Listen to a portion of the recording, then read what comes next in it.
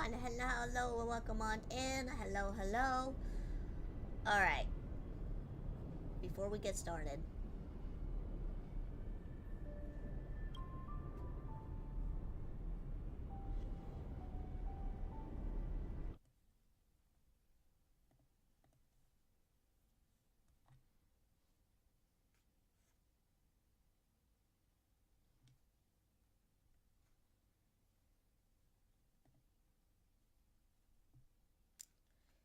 hold on. I'll get back to that.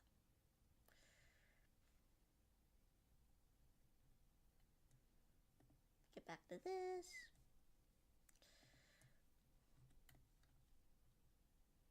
I don't have a just chatting screen right now, but I'll get to it.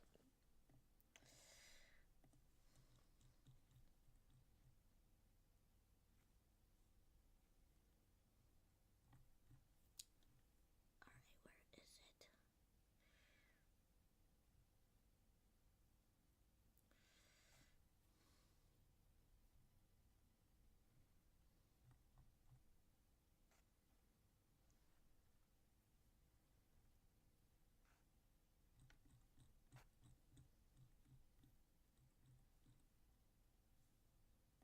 Don't worry.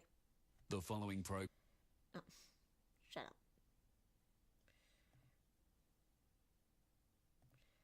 I've come to make an announcement. Yes, I have come to make an announcement today. I have some news for you guys. Now, most of it is going to be pretty good.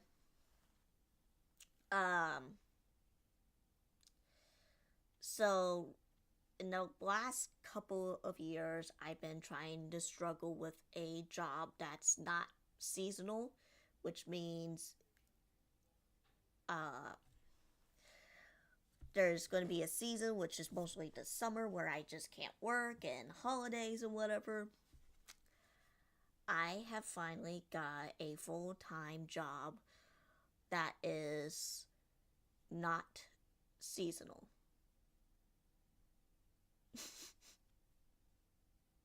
Yippee! So what that would mean that so I'm not, I haven't started yet because I'm still working on the other two jobs that I have like a week notice for.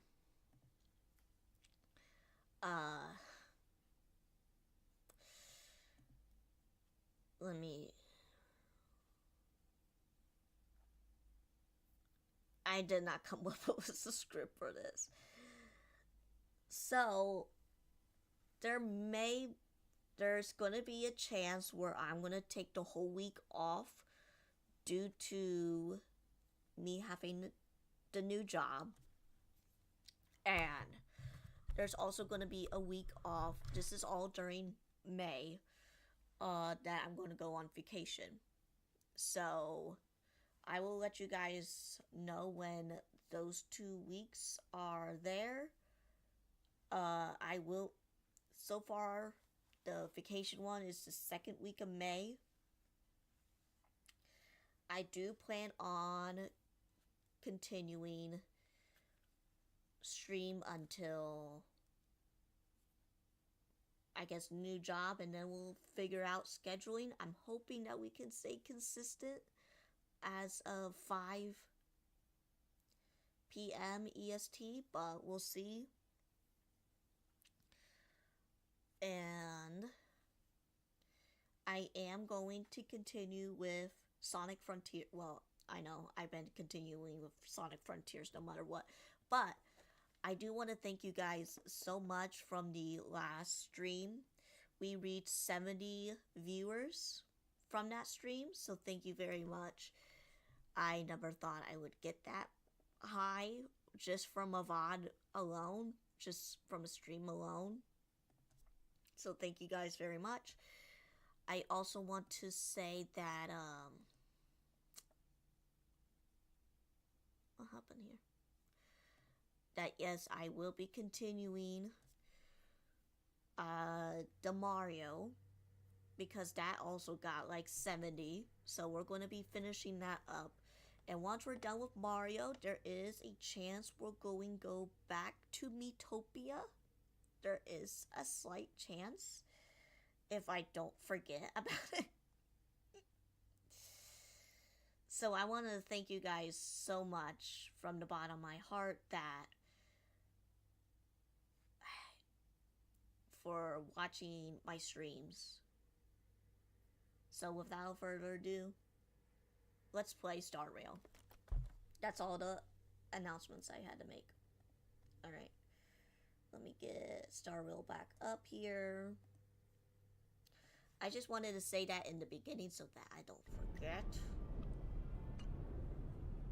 Because sometimes I forget, like, hey, didn't you have something to say, like, announcement-wise? Because I said it in the Discord.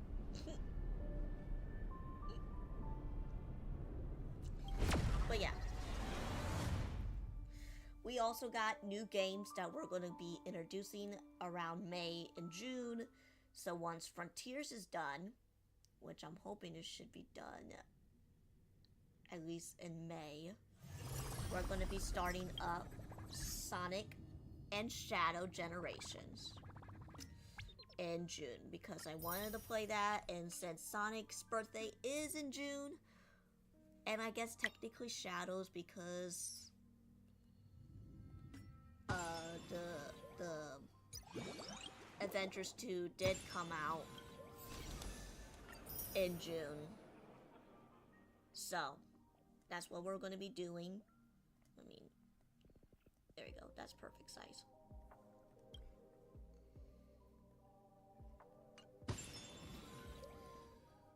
Oh. So, I've been doing this offline, basically, but yeah, right now we're just at the level 10 mark. Max level.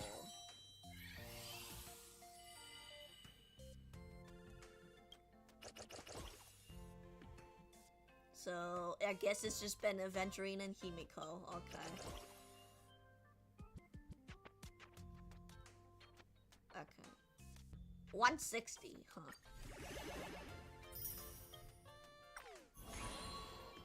Oh, yeah, we got that.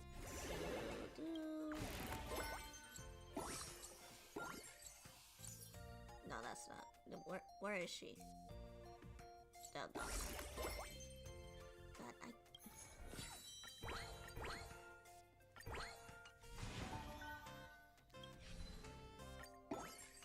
So I don't really need to play this anymore, but guess what? We might as well play more of this. See, I guess it's a little bit like gotchas here. Alright, see.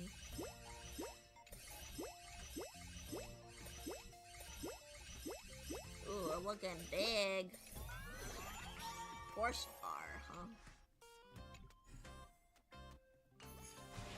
Okay. And I'm done with all of those achievements. Nice. Alright. So that's all done. It's basically kind of boring for that, for streaming, I thought. So I was like, I'll just do it on my own. It's pretty easy. It's not taking up too much time and whatever not. Alright, so last time on the Trailblaze mission, we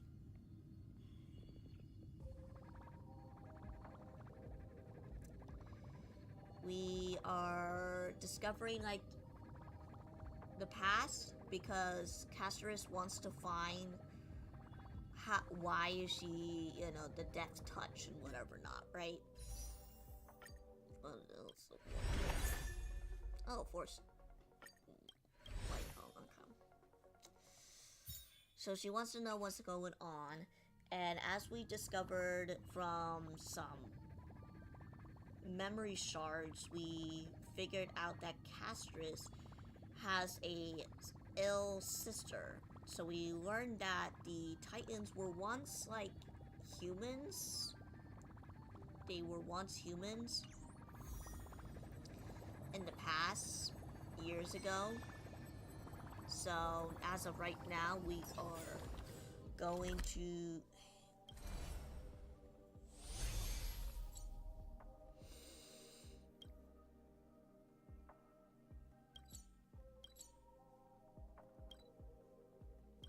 explore. So stupid.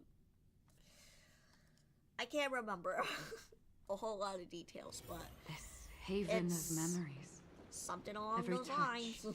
every moment is like a thorn rose. I think we also got news for a ceremony coming up. There was a whole debate of like if we should continue the era or stay in the era. I do know that part.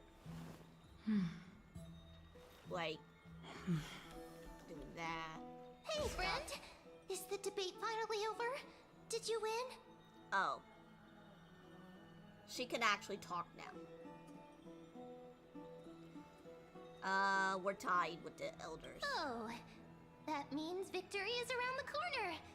Well, moving on. I was hard at work even while you were at the debate. I borrowed a mountain of books from Cass to see if I could find a way to solve your problem. Let's see. I still have only 32 books to go. Okay, we found a way. Really? Oh, that's fantastic news. I knew it. Hard work always pays off. Especially if you're as diligent as ma'am. I feel like a huge burden has finally been lifted off my shoulders. Why are my eyelids so heavy all of a sudden? There's nothing more that we can do now. Let's get some rest. Oh, you're right. Then I'll go back to...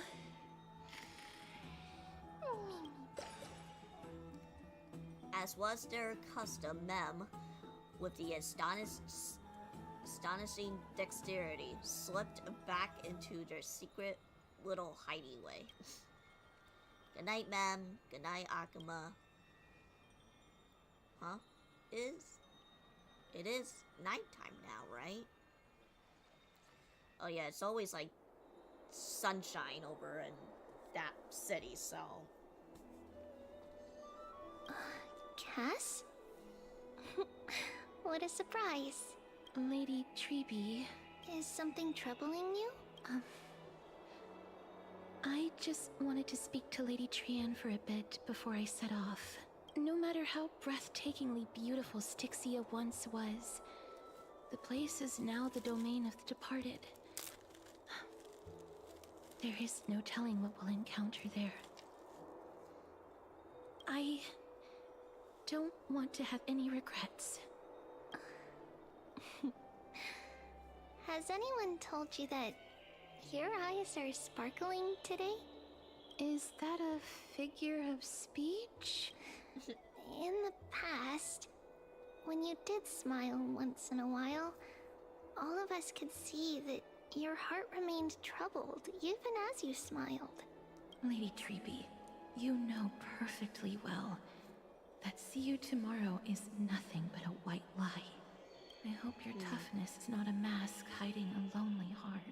Cass, you hardly ever talked of your past. None of us knows what you went through, apart from Maggie. But we know it must have been filled with pain and hardships, as it is the fate every Chrysosaur is destined to live out. We are just happy for you that the core flame you're meant to inherit has finally surfaced. Isn't it a little too soon to say that? But you already know where tomorrow is, don't you? There's no need to rely on anyone else. Just give it your all and leave no regrets. We have always believed that your embrace is just as warm as everyone else's. Because we embrace others to comfort them. And Cass, you're the kindest Chrysosaur we know. Thank you, Lady Treeby. This feeling... it's hard to put into words. I suddenly found myself with so many wishes. So much I want to accomplish before setting off. Then go do it, Cass. Yeah, Trian do it. Just was do it. actually working on a surprise gift for you. It's a pity she didn't get to finish it. But now Trinan and I are working on it, and we'll make sure to give it to you. So, let's meet back here when you return from Styxia. Safe travels. See you tomorrow!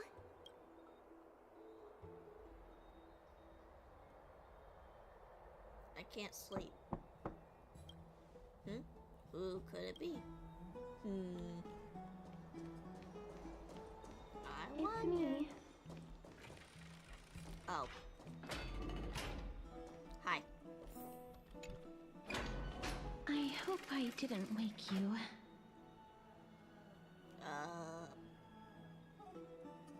Another mission from Huh?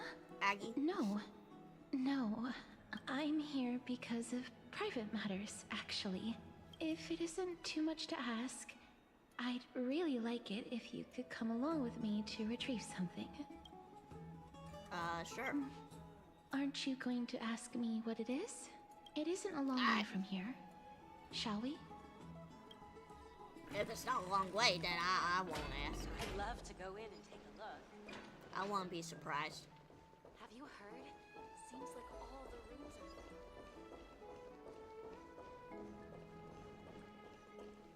Faith can dispel the black tide. Sure. Sure it The can. streets are packed. I want to vote! Tell me how I can vote! Take your ceramic shard engraved with the Kefali rune, select the Council of Elders in your heart, and pray silently until the shard registers your choice. Then toss it into the Dolium. The Council of Elders? More like the Council of Buffoons? Damn. The Black Tide took my hometown long ago! Who are they kidding with bringing back Eracrycia? It's all a sham to create their own Eracrycia in Akama! The Titans are just.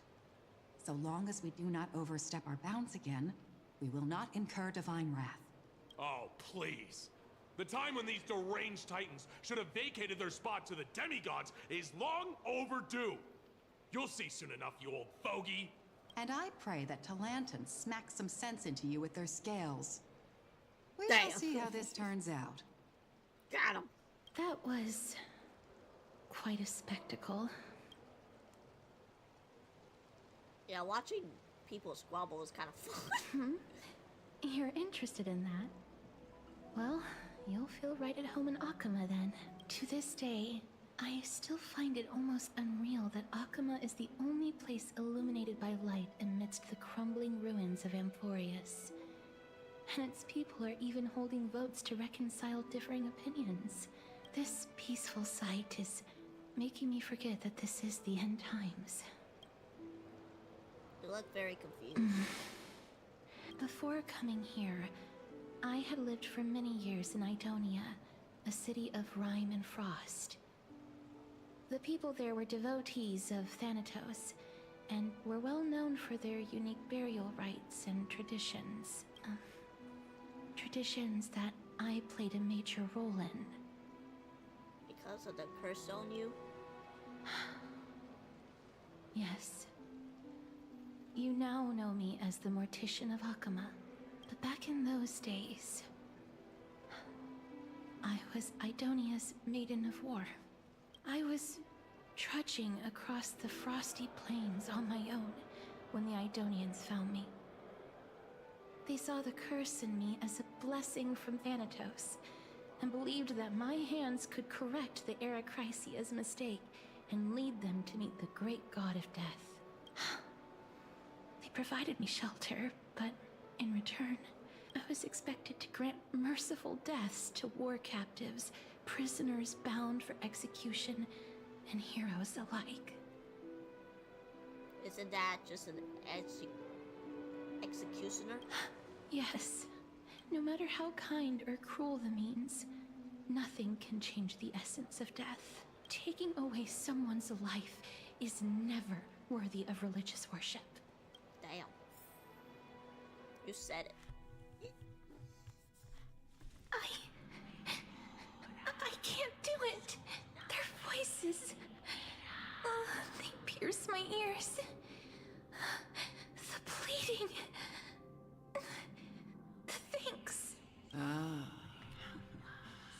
know that feeling, child. I was once as lost as you are now. But you must respect those walking towards death.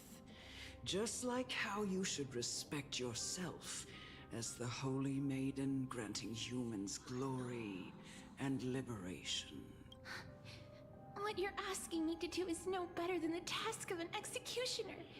And yet you want me to respect myself. No matter the titles, I am still taking away human lives. This won't be the first time that Edonia's fanatical nether warriors have faced death. On the contrary, recruits new to the battlefield often run away from their first fight. Death is the mightiest and gravest power in this world. The fact that you can wield it means you are deserving of respect. That's such a twisted reason. Then let me tell you a story. In Idonia, the great swords commonly used by executioners are called Draconian, in memory of Drakon, an elderly executioner. The sword has 3 air holes along its body. If the sword is swung down swiftly and accurately, the holes would make no sound, and the executed would also depart this world quickly and painlessly. But should the executioner have any hesitation, the holes would produce a piercing whistle. On that cue, the screams of the executed are sure to follow. Every executioner after Drakon is to hone their sword skills every day in preparation of future executions. Every swing of their blade must be more resolute than the last, for failing to do so will bring pain. Pain for the dying, as well as pain for themselves. No. I can never get used to this. You misunderstand, child. I am not telling you to get used to it.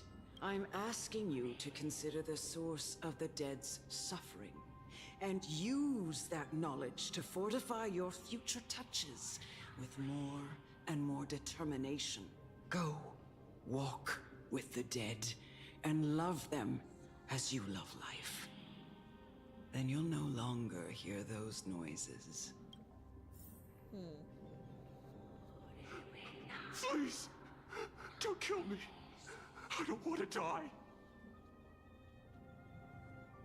No, I can't This is your duty. Remember, consider the source of the dead's suffering, then give them the respect they deserve. Thank you. I beg you. Don't listen to her. do it. If you cannot learn to accept death, then Idonia has no place for you. This is your last chance. Do it. No, please. I don't want to die. Please, I'm begging you. No. You gently touch the prisoner's forehead with your finger. His face is pale, his eyes flicker with fear, and his body trembles uncontrollably. Is it because of fear, anger, and hatred? Or is this so-called merciful touch of death simply a lie? A dark purple motless spreads like petals across the death road in May's face, then seems to submerge by spring water, flooding his body. His trembling cease, and the cries that once became derisive slowly turn into a sigh-like whimper as he mutters to himself. Quickly, everything falls into a dead silence, turning into pitch black dew that scatters with the wind. You hear your own heartbeat drown out The sound of heavy breathing. May you gain some insights through his sacrifice. Is this all? No. Come with me. This is just the beginning of your life as the Maiden of War. You executioner!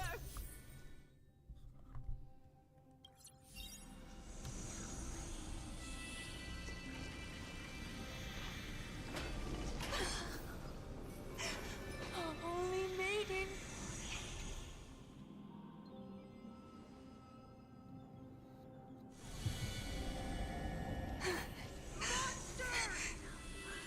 Do it then, executioner. You...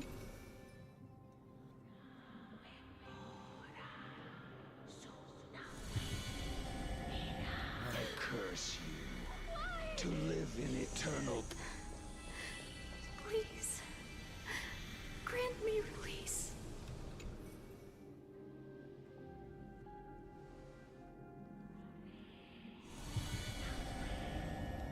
When will this ever end? It's so sad. Come. What are you trying to do with me? I have aged. The time has come for me to heed the summons of Thanatos and journey to their domain, the final resting place of every Idonian. You're not that old yet. You still have many, many years ahead of you. No, no. I'm already dead, for I have come to fear my declining health and impending death. Ah, Castorice. Will you give me one last chance to charge towards fear and prove that I am no coward? I can't take this anymore.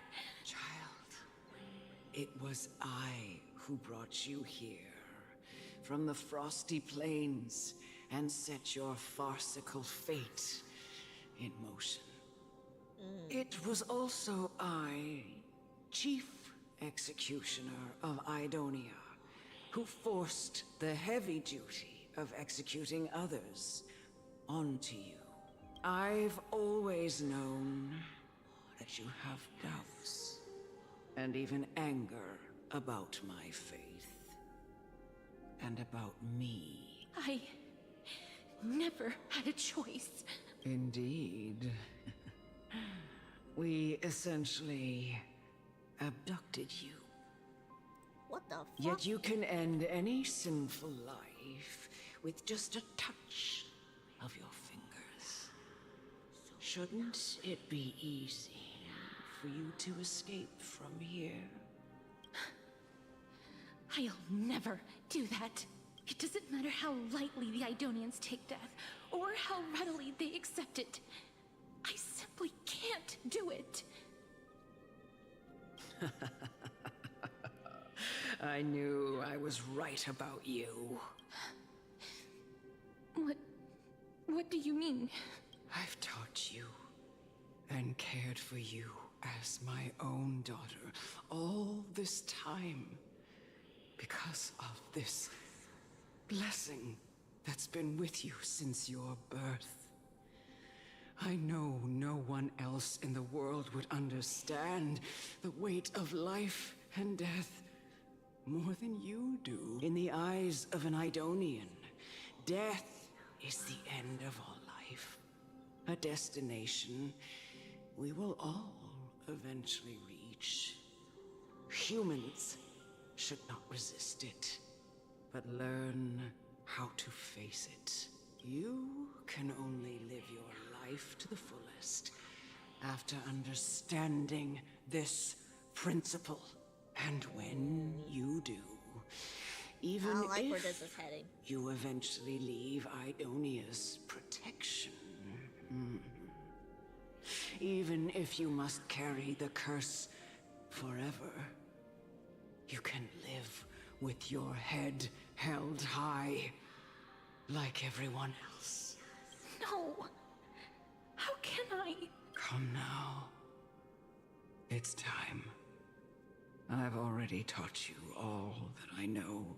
Show me that you are a fitting holy maiden. Or at least, that you possess the resolve to become one. Come now. It's time. I've already taught you all that I know. Shut up. What do you want to know? Embrace a new life. Ill fate is dead.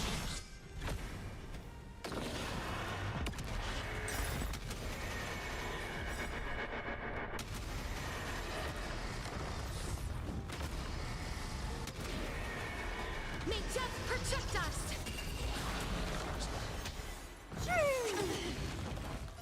I weep for the departed.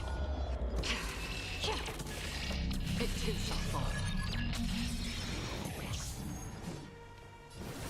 As you wish. On the still waters of oblivion. This ends here.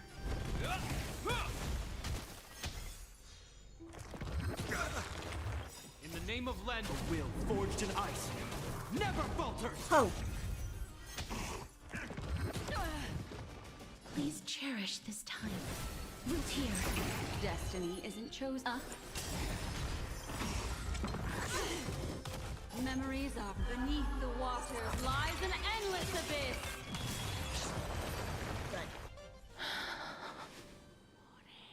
This was the last time I followed her command. I gently touched the elderly woman before me. The executioner, who had seen too much death, died the same way as everyone else.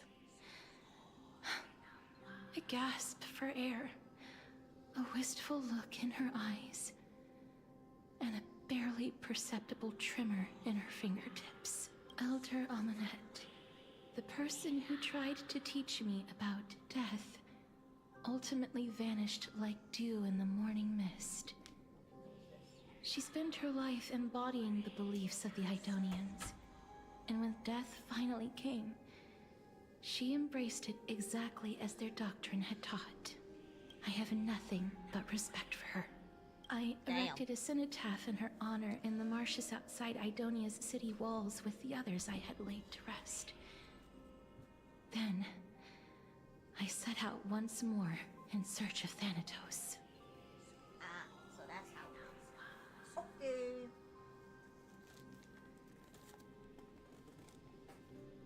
It was a long, long journey. I heard so many discussions about death along the way. Life finds meaning in death. The world improves because there is an end. It seems the most terrible darkness in this world. Everyone talks about its heavy weight. Some resist it, some worship it, and some even revere it. How did a disappeared titan become the deepest fear of humankind? I don't know. And why do they haunt my dreams? I continued my travels to seek an answer. Initially, I was running away. Then, I started searching for it. And now, at the end, I just want to know if my touch, if my embrace, can do more than taking things away. Can I make anything? Can I leave anything behind?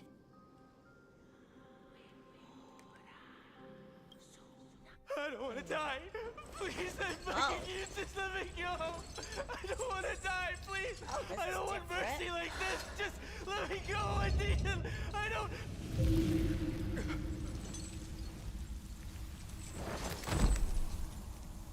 Okay, that's different. Alright. I hate these icy hands.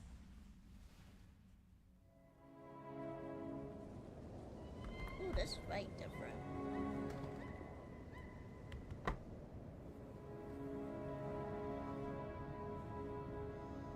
Is that grease?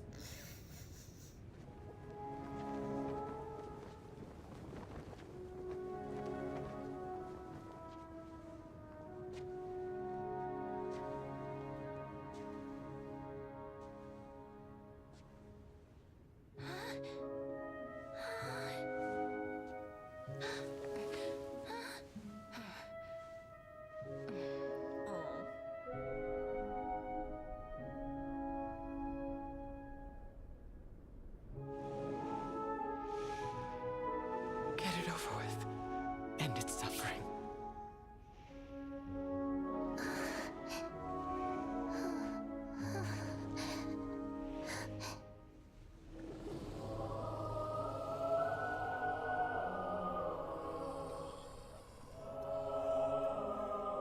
The Reaper has blessed your hands. Only you can grant them peace.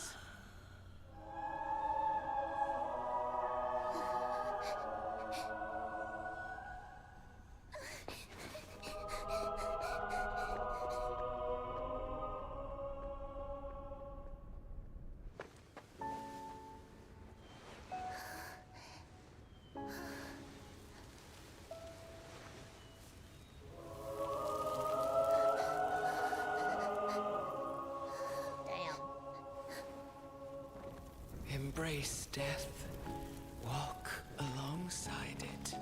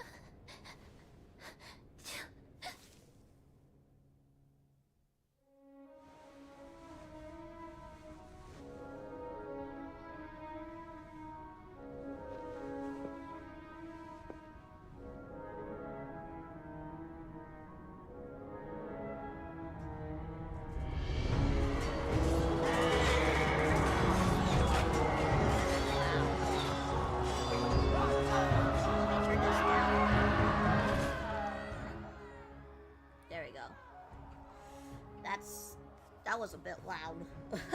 Good lord.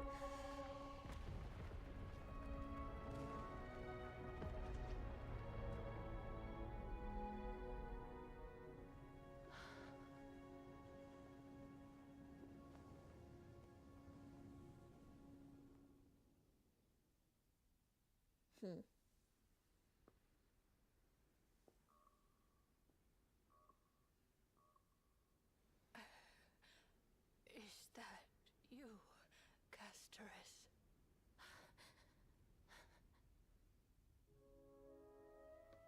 All of them have gone, heeding death's summon, crossing into their domain. I must go too. I don't fear it, just I have some regrets. Watching people leave this world again and again, it must be lonely for you. You must want to desperately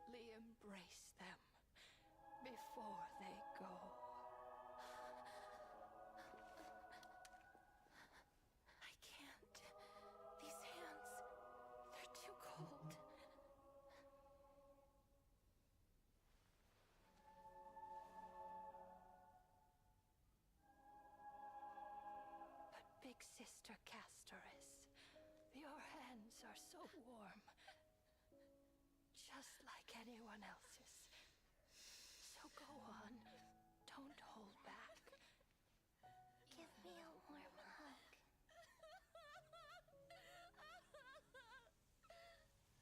Damn.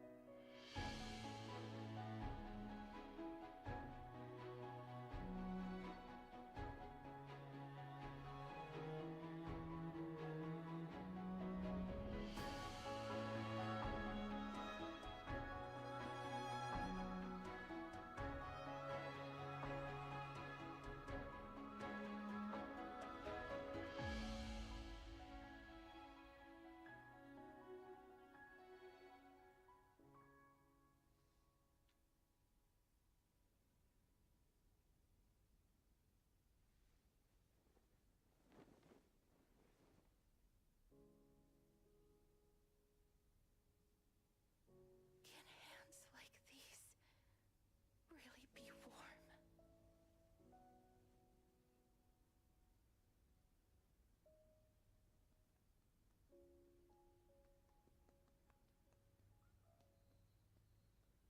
Oh.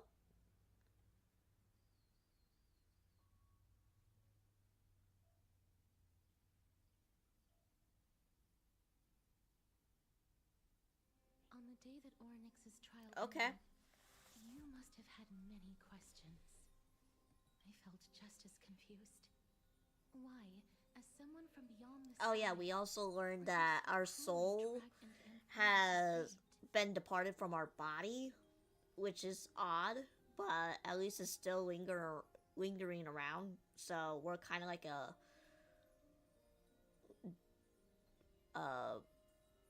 dead corpse, walking dead corpse a bit. So, I wished I could take action, but not really. but no matter how hard I try, I cannot simply interact with the living as ordinary people do, even when we brushed against each other unintentionally in the grove. And it was obvious that nothing had happened, when an almost unattainable hope finally welled up in my heart. When I thought that perhaps my touch would no longer bring sorrow, fate declared to me, it wasn't that the curse of death had finally been lifted, but that your soul no longer belonged to this world. And there was nothing left for my hands to take. Nothing. And did I really think this time would be any different? It's not that I don't understand this reality, just that I'm unwilling to accept it. Having walked such a long road, I am still unable to find the answer to life and death. I am resigned to eternal despair. Anything I wish to hold on to, death will inevitably wrest from my grasp. From that moment on, I lacked the courage to confirm it again. Until Ornyx laid bare the cruel truth before us.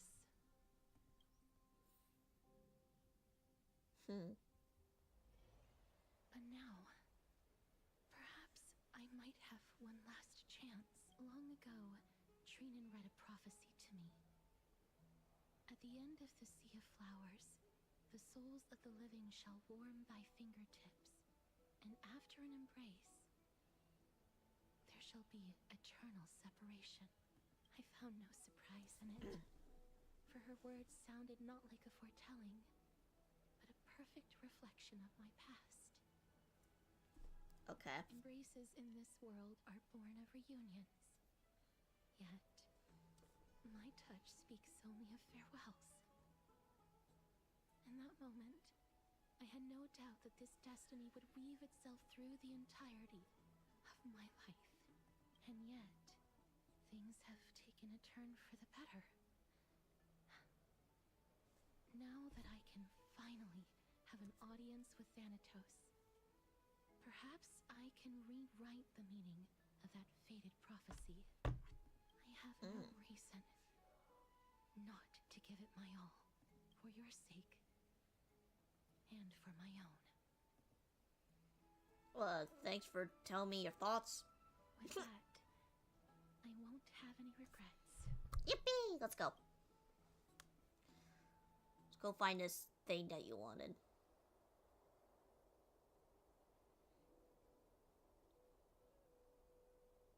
Let's put that aside for the moment.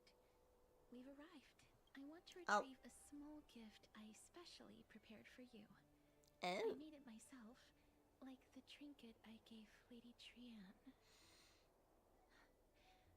I want to leave something for everyone, if possible. The journey to seek an audience with the Death Titan cannot be an easy one. I want to make full use of every moment I have before we depart, so that I don't have any regrets. Sounds kind of ominous. Wait, I can't wait. Look at it first. You don't have to take it if you don't like it. Look, it's right there. Huh? Scrolls? Huh? Where did it go? I don't know. What's going on? Looks like someone left something behind. This is Oh. the coin of Zagreus and a slate. So it's her. Who? It's a Lady Cipher, the demigod of Zagreus whom Lady Aglaia had spoken of. She's a master thief who's left legendary tales all over Amphorius. So many years have passed, yet she's still announcing herself in such a crass manner. Let's just do as the slate says and look for Lady Cipher. Okay. Dear Princess Homebody. Visit the Morel Market. There lies a golden short spear I've left. You know what to do. It shall guide you to me. Alright, I guess. Princess Homebody. Look, okay. It's right there. There seems to be a new show at the bats today. We must pursue her.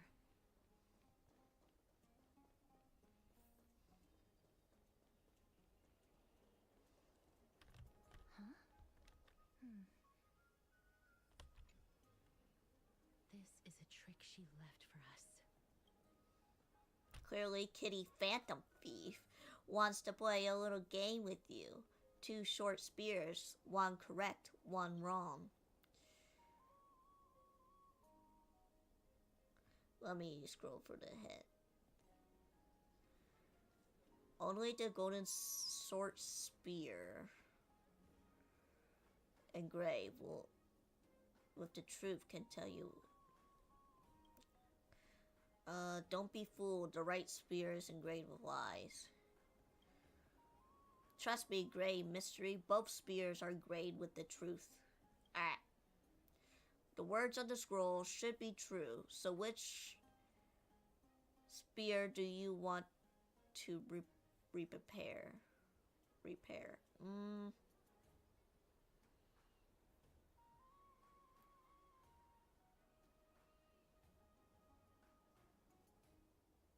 I don't know. I feel like this one.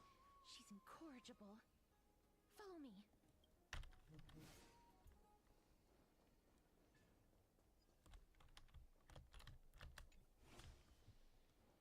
This is how it should be. We must pursue her. Oh, okay. Guess same difference.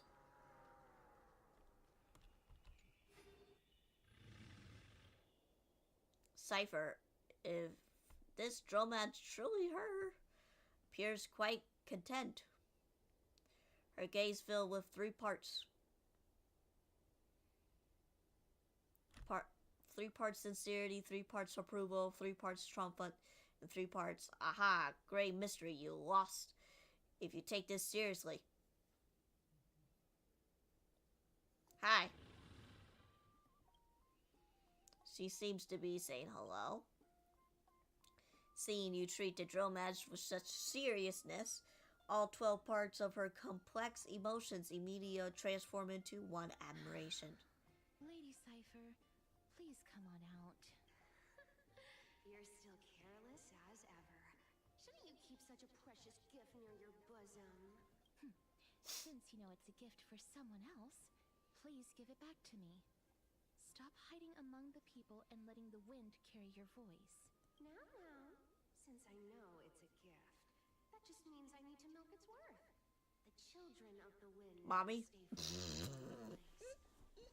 Unless your offer is tempting enough to still the wind. What say you? Name your price. I'll give you however much you want. Huh? What's wrong?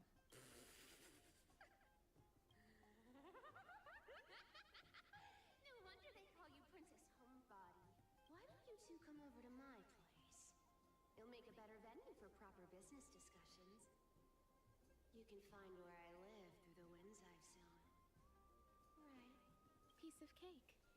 I can do that even if I can only sense your soul. All right, I'll see you there.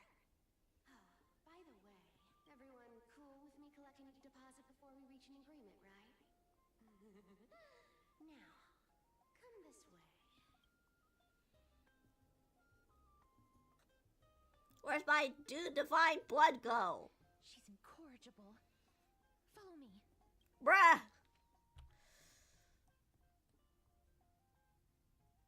You'll probably already guess I have no intentions to showing up. Blah, blah.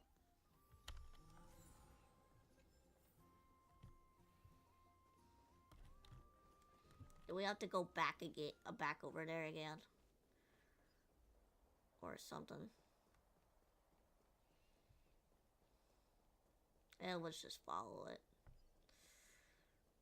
Follow where this thing is at.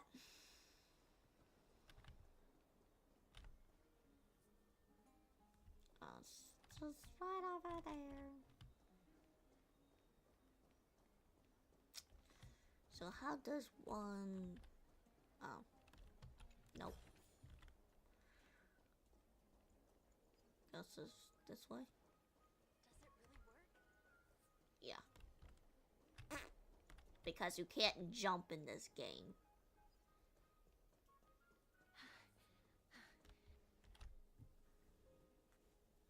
Over here! Over here! No, not that way! This way! Come on. If I really wanted to hide, you'd never find me. What? So relax, you two. No need to get your hackles up.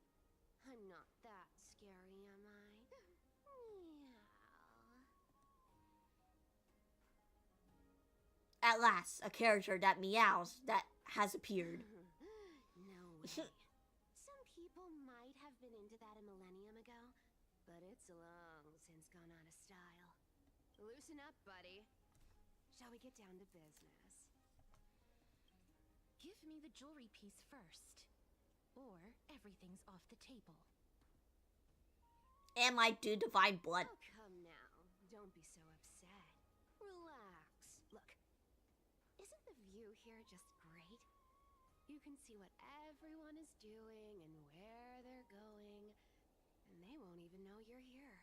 Now that we've broken the ice, let's get to the point. Everything I've said so far has been a joke. I'm inviting you two here for 3 things. 1, the seamstress found me and wants me to take you to Styxia to look for the Death Titan. 2, the Council of Elders also found me and wants me to make sure the core flame of Thanatos ends up in their hands. You're that famous? Of course. I may keep a low profile, but I'm still a bona fide demigod. And last but not least, I'm telling you that I'm not interested in doing either of those things. Don't go look for the Death Titan. The end. Well. Wow. This is some high quality stuff. And this room is full of it. How much are these worth, Did you get all this through that Aranova gimmick? Some of it is family fortune, while the rest came from my business as a dressmaster. Don't liken the flame chase work to your shady dealings. Wow. I should have busted down your door instead of going around like a thief. Well, spill. Why are you giving me so much money? Payment for doing work. Did you forget my stance to all this? I thought I made myself very clear. You wish to run away. Run away from your responsibilities, from the prophecy, and from your destiny. You shall walk with greed and die over petty change. I understand this prophecy weighs on you immensely. That is why I have never reproached the demigod of trickery for running away. But I need you right now, so don't turn me down. You know, maybe the gods got your tongue with their golden threads, Aglaya. I'm not hearing any sincerity in your words. Give me a reason why you're bowing your noble head to me. We lost Trian. Oh. The divine power of passages is running out. I need another demigod to escort Castorice and help her fulfill her lifelong wish. Oh, I get it now. You're sending Castorice to her death. And you want me to die with her. This is Castorice's own request. I have never seen her so determined. She brought this up herself? You're not pulling my leg. She's also made up her mind to leave her confused past behind. As will you, Cypher, when you finally make up your mind. Don't be so sure. Time is hard in the likes of you and I.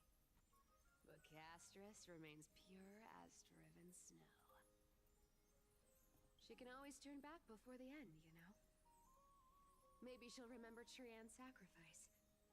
Maybe she'll remember the countless martyred Chrysos heirs.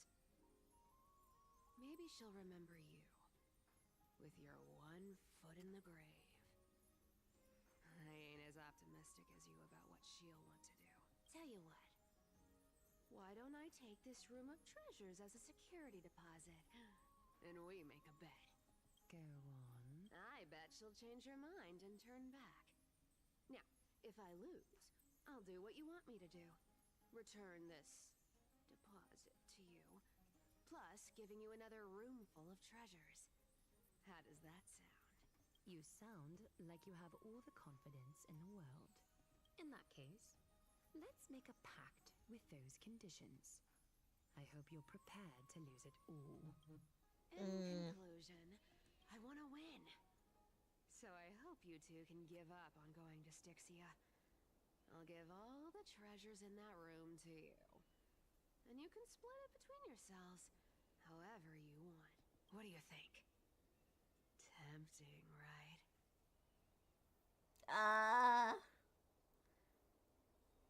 The currency I use isn't the same in Euphoria's, right? Oh, please, dear great mystery. I'm not giving you broken seashells people use in the markets millennia ago. I'm giving you gold. Pure, solid gold. It's a hard currency. You know what that means, right? It's not about the value of the reward. If we don't find the Death Titan, her soul will... Oh? I can't go into the details, but we have to go to Styxia. I'm in danger. I really don't get how. Princess, homebuddy, you keep talking about needing to find Thanatos, about getting rid of your curse, and you don't care about anything else. But did you ever live for your own pleasure? Even for just one day? What are you trying to say? I'm saying, contrary to your beliefs, Aglaya didn't take you in just so you can die for her Aranova. The flame chase journey walks hand in hand with sacrifices. Isn't that why you're always running away from Lady Aglaya? Fine. Never mind. We all have our own problems. I ain't gonna say anything anymore. It's not like I was gonna honor that bet anyway. But listen to me. Styxia is no tourist destination. Sure, The treasures buried in there are 10, no, 50 times richer than a Goliath vault. Yet, I've never been there. And I never plan to. Because even a demigod can't be sure they can walk out of that place alive. And now I'm supposed to escort you to Styxia. Sure. Pay up. I'll give you how much you want. Me too. I have lived a longer life than most people. Though I'm not as good at doing business as Lady I'll give you all my credits. I still have some savings.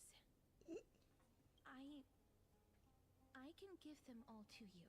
Then how are you going to live the rest of your life? Then I'll give you 90. No, 80%. Well, don't mind if I do. 80% of Castorice's savings and a bottle of dew of divine blood. Not a bad trade. Don't forget to bring back Castor's jewelry. Okay. I didn't know you hold grudges, Gray Mystery. Here, catch. Be careful with that. A minor change in plans, though. Don't go to the bath tomorrow. Come look for me at Akama's city gates instead. So, why are you changing the meeting place? Oh, nothing really. Just a bit scared of the seamstress's frosty face. I wouldn't stay a second longer in Akama if it were up to me. Well, now that we've struck a deal, why don't I give you guys a lift back? It's gonna be a long ride. So have a good rest.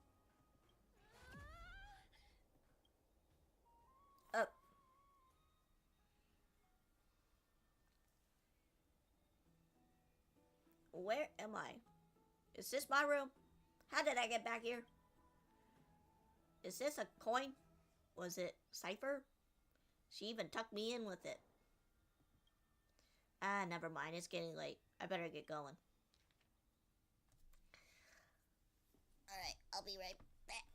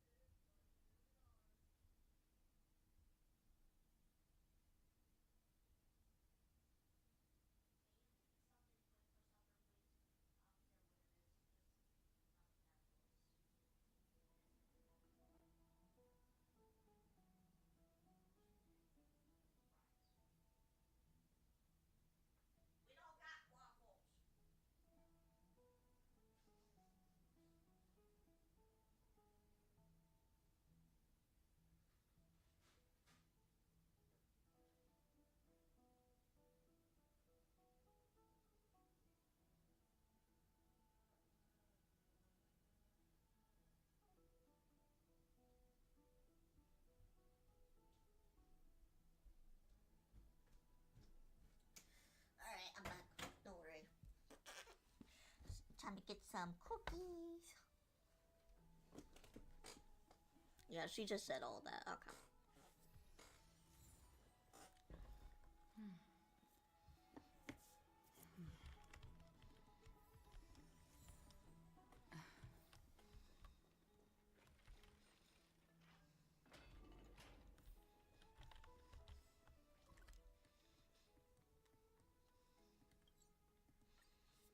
Easy.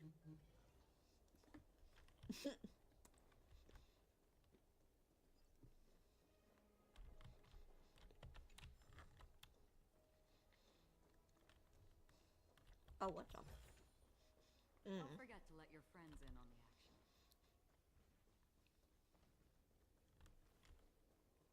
Hey, I'm here.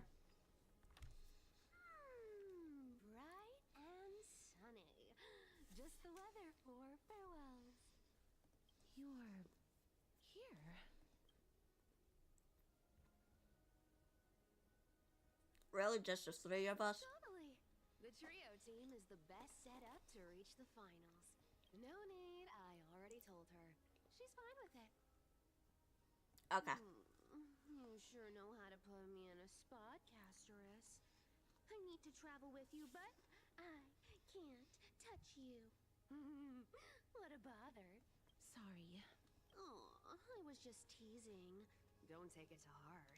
Did you know that the legends say you have to put an oval into the mouth of the dead or over their eyes if you want them to successfully cross the River of Souls and enter the Nether Realm? The Nether? The Nether. Mohammed, hello, welcome on in. That's the fairy fare for entering the Nether Realm. However, I honestly won't ask you to pay this time. I'll pay.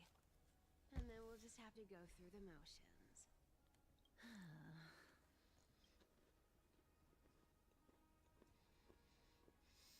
We already paid you so much. That was a different purchase.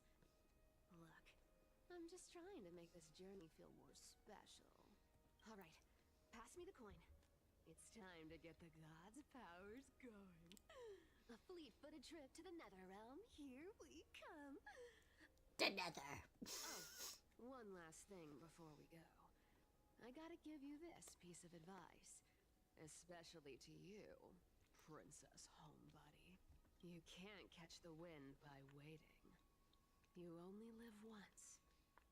So make the most of every moment you have. Get ready. Be steady. Hi, your turn. Don't be nervous.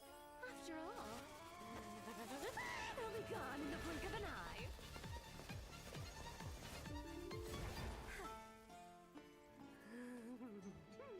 Damn. All done.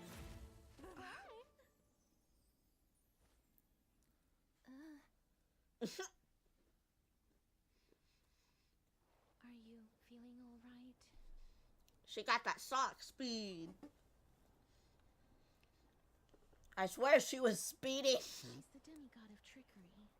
When she flips the coin of whimsy into the air, she gains incredible speed that lets her travel anywhere in an instant.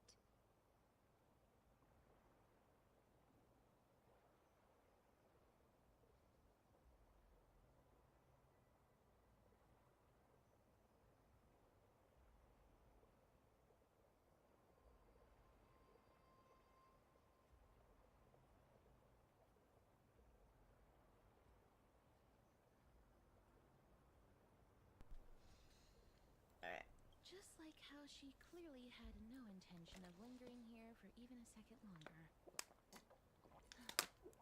We only depend on ourselves for the rest of the way. Don't worry. I'm here to help. Oh, you can teleport too? Being cute isn't my only forte. I'm strong too. Okay. Whatever you say. Styxia, the city Animal. of dragons and waves. Anaxa hypothesizes that the missing Thanatos is somewhere in these ruins. This is the land of their birth. Or perhaps of their death. So how would we find them? Anaxa had used a secret alchemical art to temporarily fuse his soul with Circe's and Kephae. And when he was on the verge of death, he was pulled by Thanatos and caught a glimpse of the flowing river of souls. This alchemy, considered a sacrilegious act, might actually make the souls of mortals and titans attract each other.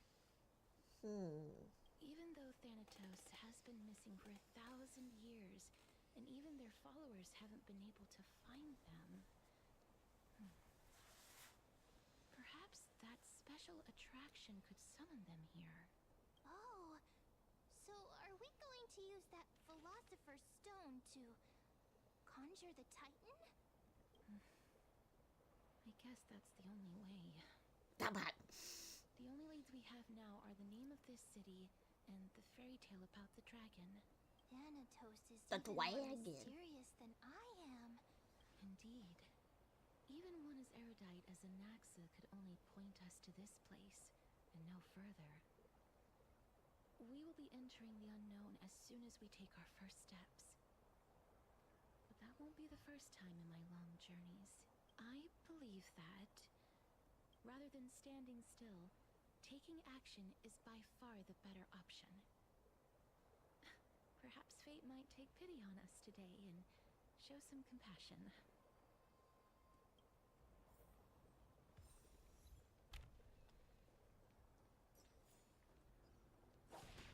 Go back whence you came. Go back. How about no? Ahead lies the realm of the dead. Yeah. What a beautiful butterfly.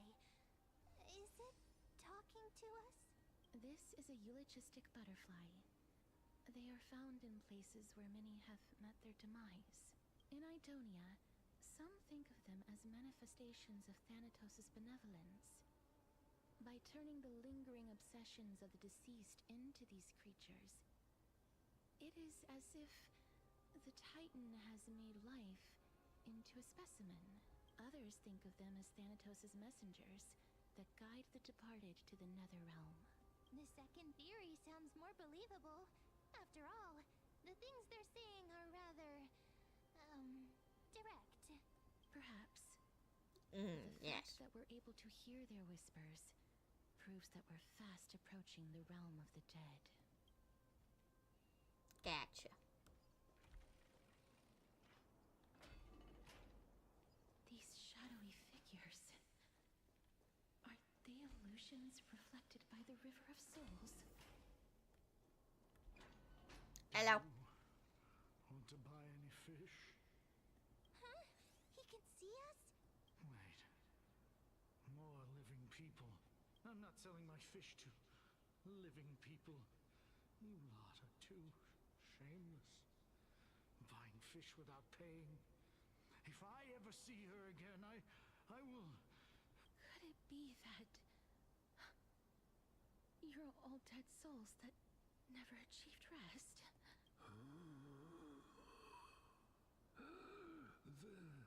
The nether realm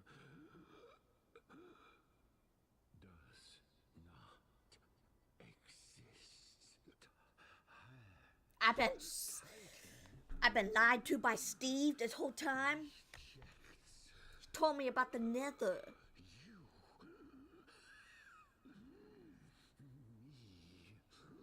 So, do you want to buy any fish? But there aren't any fish nearby. Other fish gone. The people are gone too. I can only keep selling fish. So, do you want to buy any fish? Apologies. I don't have much in the way of savings, but perhaps there's another way for me to release you from your suffering. Please relax. May you fall asleep peacefully amid a gentle field of flowers. This... I knew it. These people aren't illusions. They're the souls of the deceased. They're supposed to reach the end of the West Wind by floating down the River of Souls. Yet, they have floundered upon the shoals of the stream, unable to move forward. Did Thanatos reject them? Or perhaps they didn't really die at all? Are they in the same situation as me? I have no idea. This circumstance is completely unprecedented. Hang on. Didn't he say more living people? So that means he's seen other members of the living apart from us? Could it be that these souls are stuck here due to someone's deceit? If something is done out of goodwill, are you really gonna call it deceit? Goodwill? I can't see anything good out of... Wait a minute. Lady Cypher? That's me. Are you dead too? I still belong to the land of the living as of now. Thank you very much. Could it be that you are the living being that those souls met? I couldn't take their behavior anymore. So I stole some things here up some lies there. Just trying to give them something to look forward to, you know? It's because of vile living creatures like you that we're being misunderstood by all of them. What else am I supposed to do? You can see the mess this place is in. These poor souls are denied by the Netherrealm. So now The they're Nether. stuck in a few brief moments of their life. The Nether. Move forward or back. Let me look something up real quick. The Nether.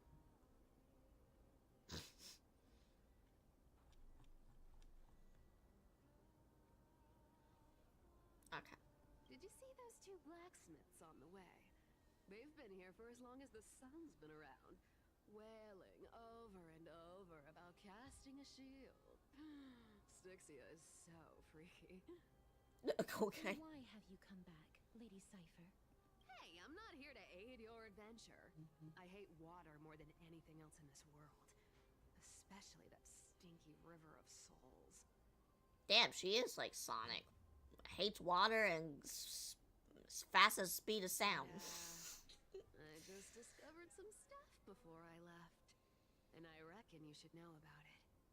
It's about that boy who defied death. I found traces of him here. Lord Mighty?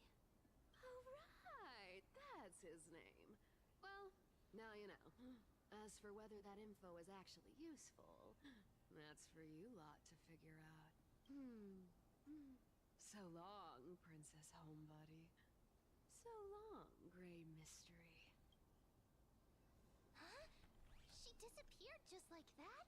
Lady Cypher has always been a free spirit. In any case, she has brought us some valuable information.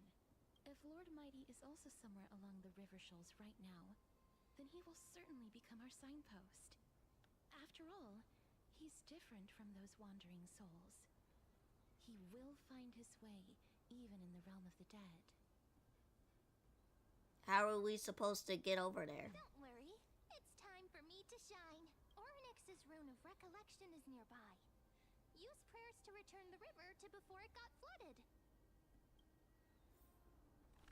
Alright, let's try it out, I guess.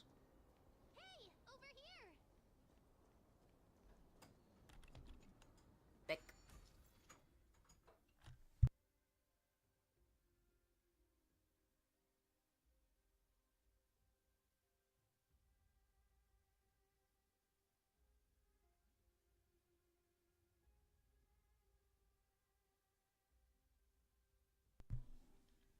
My food's ready. Alright.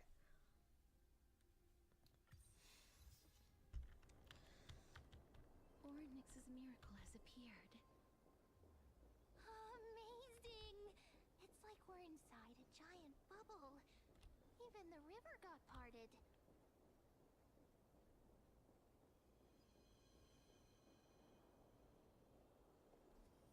There are wandering souls of the deceased here as well.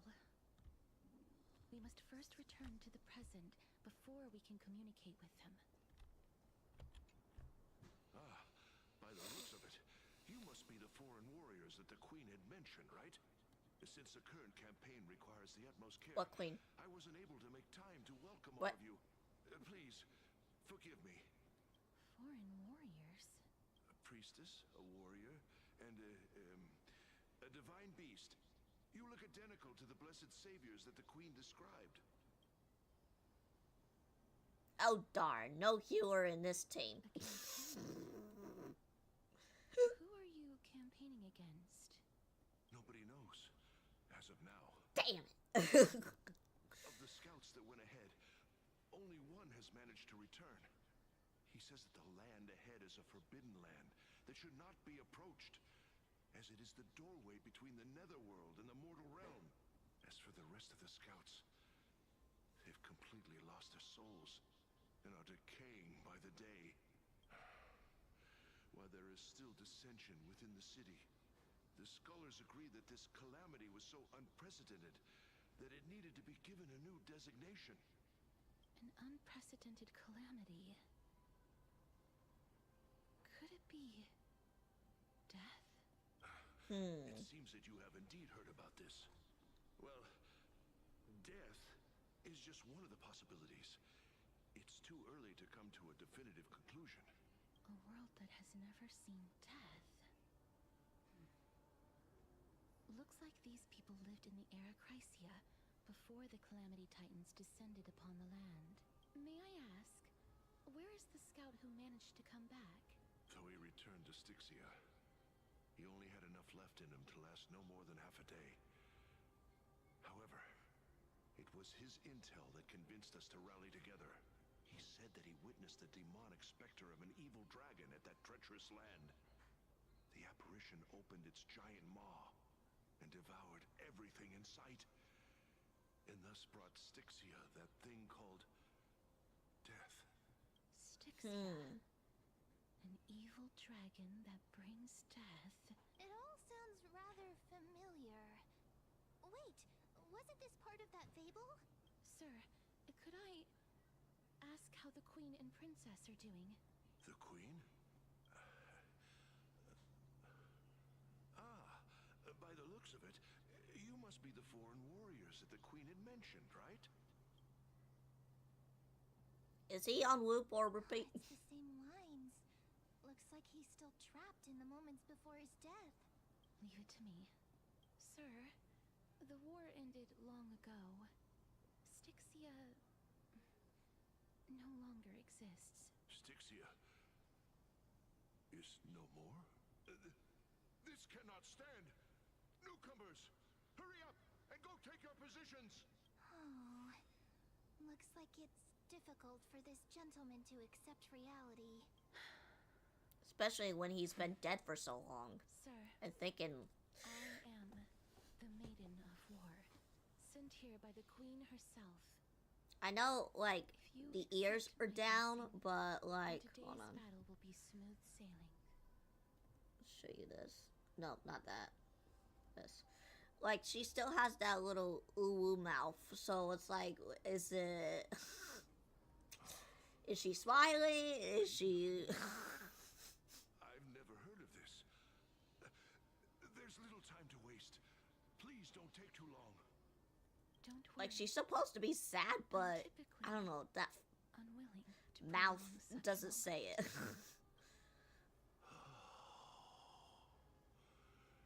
Is it over? Have we won? Cass! Oh, are you alright? I'm fine. I just didn't expect that I would still have to embalm others, even in the realm of the dead. Is this a remnant of his soul? Oh. Orb. Well then, why should I place my trust in you, holy maiden from afar? Wait, this is... I don't quite understand what you're trying to say. Since the prophecy has already pronounced your name as Chrysos, heir of death, Akima ought to treat you as an esteemed guest. However, you seem to have no intentions of concealing your involvement with the Council of Elders, while most likely being aware of my issues against them. I cannot deny your claim. It was the Council that offered this room to me, and they had only one request. They want the curse of death to be completely subjugated to your will. I was agreeable to that request. But why? I am unable to rid myself of this innate curse.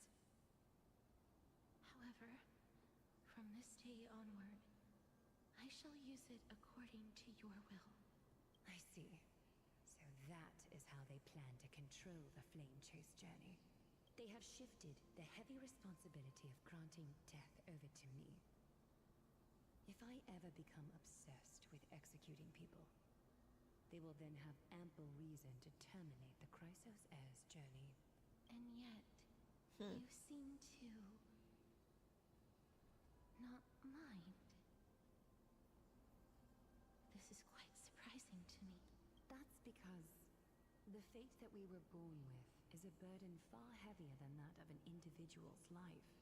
I've woven many unforeseen events into the tapestry of fate. This is but one instance. Tidy up your precious garments and come with me. Akima welcomes you, Castorice. Alright.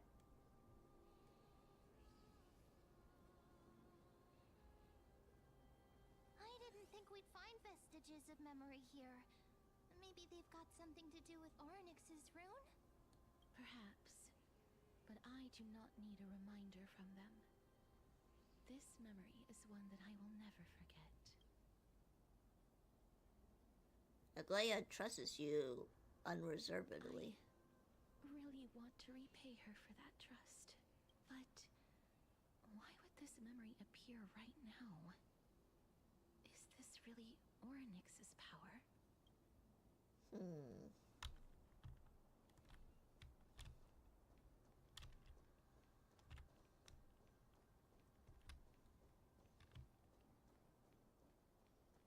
Could these dead monsters actually be... If Lady Psy... Oh. Why are the black tide monsters here too? Can they swim in the River of Souls? Even Thanatos wouldn't be able to accept black tide monsters into their realm. These traces seem to suggest that anybody who trespasses upon death will pay a heavy price. Will we suffer the same fate as well? Since the realm of the dead must remain peaceful, it's imperative that we rid the place of such discordant noise. Please stay back. Let me deal with these enemies. Oh, okay. I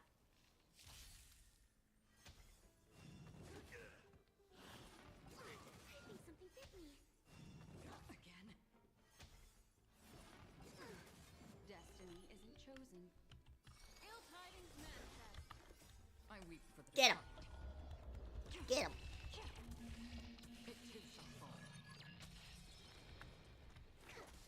That's half the work. Destined for oblivion. This ends here. What do you want to know? Ill fate descends.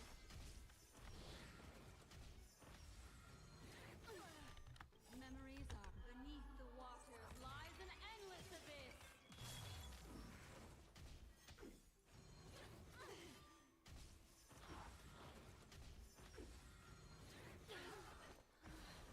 Stay with you a little longer. That global passage is like, bruh. Don't worry, it's just a script.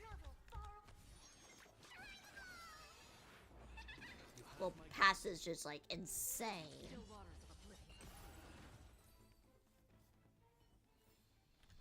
Another blood The path ahead is blocked by the River of Souls again.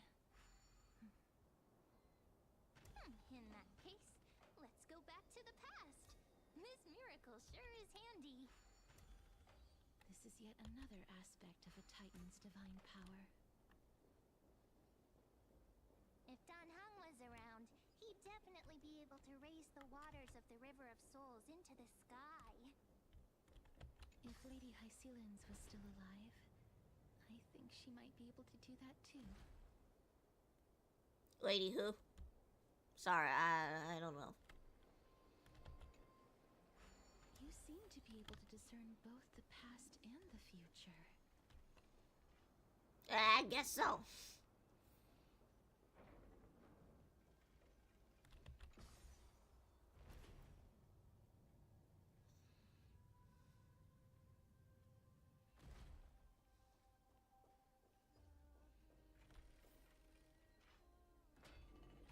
Oh, this place must have been a beautiful courtyard in the past.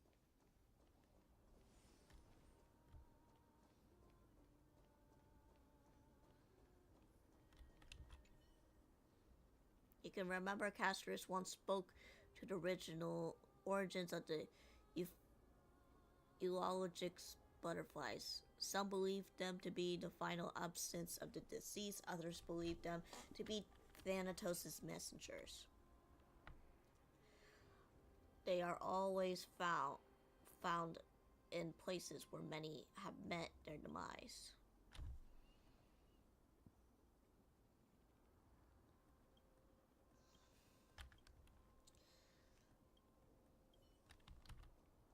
Okay.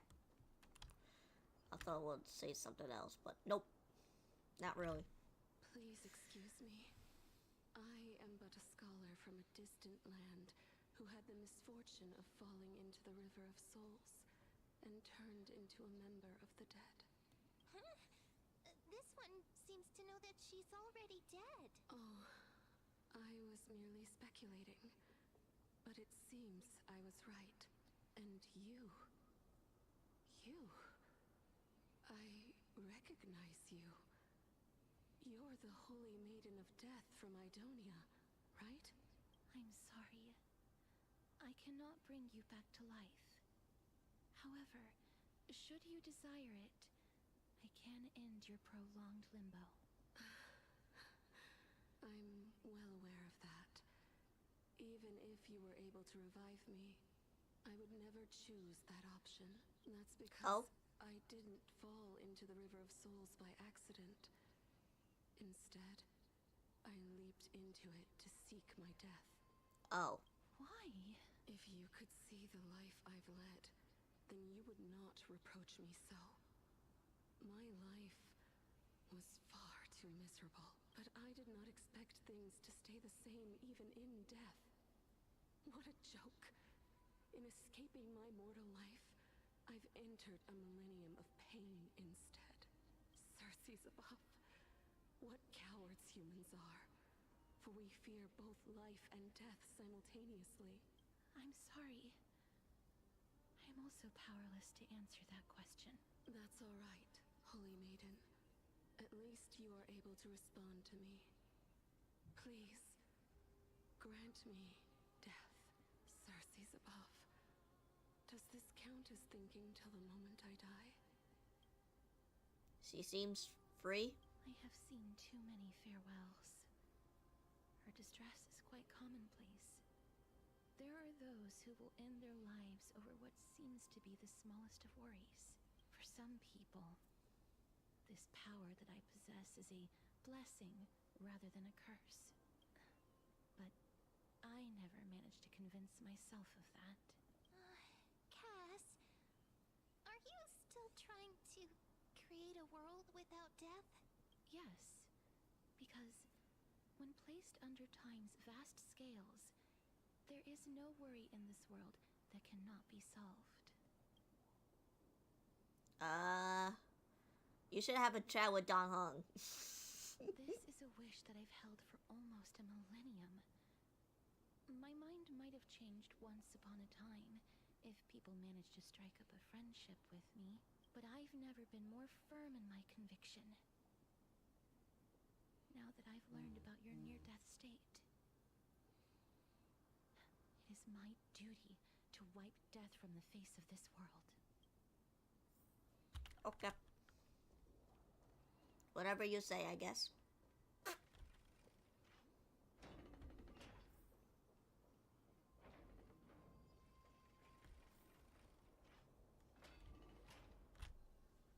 Wow. This place is so spacious. Is this the kingdom's vault? It's time to use the power. That's fine and all, but we need to lay down some rules.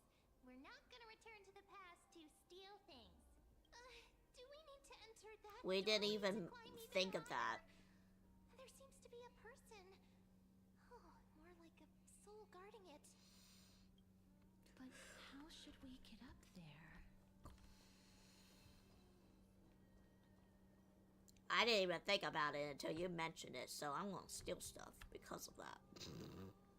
The path is blocked yet again. Oryx's 8 always appears in times like this. How convenient. Look, there's even a platform lift over there.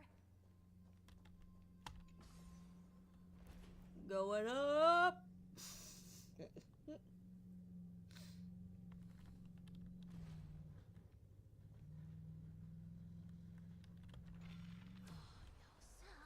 A chest of the past has been left behind, but none of its treasures remain inside. This one. Seek. This one had treasure. What are you talking about?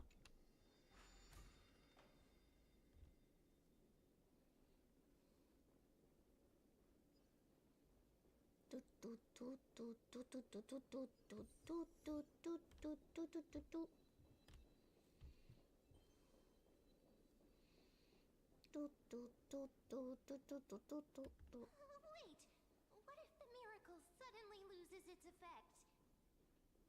Ma'am, do you really want me to answer that? Please don't. Stay back. Don't come any closer. I gotta talk to you first. Why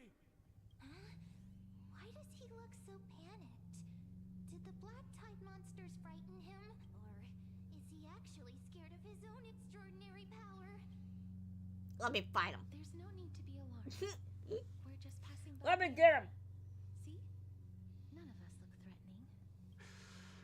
You have a point. Although, while this might once have been the royal vault, it's since been plundered empty. So please go away right this instant. You've misunderstood us. We simply heard your shouts as we were passing by, then decided to come over to find out what happened. My goodness. Did I really yell out loud? How rude of me. I'm sorry to have bothered you. I merely saw a warrior. While that spirit didn't harm me, his blows really packed a hefty punch. A warrior? Could it be? Wait a minute. You seem to be quite different from him. Are you actually alive? How can you walk around here while alive? It's a long story. We're here to seek an audience with Thanatos. Thanatos? Who's that? Is it possible that he's also living in the era before death descended? Death? Could it be that you are here to defeat the evil dragon Pollux? Pollux? Is that the embodiment of No. Death? According to the warriors under the Centurion's command, that evil dragon has been dead for quite a while. The curse that condemns people to death didn't originate from it, but they saw a girl within the dragon's embrace, and she is the true Reaper. Pray tell, where is that girl right now? I've heard that the Queen spared no effort in bringing her back to the castle. Her Majesty intends to control all of Amphorius with this unprecedented power. As for whether this rumor is true, well, no one knows. You have my thanks for the invaluable insight that you've given us. Please, treat this touch as a token of my gratitude. You... Are you...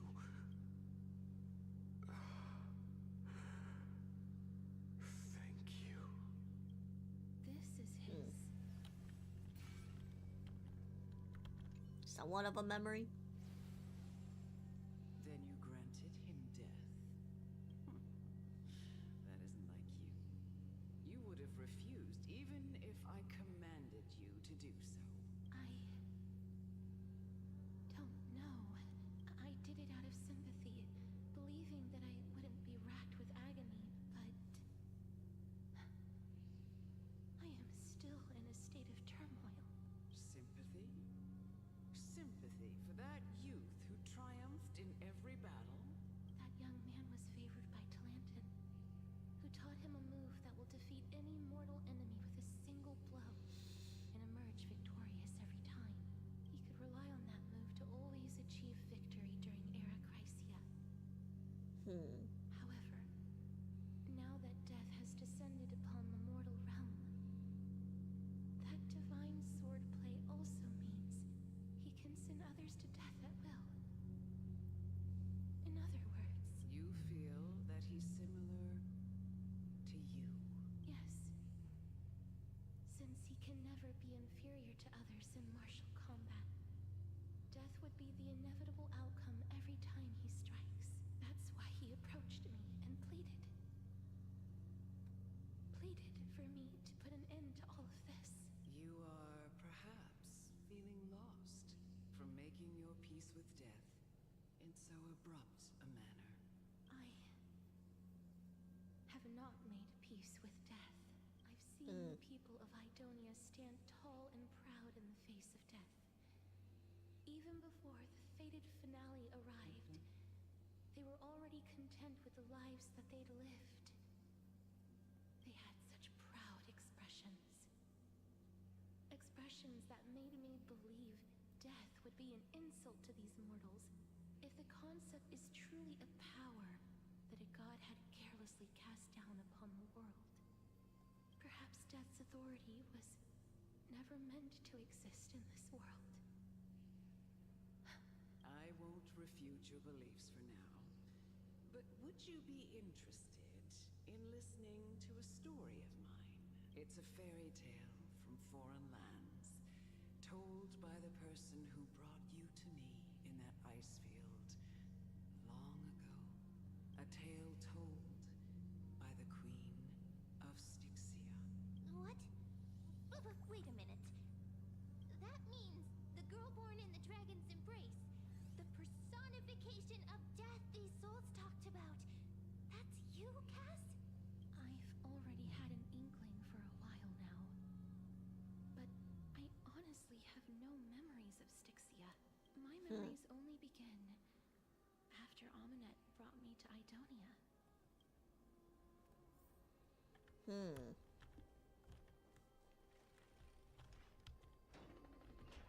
Don't look back. Keep moving forward. Always. Okay. It's yet another eulogistic butterfly. Are we getting... Ah, this is...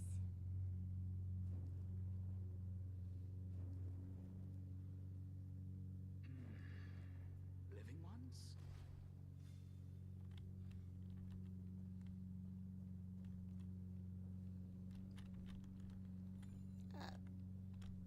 Yep. Could you be the scions of Styxia? Did you hear about the great work that I'm doing here? And have thus arrived to give me the last material that I need for transmutation? Great work? Have you heard of the great name of Pollux, perchance? Its pilot's probably right here. That sounds terrible. No. You have? Then that's good. During the age of myth, a time likely before your birth, I was the unsurpassed zenith of alchemy that none could reach. On the shoals of the River of Souls, I shall make Pollux soar again and bring death back to the world. But didn't that dragon already bring death to the world? Oh, looks like you don't know the whole picture. Well, it's true that the missing girl can grant death to mortals. Pollux, the one who delivered her onto this world, makes it so that humankind cannot die. So... it's just as I feared. Did you figure it out? This is my guess. The deceased are supposed to drift down the River of Souls until they reach the end of the West Winds. But this River of Souls was blocked by Pollux's fall. That's right. That's why it's imperative that I bring the dragon back to the mortal realm and make it soar the skies again. I have long since prepared my alchemical matrix in the tower. Although, I am still missing the most crucial material of all. That final ingredient, the final sacrifice, is none other than the girl who lives out her days with death. Huh? What's going on? You didn't touch him, did you? I know that I am no longer capable of carrying out that task. Take this, all of you, and please fulfill that great undertaking on my behalf. This...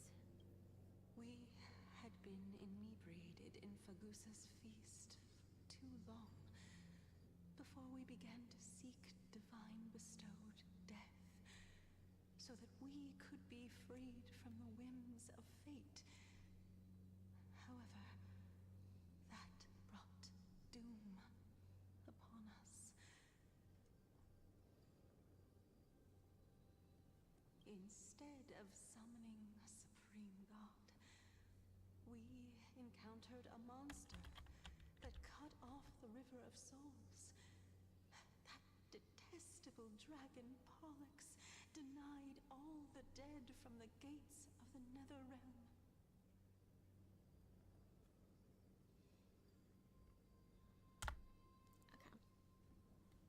Unable to rest in peace, these departed spirits engulfed Styxia like a roaring tide. As a result, my city and its people no longer exist. That child is the only person whom I managed to save. Born within the evil dragon's abdomen, she has possessed the talent of death since her birth. She must have been granted to us by the gods as a chance for us to atone for our sins. Please, you must nurture her to adulthood and prevent her from experiencing all of the suffering that we went through. I promise that I will care for her as a mother, that I will protect her from the evils of death. By Fagusa above, thank you for your kindness as her mother. Please bless this child with a name. Before I am swept away by the River of Souls, please let me know how I should address her in my next life. Oh, like how a transient raven butterfly, a fleeting papilio castor, perches on the twig of death. Castorice. That shall be her name. That's where my name comes from? Yeah, I guess so. The sound's back. What is making that ruckus?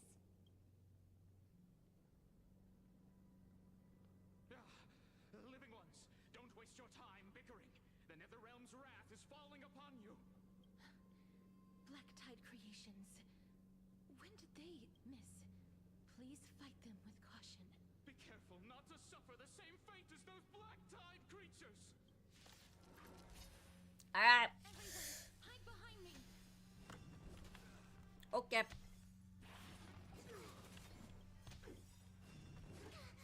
In the name of land, a will forged in ice. Never Shield. falters.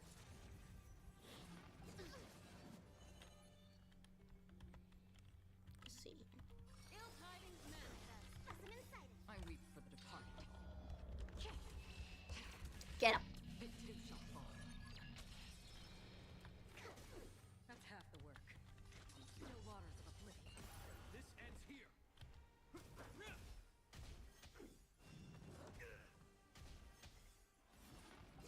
I think something bit me. Ill fate descends. Memories are beneath the water. Lies an endless abyss.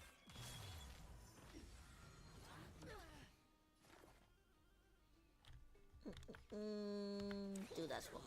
Half the work. I weep for the departed. It too shall fall. There's so many of them. How are we holding up? We're trying. To trouble. We're trying. That's all I got. In the name of land, a will forged in ice. Never falters. Ill tidings manifest. Destined for oblivion. Hope you're prepared.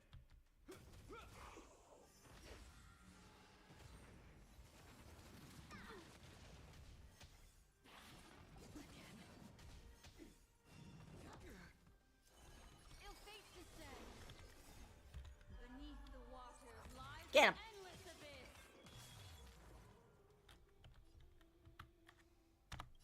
I weep for the departed. It too shall fall. Free will, or was it fate?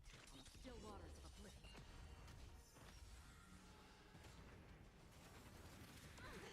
This ends here.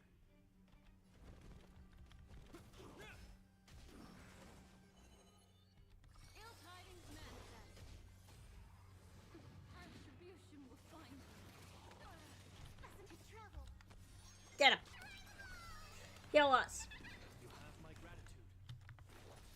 Another journey begins. Destined for oblivion. Ill fate descends.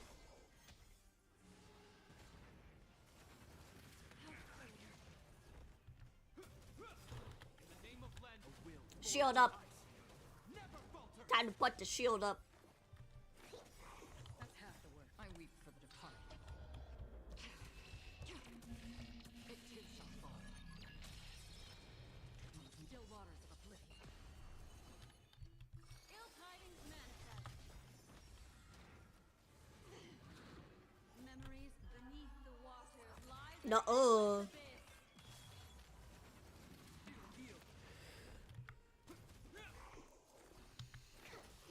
Free will, destined for oblivion.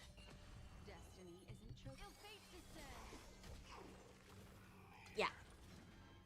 Our souls for the feast of strife.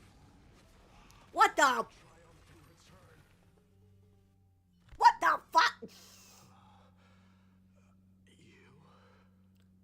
Why are you golden? Lord Mighty? You're adventuring in the River of Souls too? Lord Mighty. You've been through some tough battles once again. That black tide is endless.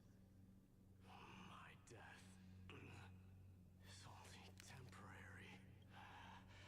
I will find my path of return and go back to the world of the living and continue my protection. Lord Mighty, I have always wanted to. Why does death reject you? I'm the one resisting it. I must resist the temptation to go with the flow. I'll go against the current and kill my way out of this cursed nether realm. That is my destiny. He seems to be stuttering. Seems like he's completely focused on resisting the temptation of the dead's whispers. He's working hard every minute to deny death. It seems his battlefield is not limited to the world of the living. Lord Mighty, are you willing to travel with us? We're headed for the Matrix inside that tower to summon Thanatos from their prolonged concealment. Thanatos.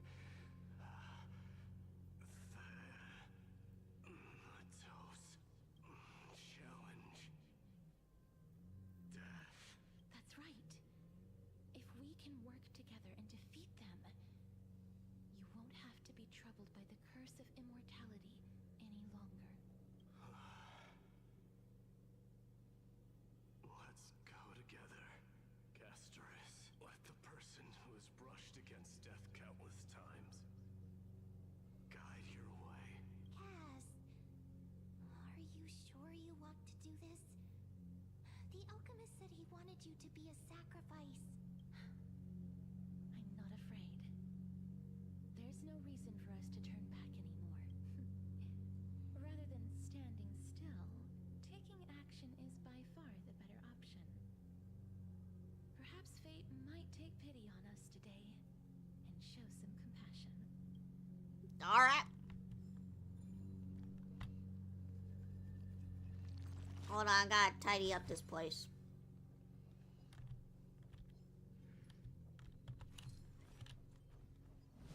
No, you didn't see shit. You saw nothing.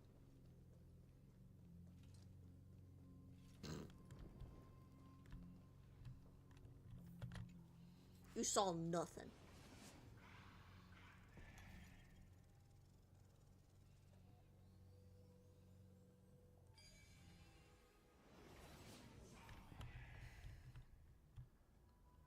Perhaps there's more than one right answer. A plate.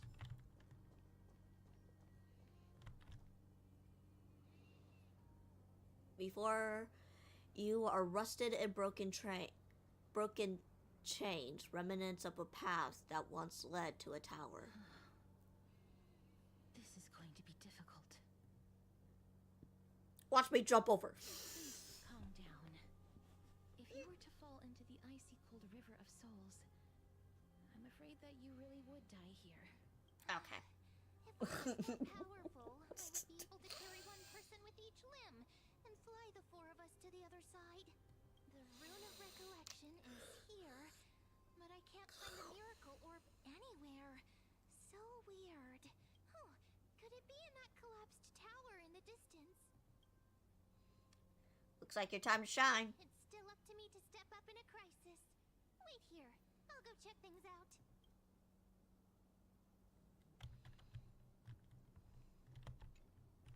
Just shout for me when you need my help.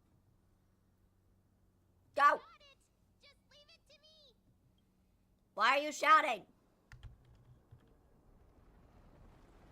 Like, you're right there. You did it. The pink squirrel. The miracle's range is limited. Please come a little closer. Well, I can't fall off, so. Aren't I a good fit for Orynyx's priest? Of course. You're the most competent priest ever.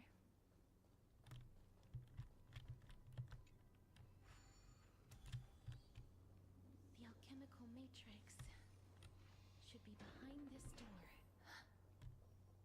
Is that... Wow, there are so many of you. It's little Cass and little Gray. Oh, there's also little D and the pink puppy. Trian, aren't you? Dead? This is the first time I've encountered a deceased friend while going upstream in the River of Souls. It really works like this. Just like the other departed spirits we've encountered along the way. I'm also unable to sense the aura of the living on Lady Trian. Yup, you're right. Trian already knows that she'll not be able to return to everyone's side. But Trian believed that little Cass would eventually return to the Netherrealm. So, Trian has been standing here at this spot closest to the world of the living and waiting for little Cass. Oh, it must have been very tough for you. But according to what Trian said, we're almost at the entrance of the Netherrealm. Trian promised Trevi and Trinan that when little Cass got here, Trian would get the gift ready and be the first person to run over and welcome you. So, little Cass, don't cry. Please, accept this. We Aw. finally finished it. Aww. Oh, look. Hold on. I don't think you can really see from.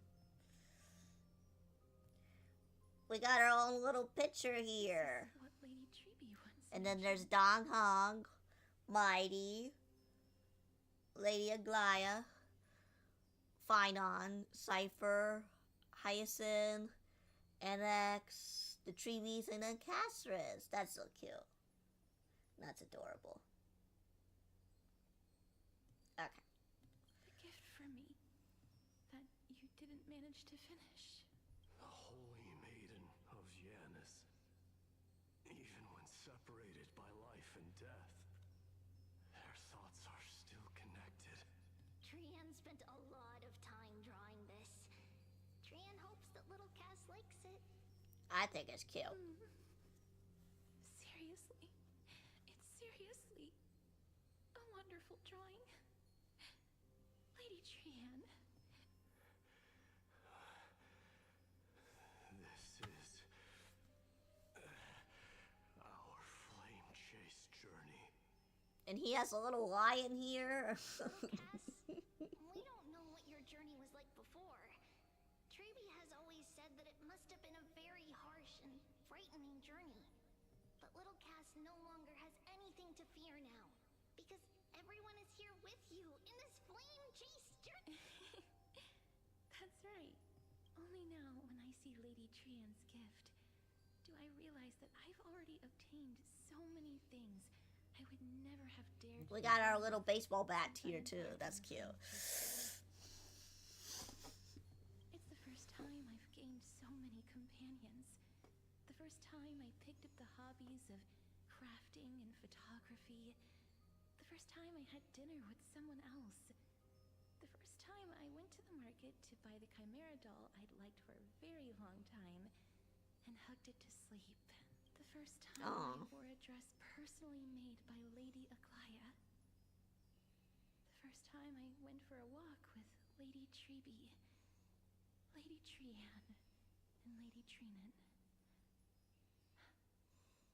The first time I enjoyed the night breeze and looked up at the stars with Miss Hyacin. The first time I took care of Dromesis with the Trailblazer. Looking back at all these experiences I never thought were possible, it feels as though the scales of my life had shrunk from centuries and decades down to minutes and seconds. And all of them are so precious. I took countless photos in the past, but they're all black and white landscapes.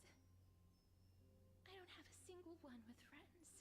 If I had known, I would have taken more pictures. Shall we take one now? Selfie! Trian likes little Cass and would love to take a picture with little Cass. Sadly, being departed souls, our images cannot be captured in the world of the living.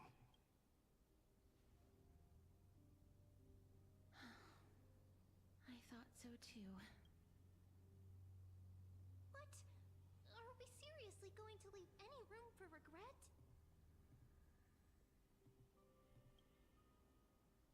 True. There won't be any regrets. This vivid drawing surpasses any photograph from the world of the living. Little Cass smiled. Treeby, Trinan, and Trian's wishes finally come true! I remember you once said that fate is not the flowers that bloom at the end of the road, but where people tread beyond the gate. Now, the path that belongs to me is about to reach the end. Thank you for bringing me the final key. Key? Little Cass, why are you talking in riddles all of a sudden? I have a feeling that soon, this gift of yours will become the key to saving Mrs. Life. Oh, look who's here. Wow, that's amazing! Then keep smiling and carry on bravely! Little Cass, Little Gray, everyone, see you tomorrow!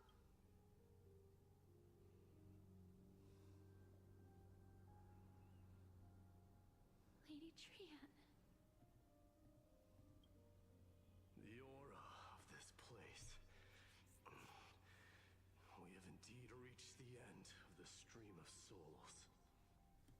If I go any further, I might lose myself. I must leave now, for the black tide still wreaks havoc in the realm of the living. Can you find your way out? I have broken free from the chains of death countless times. This time will be no different. Castorice, will you fulfill your duty for the flame chase? I have yet to make my decision, Lord Mighty. No matter. Make the choice your heart desires. Even if it takes 1,000 years of waiting, I will continue to fight till I die. Then rise from death till the miracle descends.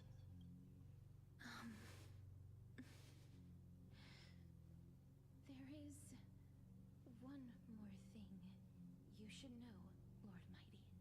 What is it? Professor Anaxa may have deduced the principles behind the Era Nova. You and I may be reincarnated as strife and death in the next cycle, becoming calamities wreaking havoc upon the world. I see.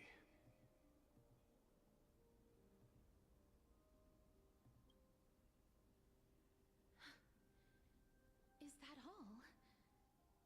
Are you going to accept such a fate without complaints? Nah. You have a strategy to shatter the shackles of our fate?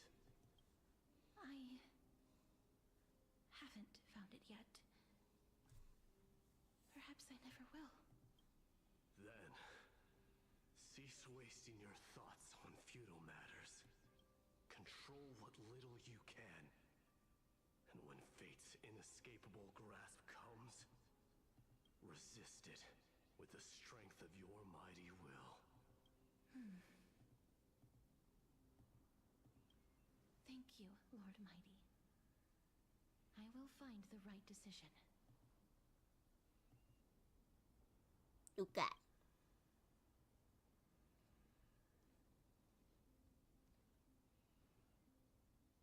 In the name of strife, may you meet a fitting end. This must be the alchemical matrix the spirit mentioned. Let's see. We need to insert Aquila's sky, Georios' earth, Kephalie's fire, Fagusa's ocean, and Nestia's love. It seems our sweet Princess Homebody has made up her mind. In that case, seamstress, I suppose I no longer need to deliver your message. My time is rather precious after all. Whether Bye. you wish to break free from death or not, please, follow your heart. By the promise you once made, I ask that you fulfill your duty one final time. Castorice, please, live as a human, and die as one. According to that alchemist, the final piece is supposed to be me. However, he is not privy to the past, and therefore cannot see the full picture. The past? I saw the twins of death in Kephalie's memory, and now I am certain that I was one of them. The trial of the Hand of Shadow demanded taking the life of your family. I died during that trial, falling before the gate to the new world. And my sister, whom I never met, became the Titan Thanatos of this cycle. She was consumed with regret over my death, so she used the Titan's authority to reforge my soul. Yet, it also means she has never revealed herself to anyone, hidden away from the entire world. That's because the Titan she became already fell at the start of everything. They died for me, and now lie in slumber in the River of Souls. You mean Pollux? That's right. The River of Souls is no material river. It cannot be blocked by ordinary means. Only a divine corpse can prevent the dead from reaching the next world. And that's why we have to awaken Pollux from death before we can retrieve the core flame of death. We have to reforge its body with the power of alchemy. But Cass, if that alchemist speaks the truth, does that mean you're also part of the dragon body? According to those departed spirits, I was indeed born as the dragon's twin. But before we talk about that, have you heard the sighs? I did when I was collecting the souls. I heard them too. So what are those? I think it's probably the sign of Pollux's wish being fulfilled. They must have realized how heavy a price they'd need to pay when they used their divine authority to resurrect a dead woman. That's why they exerted every ounce of their strength to send me to Styxia, a city that called for death, a land where none is hostile to death. They never saw their wish fulfilled and fell so prematurely. All because they wanted to give me a new life. Pollux must really want to know how their sister has been after giving their all to save her. That wish is the reason Pollux's soul still lingers in the mortal realm even after their fall. Quietly watching and documenting every detail of their sister's life. Ah! So instead of picking up objects on the way here, we were instead. So is she like part dragon? Is that what I'm getting at? Now, we must weave these yearnings together and restore them into Pollux's complete soul. But all of this is just a hypothesis, right? What if we go through with the ritual and it turns out totally different? That's fine. As Professor Anaxa often reminds us, such is the nature of alchemy. The true outcome can only be known once the process is complete. This is why alchemy is also known as the miracle of creation. Now, the puzzle of Pollux's yearnings is nearly complete, with only one final piece remaining. Okay. I shall reveal what they have been yearning to know in the alchemical matrix. I will show them my whole life since I left Styxia. Lady Trienne has already drawn a picture of my entire life, and it is now in my hands.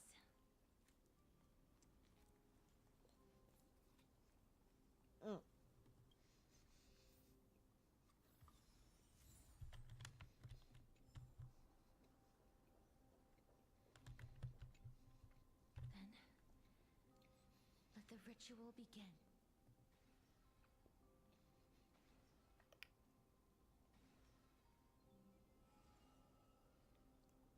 Wow. And now, the objective is complete. That is all. Such is what Professor Anaxa always says after preparing for an alchemical ritual. And now, Pollux, I shall lift you from the river of souls and reforge your soul. Perhaps you will be disturbed by this, and your body may become horrifying to behold. But if even the slightest trace of your soul remains, the soul that once ferried me to this side of the shore, then please, look at me. I wish to thank you in person. I have obtained everything you sacrificed your divinity for. Lady Hollandette. Did she recognize you? Oh, she must be the first soul we can communicate with here, right? I'm afraid she is just another spirit trapped here, like the rest of them. The only difference is that I was there when she died. Please, go on. I'm listening. Are you about to tell the story of Styxia? Yes. You're just as smart as I imagined, but... never mind. Now's not the time. Oh. There's no need to worry, Elder. Take a look around you. We are already at the resting place of the dead. The world of the dead? But how? I understand that you chose to remain silent about the story to protect Castorice, the girl who coexists with death, but you no longer need to hide that story. I can assure you that you have protected that girl's life well. Oh, well, in that case, let me begin. Styxia, the pearl of the ocean, plagued by unwarranted calamity and ravaged by death in the fairy tale. It was the first city-state to shift their faith towards death, even before Idonia did.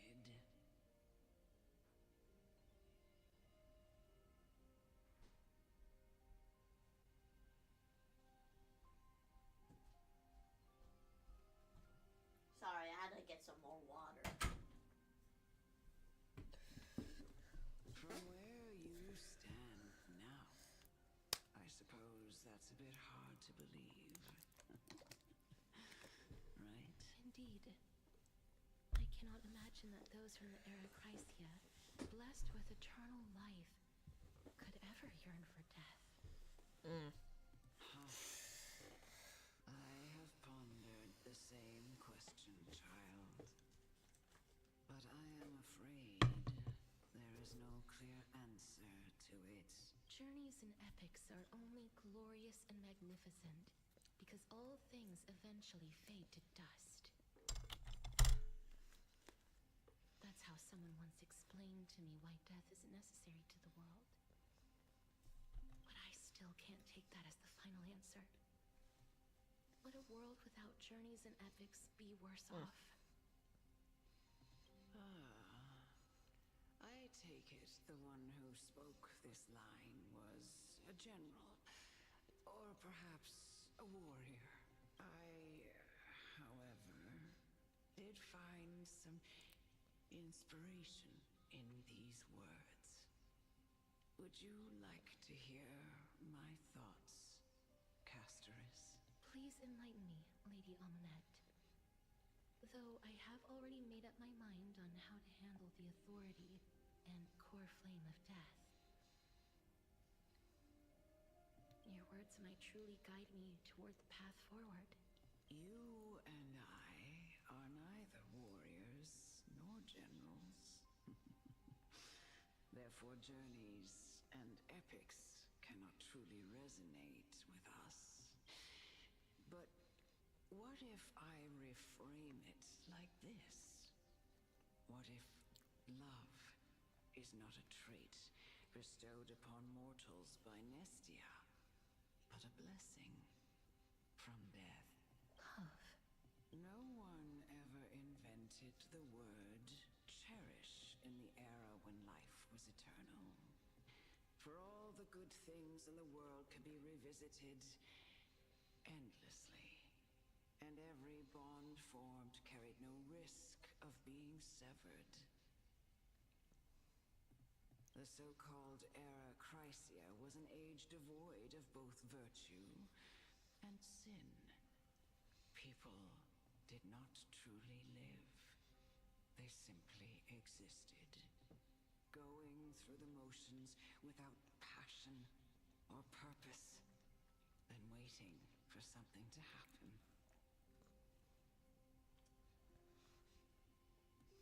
Perhaps the people of Styxia chose to embrace death, not out of fascination with its cruel and fearsome side.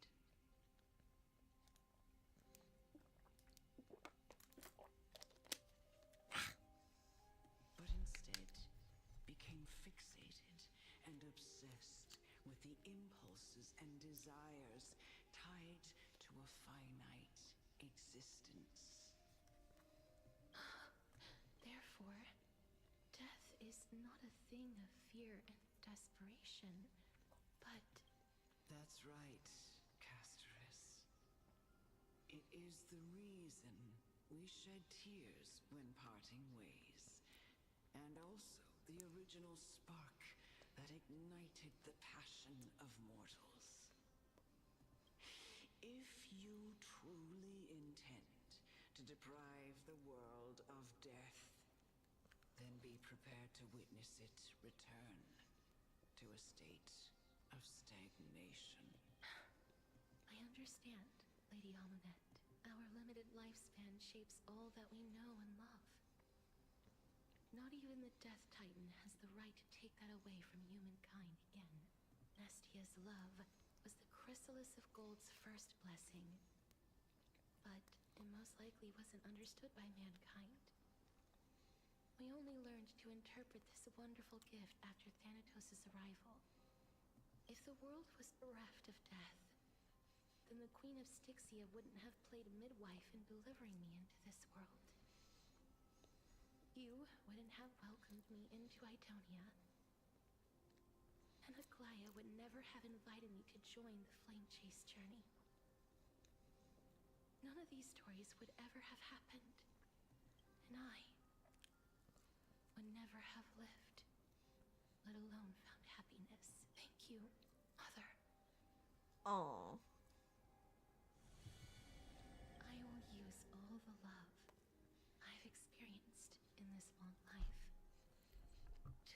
await the final miracle.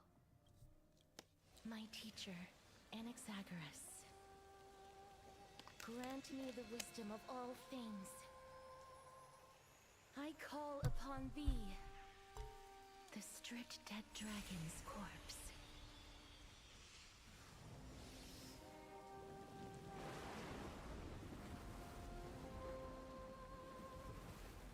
Rises from the earth, falls from the sky. As above, so below. Oh shit. This is the greatest power of all powers. Unstoppable in this world. Oh Great shit. work that commands all death. I shall grant you embrace. I think the dragon's head is stuck. It's kind of stuck. Retribution will find you. When an ally targets HP, it is reduced. Upon reaching the limit, remove damage. Enter enhanced stage. Is the girl who once saved my life truly gone? Or will you show yourself again once we eradicate this hatred and regret?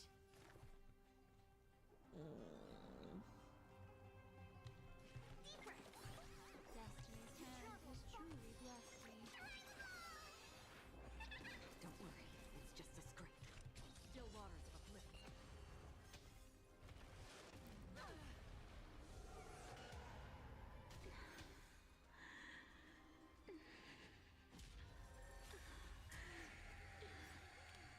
And I know you're anxious.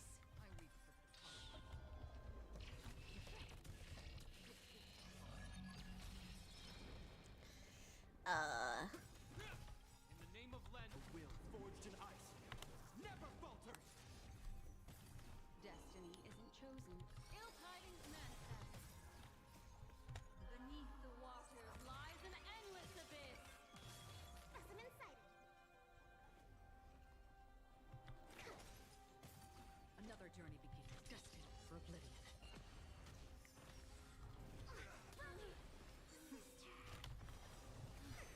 Name of Len down. Remain eternal. A will forged in ice never falters. Familiar. This ends here.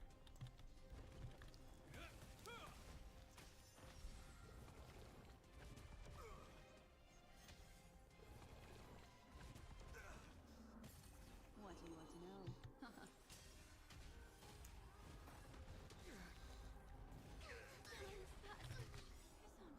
What the hell am I supposed to do? I weep for the departed. It too shall fall. Free will, or was it fate? Still waters of oblivion.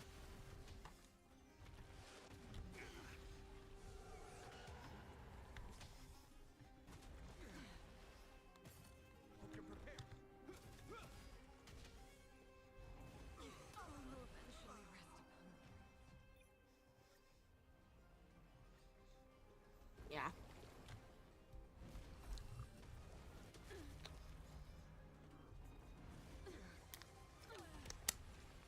Is the girl who once saved my life truly gone? Or will you show yourself again once we eradicate this hatred and regret? Destiny's hand has truly blessed me. Destined for oblivion. I weep for the departed. It too shall fall. I just want to get it done and over with. In the name of Len, a will forged in ice never falters. Even though maybe my characters are a little underpowered. You have my gratitude. Familiar. Destiny isn't chosen. Ill tidings manifest. Beneath the waters lies an endless abyss. Is that all? Commencing research. journey to the still waters of oblivion. Familiar.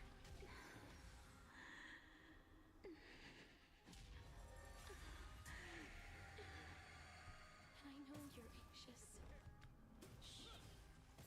Don't be afraid.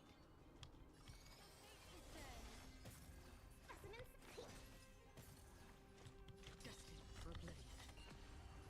I weep for the departed. Boom, boom, bada boom. There's no more need to weep in grief. I will grant you peace.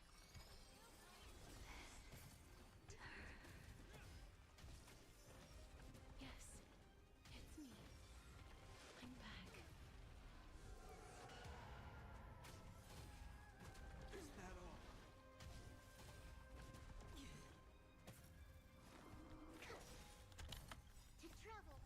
So if I'm getting this right, hold on. Destiny's hand has truly blessed me. So there were two sisters, and the one who was Castorice passed away, Beneath the waters lies an endless abyss. and the one sister turned into a dragon because of the deceased sister, and basically kind of destroyed the whole city where we're at right now.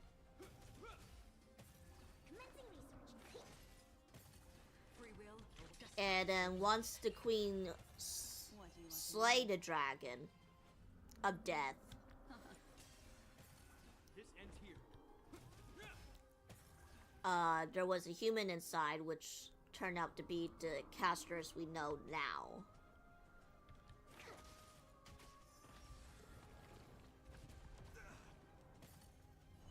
That's what I'm getting at.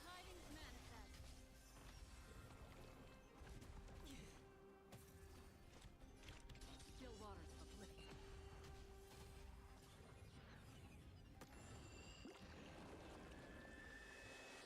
What the?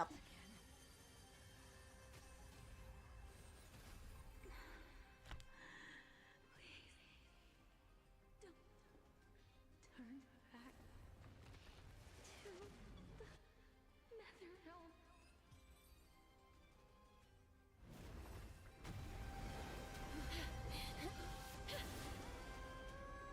Oh, death.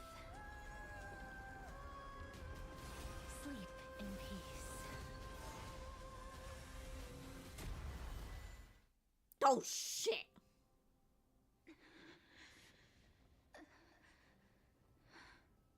I'm sorry I have to wake you up from ancient death. And I know you're anxious. Shh. Don't be afraid. Do you remember me? I'm the girl you once carried across the Sea of Souls. I'm sorry I wasn't able to remember you, but with the help of many people, I was finally able to pick up these broken fragments of my past. I'm back, Pollux.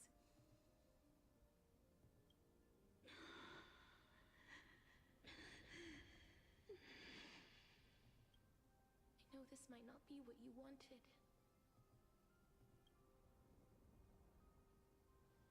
But I have to do this.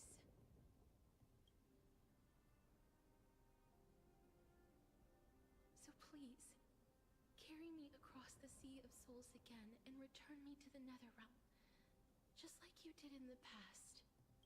Please take me to where the core flame of death rests.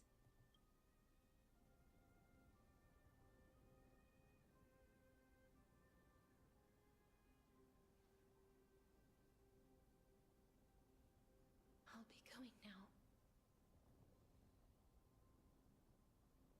now. We don't have to go into the egg, right?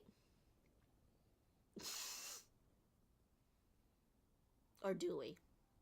They may look scary, but as long... Huh?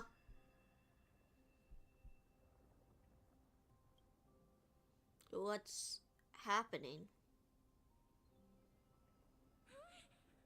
What's wrong? I think I feel dizzy. Are you... What's wrong with her? Her time is almost up. If I don't go now, I'm afraid her soul will return to Thanatos' embrace before me. What? Oh no! Is there anything we can do? Don't worry. I promised I would ask Thanatos for the Trailblazers' right to roam the Earth again. Mem, stay here and keep a close watch until I return, alright? Alright. I'm the best at taking care of others. Go on, Cass. Make sure not to leave yourself with any regrets. No regrets. Right? It's a deal then.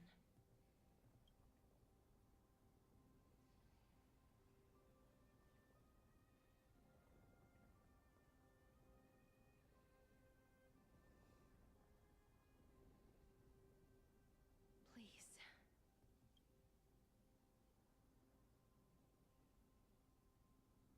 Wait for me.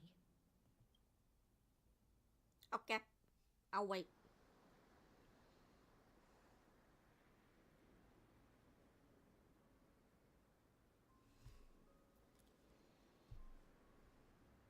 After all that, you still ended up back here.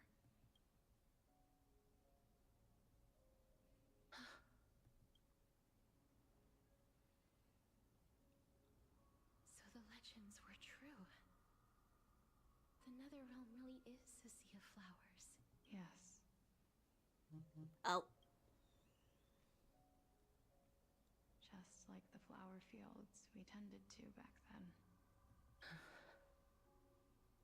Is that you, Plixia? Do you remember me?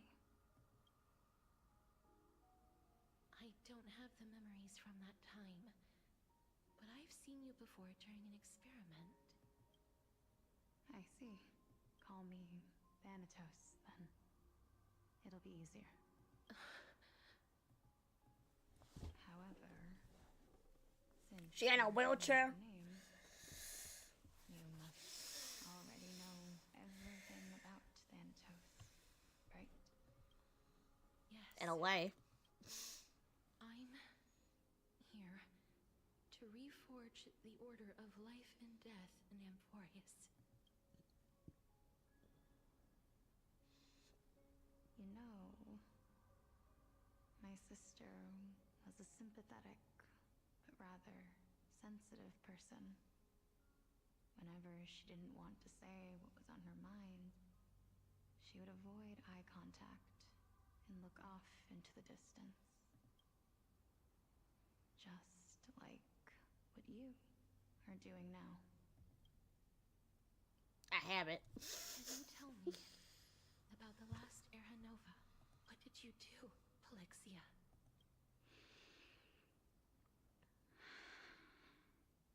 Where should I begin? I suppose we can start from the beginning. A long, long time ago, there were a pair of like-minded twins. As foretold in the prophecy, they were chosen to be successors to the god of death. But fate was cruel. The price of attaining divinity was to take the life of a family member with our own hands. That trial was indeed recorded in that memory. Then you should already know that my sister voluntarily gave up her own life, so that I could ascend as the demigod of death. But I couldn't accept that. Why did we have to kill each other for a future she'd never see herself? That's not fair.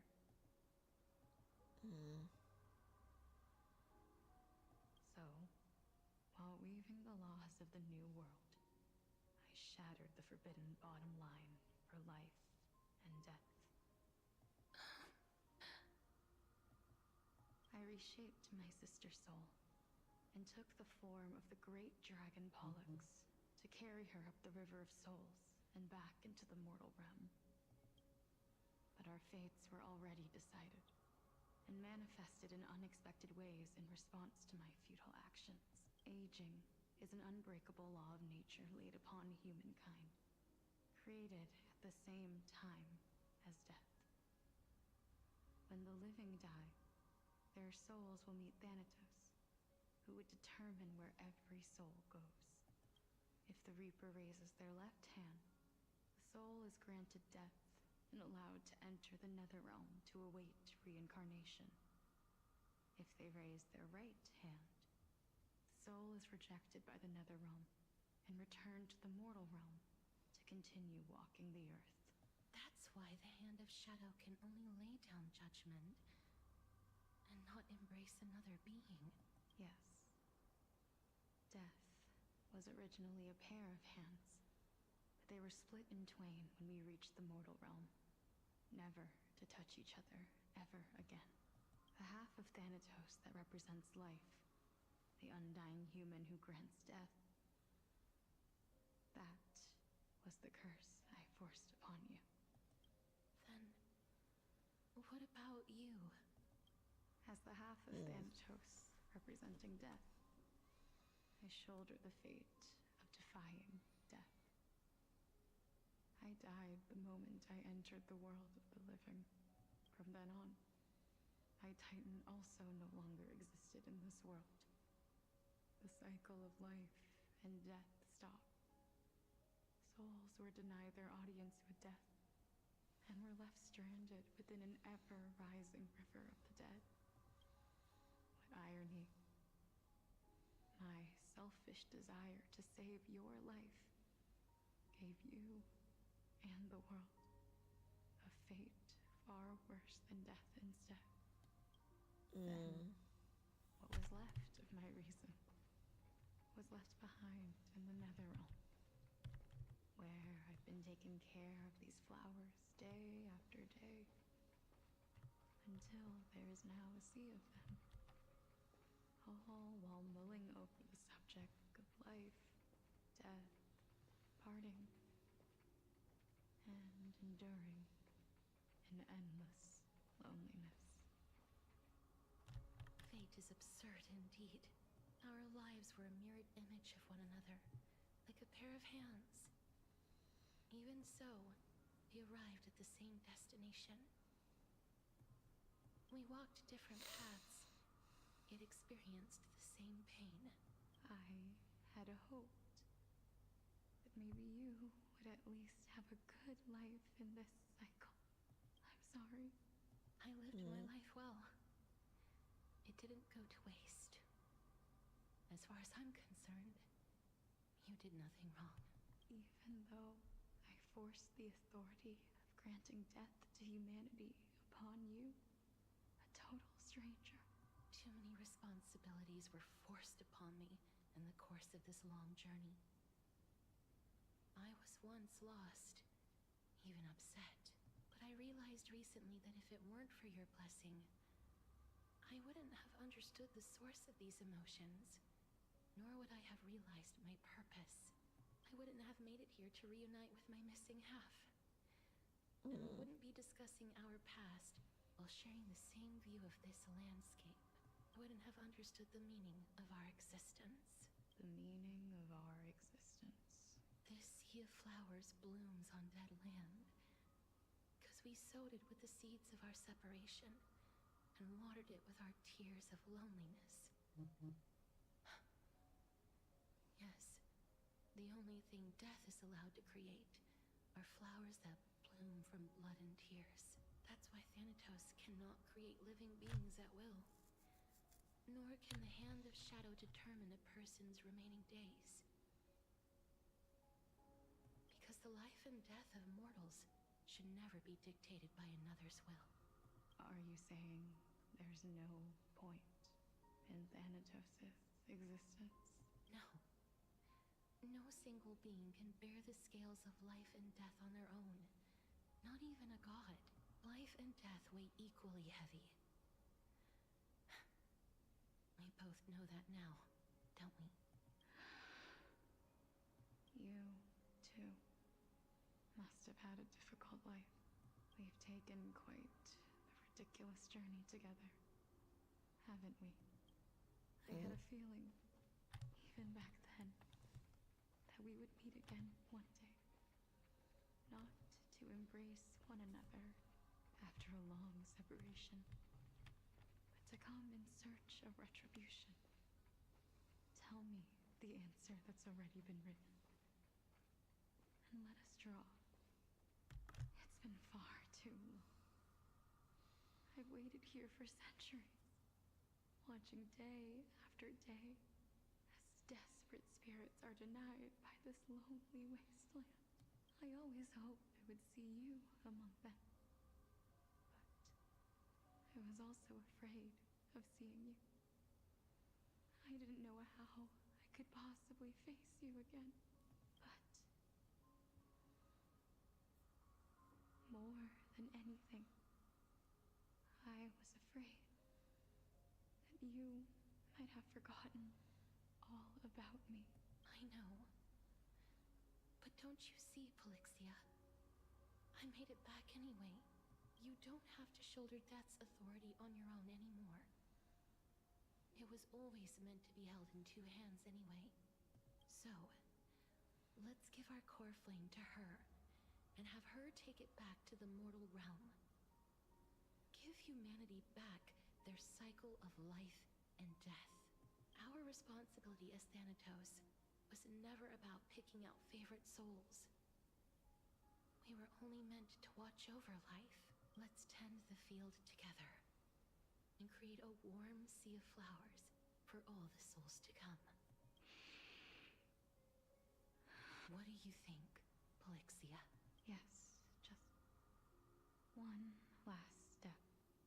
You shall wither, and through that, the dead will sprout again from the remains, and be reborn with the dead flame. As foretold by the prophecy, Thanatos' authority is only destined for only one person to wield. As the Chrysos heir of death, as their demigod, as a titan. Our fated moment has arrived once again. Just like before. Yes, just like before, but unlike that time, the ones undergoing the trial this time are prepared. You've made up your mind? Yes, as dictated by fate. But I won't be afraid. As long as you're here with me, complete your trial in this life. Grant me the embrace of death, and life's the spark of life ablaze. You've been tempered by life and death. I know you'll be able to give this wasteland its first breath of life, like a raven butterfly, flying swiftly into the netherrealm, perching on the twig of death. I will. After this, I will remain permanently in the netherrealm. The river of souls shall return here and rain down from the sky, scattering souls across the earth. The cycle of life and death will flow once again. This sea of flowers you sowed shall bear countless joyous or sorrowful souls, and bloom evermore.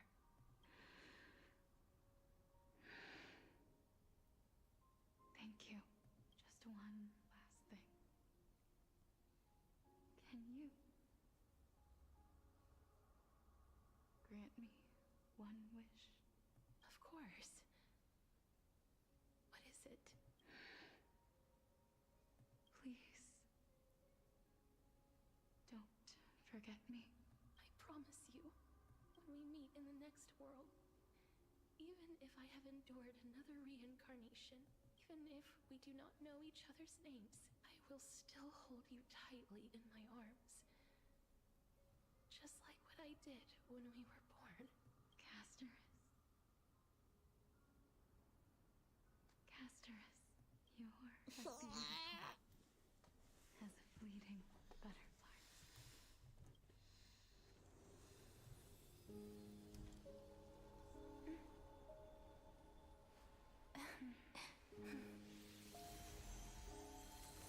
I will bring rest to death. And from now on, stagnant life will once again flow.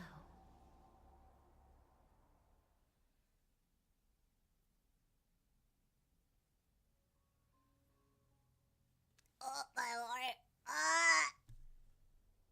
My emotions.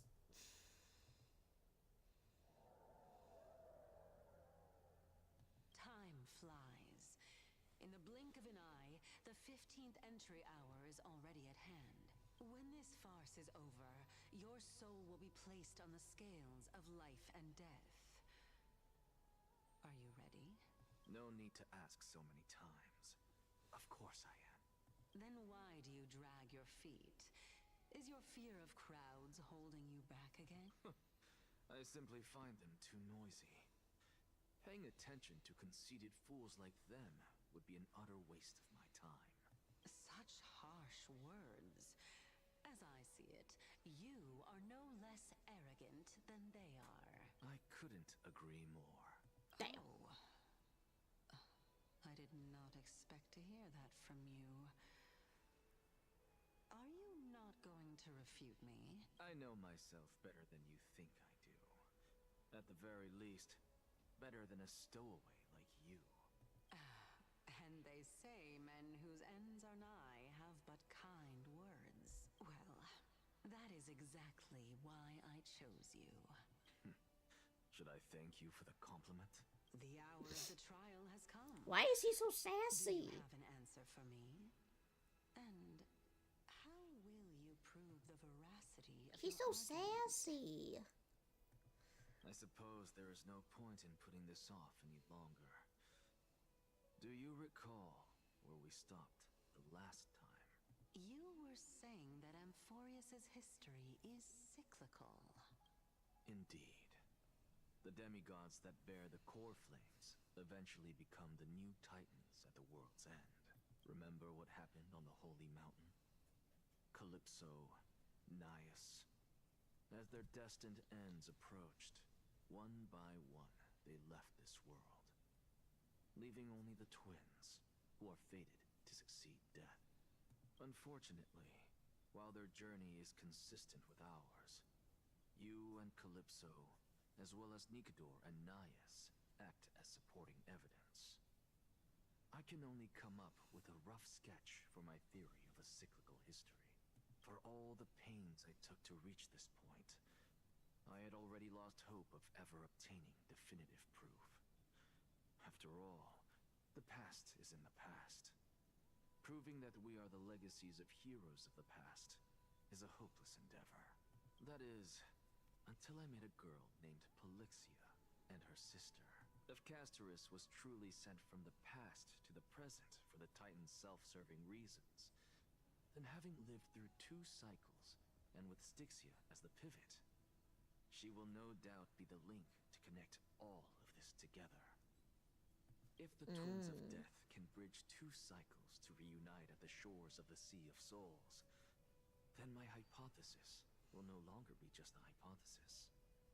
And you too will get the answer to your question. Well, that is So is that all why well and good. the planet's like a So sure.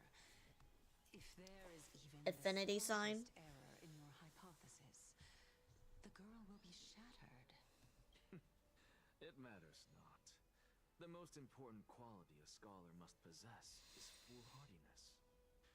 If you are overly cautious, then you'll never have the gumption to make the first step, and change will never come. Besides, I, Anaxagoras, am destined to overturn this farcical world. Come, let us go and teach those pathetic worms one final lesson. Damn. Just like that.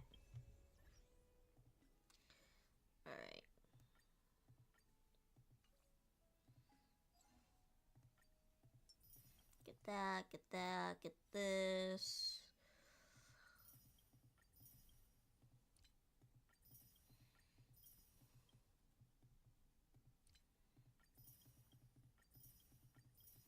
Okay.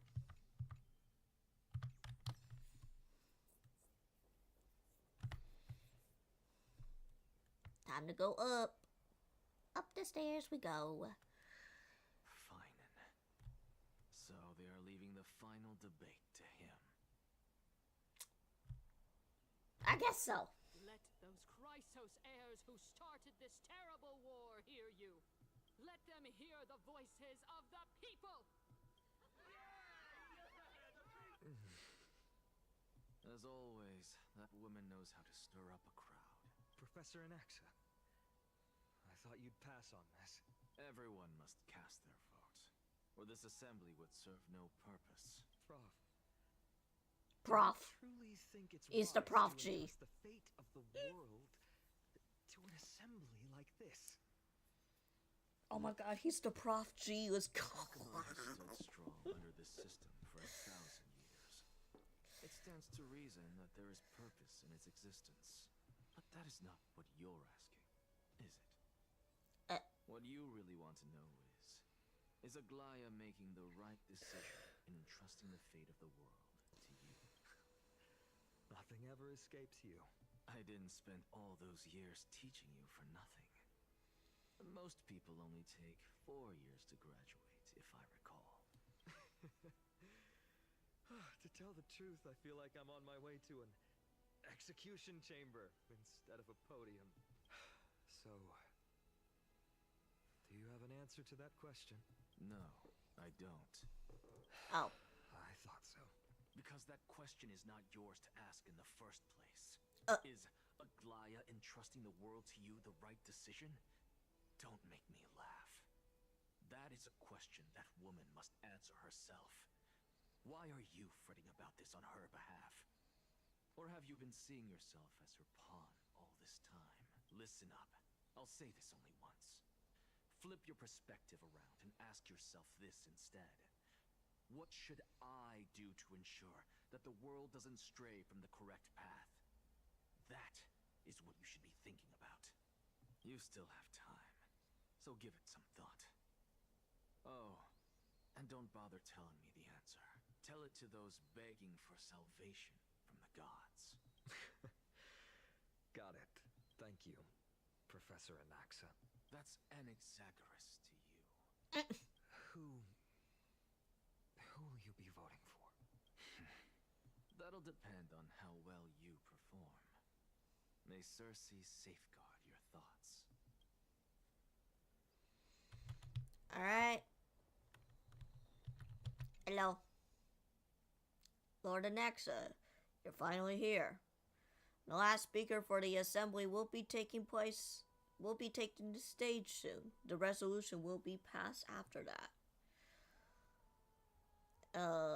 She has reserved a special sheet for you. Shall I show it to you? Yeah. Alright.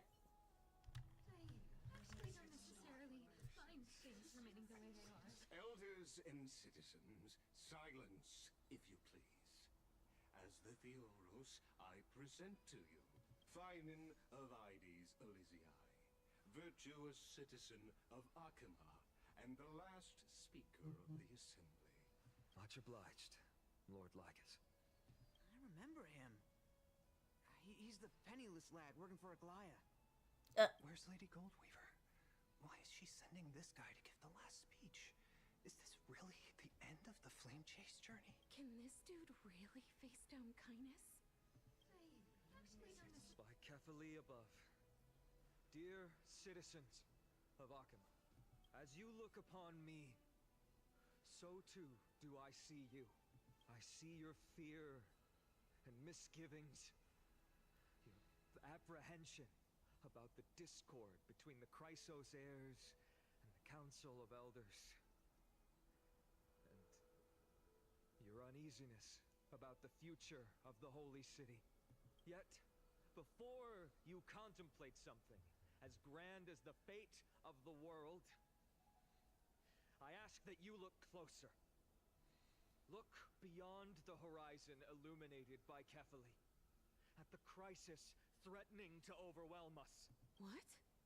Hydes Elysiae, my beloved hometown, is a village forgotten by time. It is a place with the most invigorating breeze and wheat fields that spread all the way to the sea. How I wish I could invite all of you to that paradise, far from the noise and chatter of the world. Alas, I can't, because she and all that she nurtured, all that I loved, they have long been devoured by the black tide. My beloved home is no more. I will never forget the day the black tide struck. My father, Hieronymus, fought with a broken sword to his last breath to protect his child. My mother, Aldada, she was ripped apart by monsters. Also, I might live to stand before you here and now. Galba, he was a hunter. But in the end, those arms that once drew a bow instead embraced Piso, his beloved son, as they both breathed. Oh, well, there she is. She said, people are like, where is she at? She's right there. God. But a burning beam fell on her, crushing her. And what of Livia, her daughter? Did she make it out alive? No, she didn't. Livia, Piso, and so many other children. My childhood friends. They were all swallowed by the black tide and turned into monsters. They kept saying the same thing over and over. Even up until the final moment, I finally steeled my heart and granted them eternal peace with my sword. Why, Vina? Aren't we the best of friends?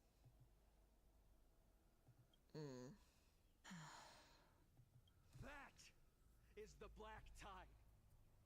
A looming threat that can bring Akima to its knees any time. Kindness may have promised that with the 3 titans of Calamity gone, Akima will return to an era Chrysia once more. But much as it pains me, I must disappoint you. While the demigod of strife has done everything in his power to hold them back, they are still coming. By now, the name of that black-robed swordmaster, the Flame Reaper, has likely echoed throughout the city already. The roaring thunder is a message from the strife demigod. The Flame Reaper has risen from death, and they hunger for the core flames of the gods.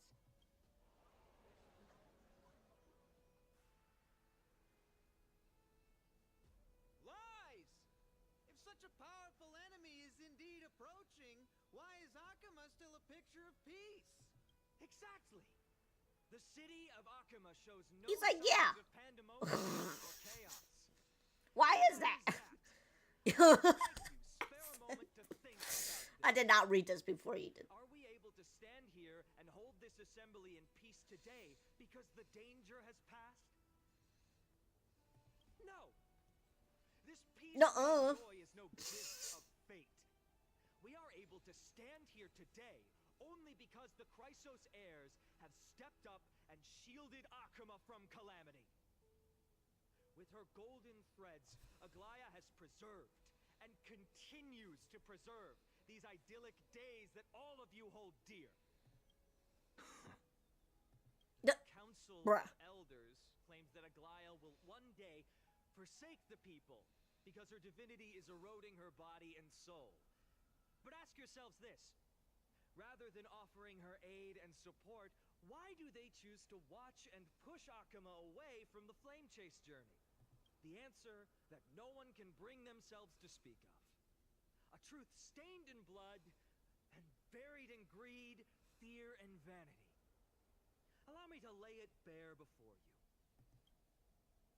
Tell him. Because the Council of Elders, which bears Akima's history and honor, along with this citizens' assembly we once took so much pride in, are now infested with vermin.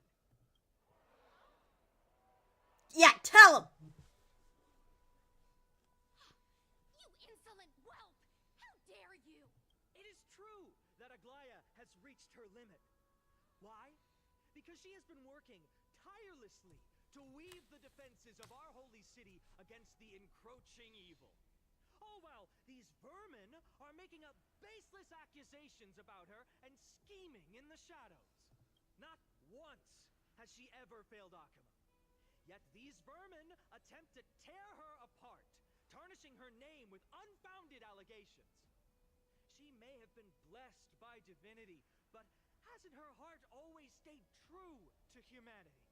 They attempt to mislead you and reduce this assembly to a crude standoff between gods and humans, but citizens of Akima. Once more, I implore you to open your eyes and look at those around you. Examine them closely. Beneath all that finery, do you see the good heart of a human or the poisonous glands of a pest? Make your judgment, then turn your gaze to the demigods whom so many of you regard as cold and merciless. Do you not see the light of humanity in them? And those who wear the mask of humanity yet utter only hurtful, slanderous words. Can you not see that their souls have been corrupted by power? Tell him! Yet, no matter what your answer is, and no matter who your vote goes to, rest assured that you have nothing to fear. For Aglaya, Trebios, and I will remain your faithful guardians and pledge our lives to upholding your decision. And this vow will stay true until the end of our days, where it will be passed on to future flame chasers. A steadfast and unwavering promise that shall endure through the ages. Absolutely right. This crisis have only our best interests in mind. In an uproar, leaders from different cities in Akima throw pieces of pottery into the delirium. At the present time, on What? the scales of Talenton, those who call for the continuation of the Flame Chase journey, and those who demand its suspension.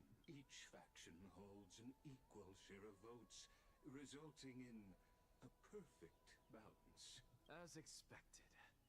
This is the moment when the Flame Chase journey is the closest to its end. And now, it's your turn to vote, Lord Anaxagoras. Is there anyone else who hasn't voted? No, you're the last. Cast your vote with care, for your decision will break this impasse. I have long since made a decision. Very well. May you bring much needed change to this farcical world.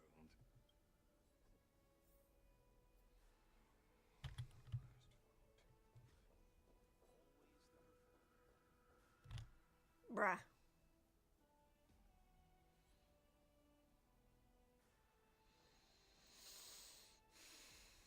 You've done well, Finan. Given the circumstances, delivering a rousing speech to stir up emotions was a prudent move.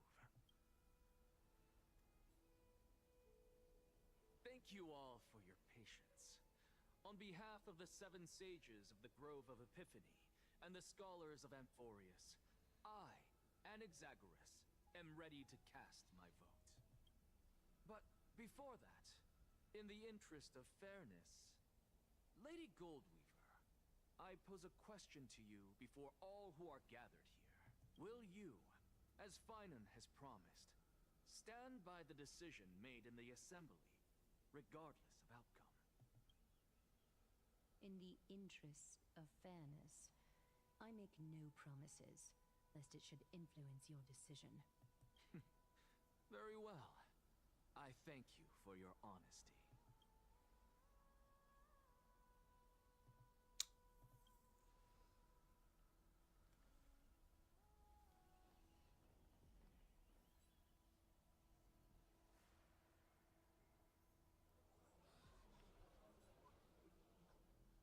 What's he doing? The stakes are high. Let's be patient. Cut the act! Who do you think you are wasting our time like this? Lord Anaxa, please do not forget that I...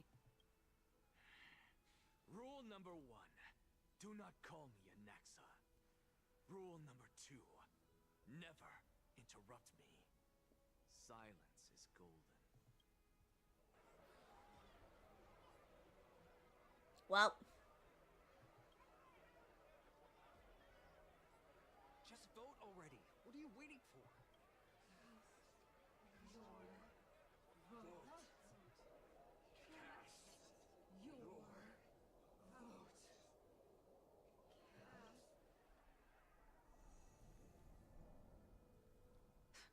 I cannot help but wonder, is every hardship in the world something you will exploit and use to your advantage?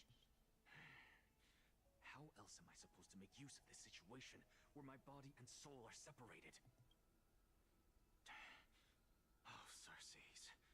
Or should I say Calypso? Accompany me on this final journey. Let us journey to the Netherrealm and see how she will substantiate the answer to your question and validate my decision. We need only to follow the sound of the tides. You are... Well done, child. Just as I foresaw. You have achieved great things. Teacher. What a twist of fate. A blasphemer raised in the doctrines of the Venerationists. It's like a foal kicking its mother in the belly after taking all her milk. What? Respect you immensely, sir. But you cherish the truth even more. So, child, do not be troubled by the criticisms I have borne. Do not let those voices hinder you as you forge ahead. As the sage of the Venerationists, I am duty-bound to oppose you. But, as your friend and mentor, Anaxagoras, I say, go forth, for the truth is already in your hands. I will keep that in mind. Go now, child. Your lonely pursuit is about to welcome a new chapter.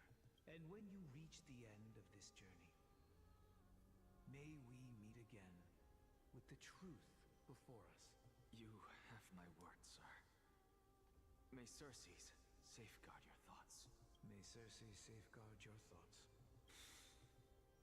You are right, Empedocles. My lonely pursuit is about to welcome a new chapter. May we meet again with the truth before us, Empedocles. What are you waiting for? Just cast your vote. Silence! Silence, everyone! Behold, Circes. Here at the center of the world, I shall write the final step of my proof. For this place is but one step away from the truth.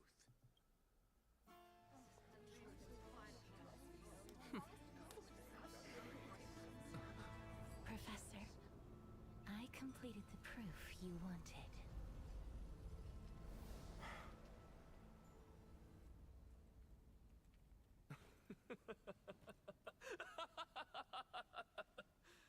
Thank you, Castorice.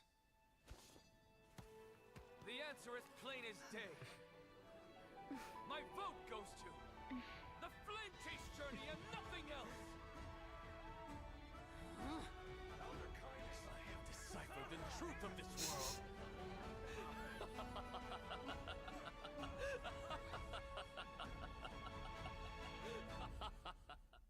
Well, cast a vote. Shattered. The result is clear. By carefully and Talentin above, as the Theoros, I have observed. No! Ligus, you can't! Next, Shut up! what have you done? Have you lost your mind? I hope you are prepared for the harsh punishment awaiting you. Mark my words, I will make sure that clever head of yours never forgets the price of betrayal. Have you forgotten? I told you that happens to be one of my rare talents. You put on such a grand performance just to aid their preposterous flame chase journey. Get fucked. No, you are quite mistaken. I may be paranoid by nature, but I've always been known for my honesty. If you really understood me, Lady Kindness, you'd realize that I never had any interest in your pathetic little game of politics. Damn! Factions, standpoints, they are jokes in my eyes. I have never once switched sides, because I, and I alone, am the truth. Lady Kindness, with all the citizens here as witnesses, we should honor the spirit of democracy and respect the decision of this assembly. I have observed that Akama has chosen her destiny. This citizens' assembly has resolved to continue the flame chase journey.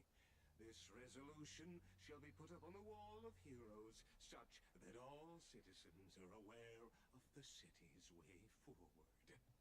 You! It seems not everyone is ready for the assembly to end. Very well. Let me entertain you for a little longer. By your leave, Lord Ligus. Interesting. Elders and citizens, your attention, please. Stay for a moment more, if you will. Anaxagoras of the Grove of Epiphany has an announcement for the assembly. What is this performer up to now? Ah! My ears! Moments ago, all of you made a decision on the fate of Amphorius. As a supporter of the Flame Chase journey, it pleases me to see the choice you have made. But I regret to say that I still harbor doubts about this outcome. Thus, I hereby challenge this resolution. Tell me, Of course. who among you dare swear to Kephalie's name that Era Nova will truly welcome the fairy tale ending that the Chrysos heirs have promised? A beautiful new world free of calamity and madness? No one? Must I pick somebody to answer? Very well. You, the one acting so wise and profound. In front of all Oh, present, great. Now he's picking people. I hate when dare they get swear pick that it me. will happen for sure. No? Fine. Next. You, the one with ignorance written all over your face. Yes, you. Do you dare swear by it in front of the Titan? What are you trying to do? Useless. Your turn, then. With that smug look of yours, you must be confident that the Flame Chase journey is the best course to take, right? Hey!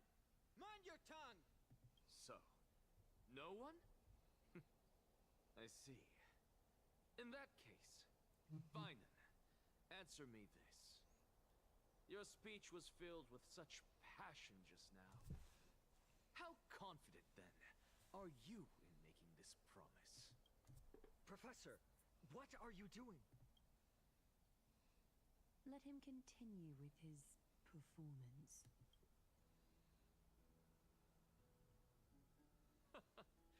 Will you look at that? Even Finan and Aglaya lack the courage to make such a promise. And what's even more absurd is that no one but I can promise you this new world. And yet, the Assembly passed the resolution anyway. But you needn't worry, because I knew better than to trust you good-for-nothings. That That is precisely He's why I'm sassy. here God. to give you one final lecture.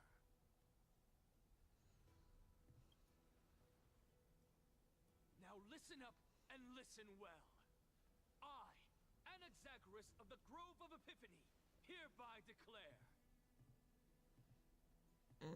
everything that the Flame Chase journey promises is true. Finan of Ides Elysiae, the prophesied demigod who shall succeed Kefali, will reforge each and every one of us in the new world with his complete, intact memories. What? The core flame-bearing titans were the Chrysos heirs of yesterday, and the Chrysos heirs who carry the core flames today will become the titans of tomorrow. All of our souls shall endure for eternity in the miracle of the world-bearer, and all under Kefali's protection shall step into that new world. You heard it. What?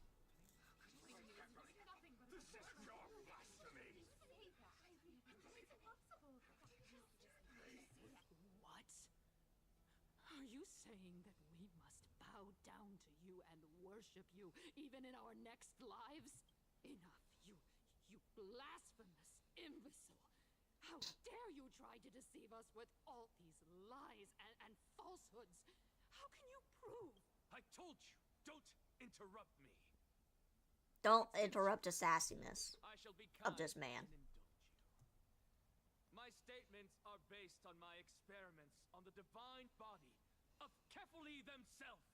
You heard me correctly, everyone. With the tacit approval of Kindness and the Council of Elders, I fused my soul with a god through alchemy and learned the truth behind Era Nova. What is he talking about? Isn't that pure blasphemy? I, the vile, wretched blasphemer, deserve nothing less than death for my sins.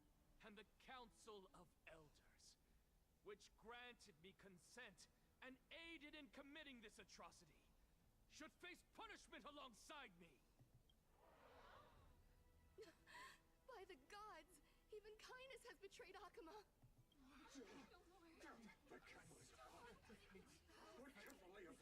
Well then. Get forked.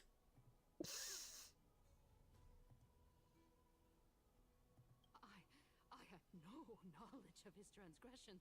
He did that on his own. The Council of Elders bears no responsibility for his actions. Lord Ligus, as the esteemed Theoros, are you going to simply stand by and allow the Council of Elders to be dragged through the mud? If the accusation is true, I will acknowledge it. If not, my conscience stands unburdened. Damn. Like Kindness, the reputation of the Council of Elders was not built in a day, nor will it be shattered overnight. Repercussions await those who fool the people, and punishment must be meted out on those who abandon their vows. We should respect this beautiful city and her people. You...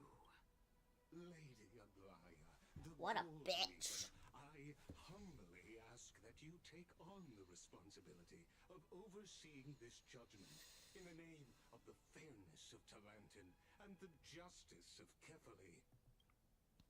Considering the circumstances, and in accordance with Akuma's codex as the only demigod among us, you shall rightfully wield this authority. The honor is mine to bear. How is this permitted? Elders and citizens, silence, if you please. Anaxagoras of the Grove of Epiphany has made his statement clear. As per Akuma's codex, I request all present citizens to stand with me in exercising the right of judgment.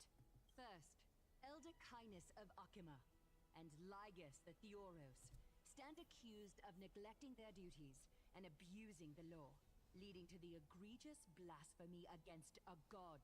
In the names of Talantin and Kefali, Akama is to form a committee before the 7th action hour to conduct an investigation and disclose the findings to the public for subsequent judgment. Curse you! Bitch. Now, concerning Anaxagoras of the Grove of Epiphany, he has confessed to grave blasphemy What a against bitch. Kepali. In the names of Talantin and Kepali, the accused must be allowed to hear the people's voice prior to the execution for a chance at a reduced sentence and possible pardon.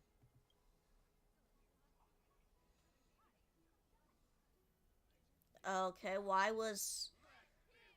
Okay. Oh my god, this sounds way off-putting out of context. They really did the whole low-tier god thing. Well, Jesus Christ. Jesus.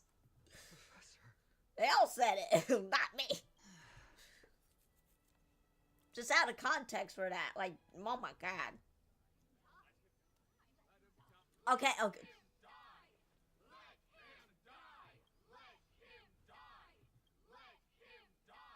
What decision will you make, lady?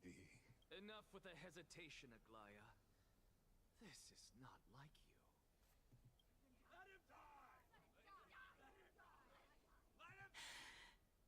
Then, in light of the people's voice, O Talantin on high, may you bring death upon him. Who are we talking about? Death upon who? I don't understand. Oh, we're here now. A sea of flowers. What is this place?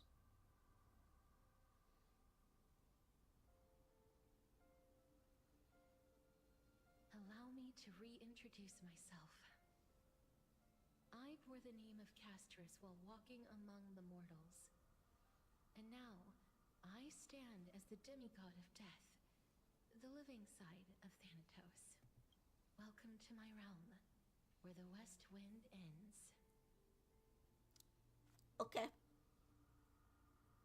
Interesting place. Mom, I made it.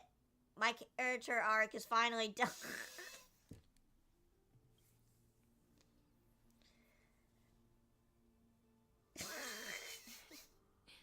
You're still as energetic as always. It's so stupid with these decisions that you can do. Like, what the heck? Was planted by Thanatos himself.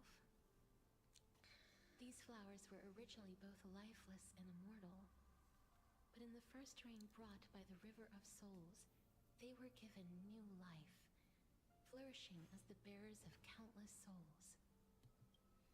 And it is my duty as the Master of Death to tend to their well-being and foster their growth in this serene haven, similar to the structured cycle of life and death in the mortal world. These flowers too shall wither and fade, returning to the earth and then ascending to the sky with mist and tides. Eventually, they will descend to the mortal land as gentle rain. Every soul undergoes the perpetual cycle of reincarnation, albeit in varied forms, until the world meets its end. Yet, sadly, there's no time left for Amphorius to wait for when the flowers bloom again. Now, death is the power at my fingertips. It once led the souls of the deceased here, but I shall open the gate of the netherworld and return you to the realm of the living. In exchange, please, take the core flame of death with you and complete the flame chase journey. Do not let our work thus far be in vain. You're not going back?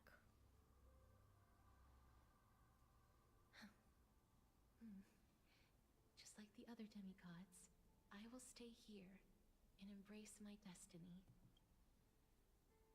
That being said, it is not easy to guide a lost soul back to the mortal realm.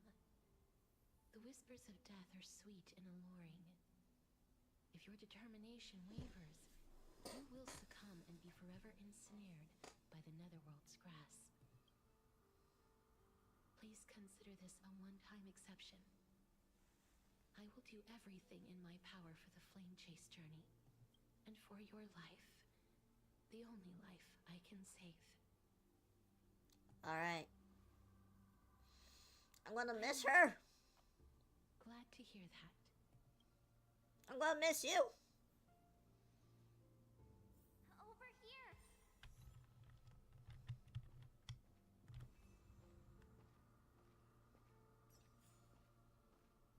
I believe in you.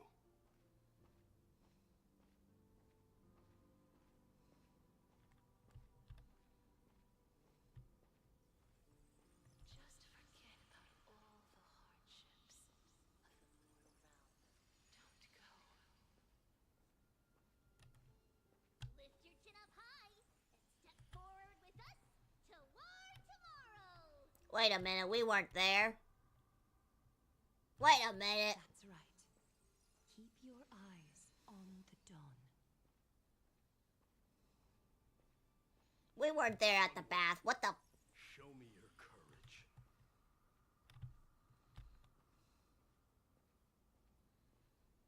Partner, we shall become heroes together. Almost there.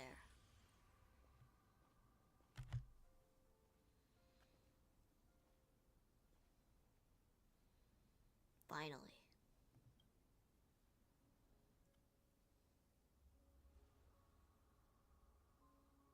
Thank you, Castorice. Since I already made it to the end, maybe I can have one last glance at the Sea of Flowers.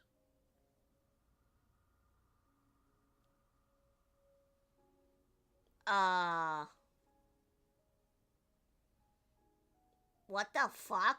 Why is it all... Why is there 5 saying the same damn thing?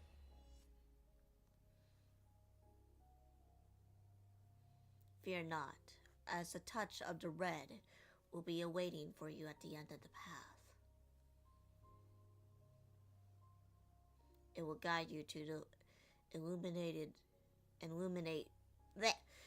will guide you and illuminate the way out. By doing so, you'll eventually reunite with the warmth of the sunlight.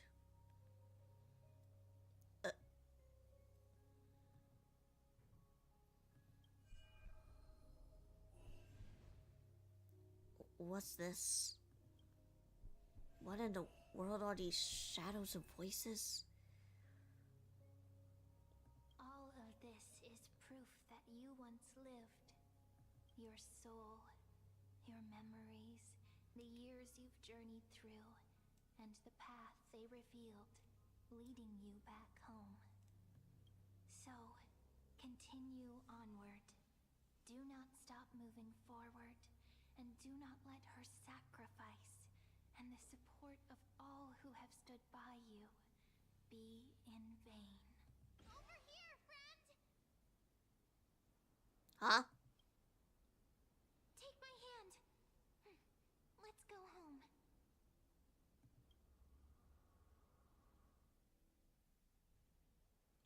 Goodbye.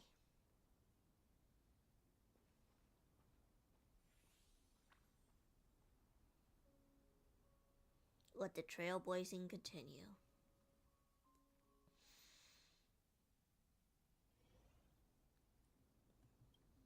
I'm back. At last. I knew you could do it. Your soul is still perfectly whole. As if some kind of force is trying its best to keep it together. Is it Ornyx's final blessing? Or is it a miracle of your own? Probably the Stellaron that was placed in me. It's truly incredible. Such a strange surge of familiarity. So hard to describe. Perhaps it is fate, once again fulfilling its own design.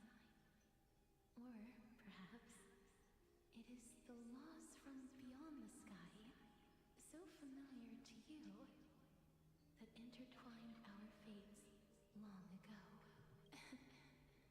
It seems that this is the riddle which cannot be solved anytime soon.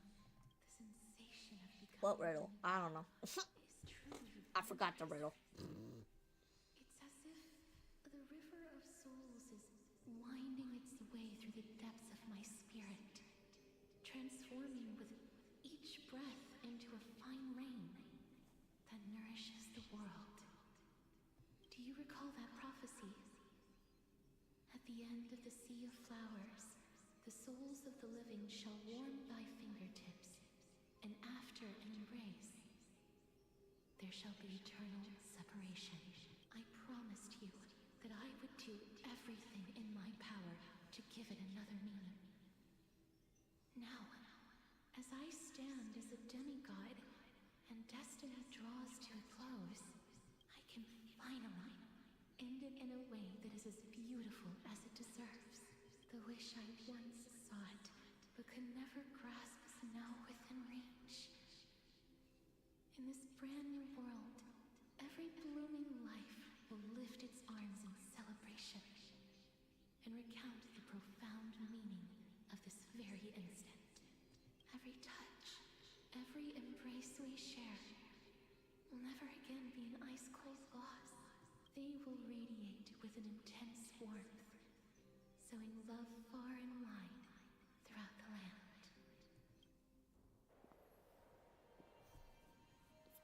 The other shore is very cold. Oh. May I borrow your warmth? One last time. Thank you for fulfilling this wish of mine. And now she has a pet dragon. The place I'll be going to is what humans call the Land of Sorrows. But with this heartbeat and the residual heat of this embrace, I shall turn the nether realm into a gentle place of rest. Flashbang.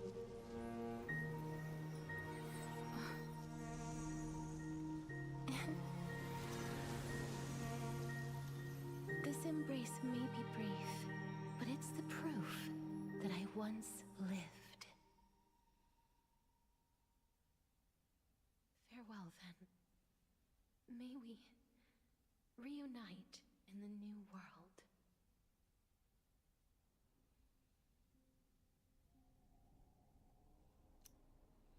Alrighty. That grand and absurd performance was what you've been seeking your whole life? Yes. I gave up everything in search of truth. And it culminated in this very moment. You, on the other hand, performed as I expected. You did not hesitate when you saw the chance to attain power. It's as if you... Crave power, like a fly craves rot.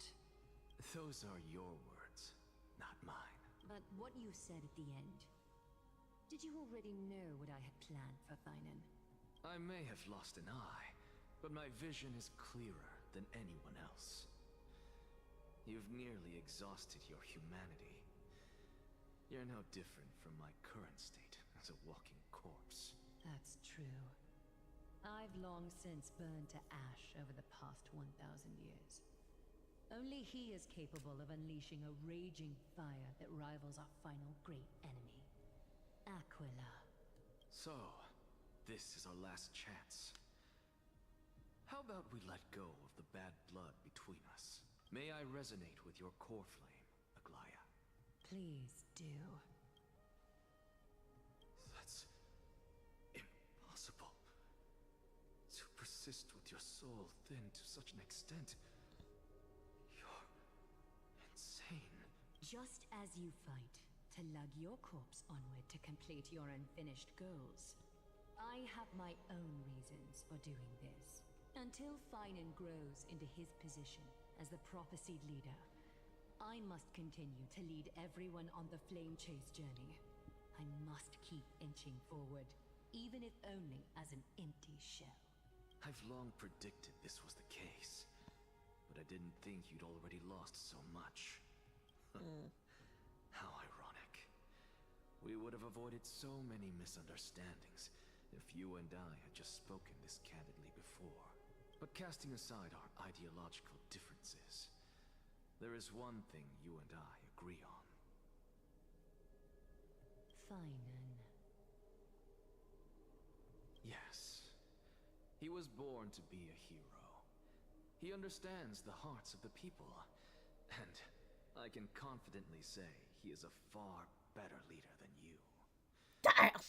Only he is capable of fulfilling your mission. Sadly, he is a man cursed by Nestia. But by my estimates, his horribly elaborate sense of style should not impede Era Nova. Congratulations are in order. We found common ground at the very end of our destined paths. When you put it that way, it makes me want to take back what I said.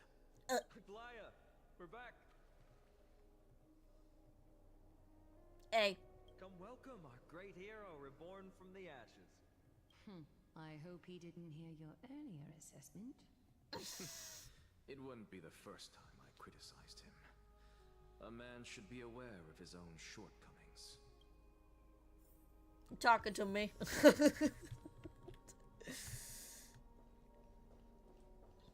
Alright, put it in the fountain. Oh, whatever. But I don't see Castorice among your number. A little long story on that one. It looks like she not only helped me prove my theory, but helped you fulfill your mission as well. I believe she will be always on our side. I agree. She might not have been able to change her fate, but she still wrote the final verse of her epic herself. Trinan, please recite the prophecy for us. Trailblazer, please surrender that scalding cool flame for us as well. Scalding? I mean, I know it's a death and whatever, but her own hand in her 1,000 years on this earth. I believe no one is more qualified for this noble task. Let's begin. Let's do this!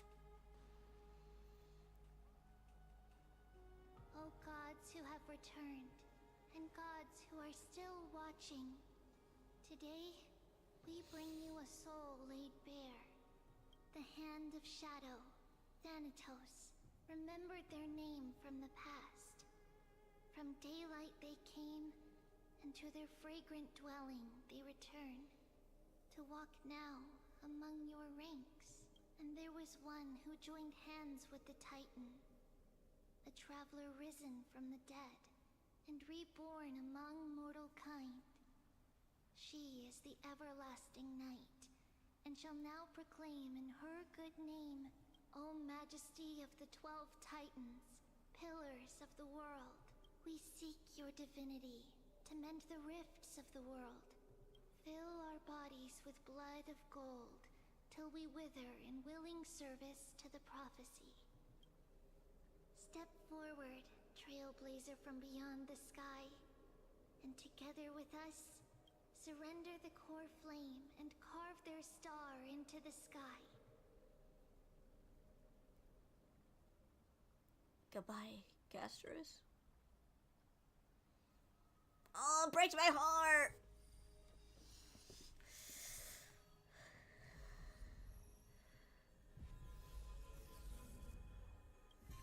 And we had to do this. Say goodbye and... A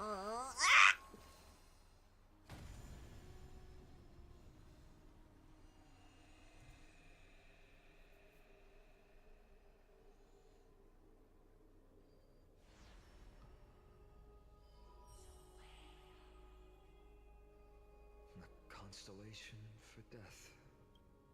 For life and death, to be more precise.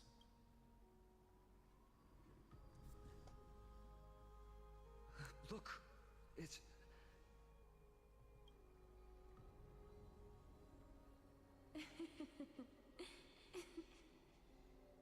Please come back.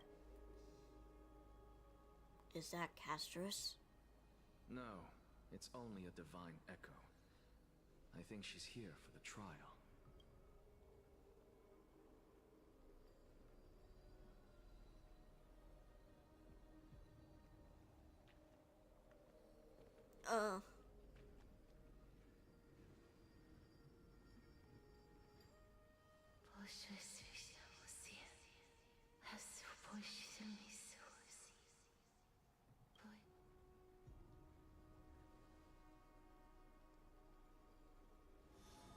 Wait.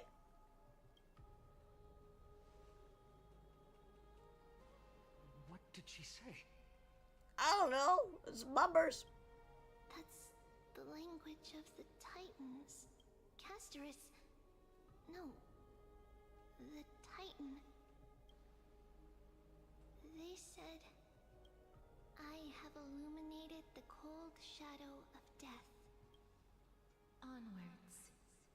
For your path to the future is bright and its flame eternal.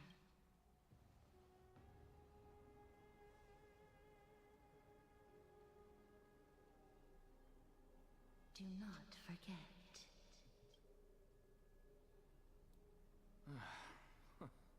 She made quite a scene. I suppose it's my turn now. I won't stop you. Professor, what's with that look? You were present. So, let's get this execution over with.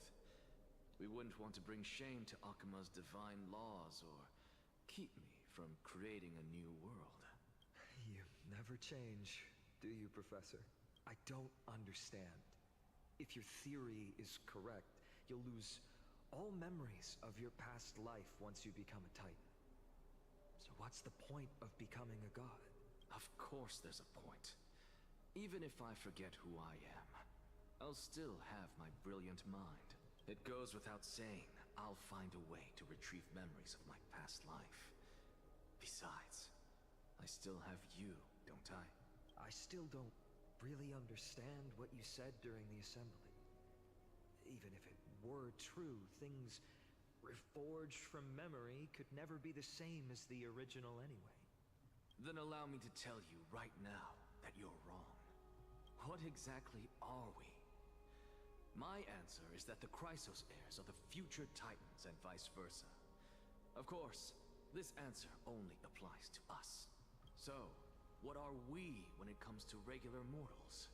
The very essence of the world, our souls, are tiny invisible seeds that hold records of each person's memories of the world.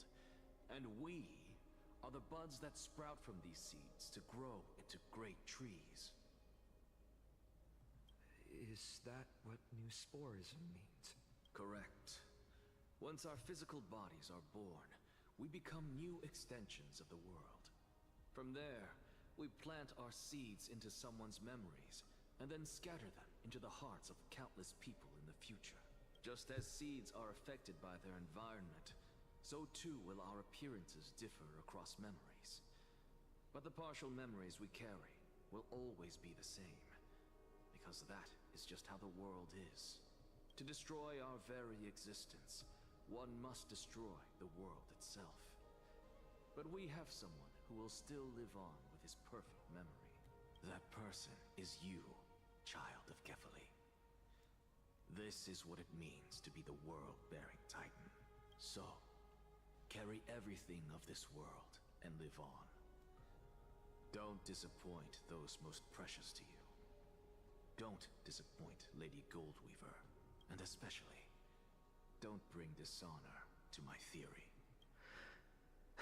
Anaxa, I swear to you, I'll lead everyone to our reunion in the new world. That is all I have to say. Farewell, everyone. May we meet again in the next life. Farewell, great performer. May Circes safeguard your thoughts. Salute him in the same way. May Cersei safeguard your flocks. Are you satisfied, Honorable Titan? Very. I hereby swear I have borne witness. Anaxagoras of the New Sporists and the Grove of Epiphany has successfully overcome the trial of reason. Thus, I shall confer upon you these words. You shall transcend the peaks of purity and return to corruption and hardship.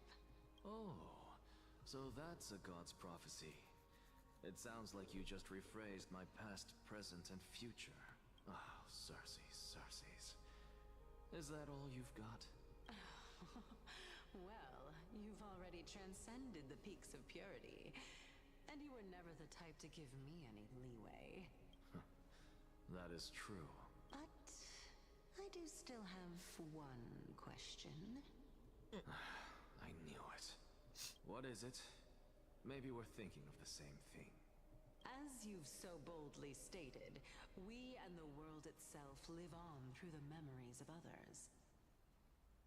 If that is the case, whose memories did the very first new spore sprout from? How should I know?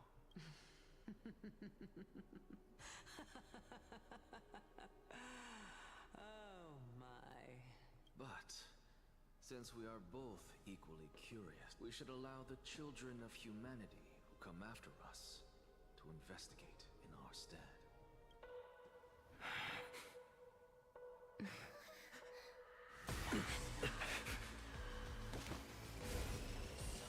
Rejoice, Cersei's.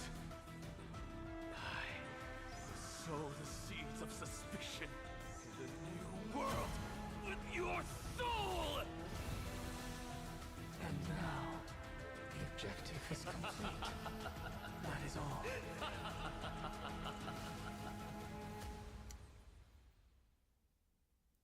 Okay.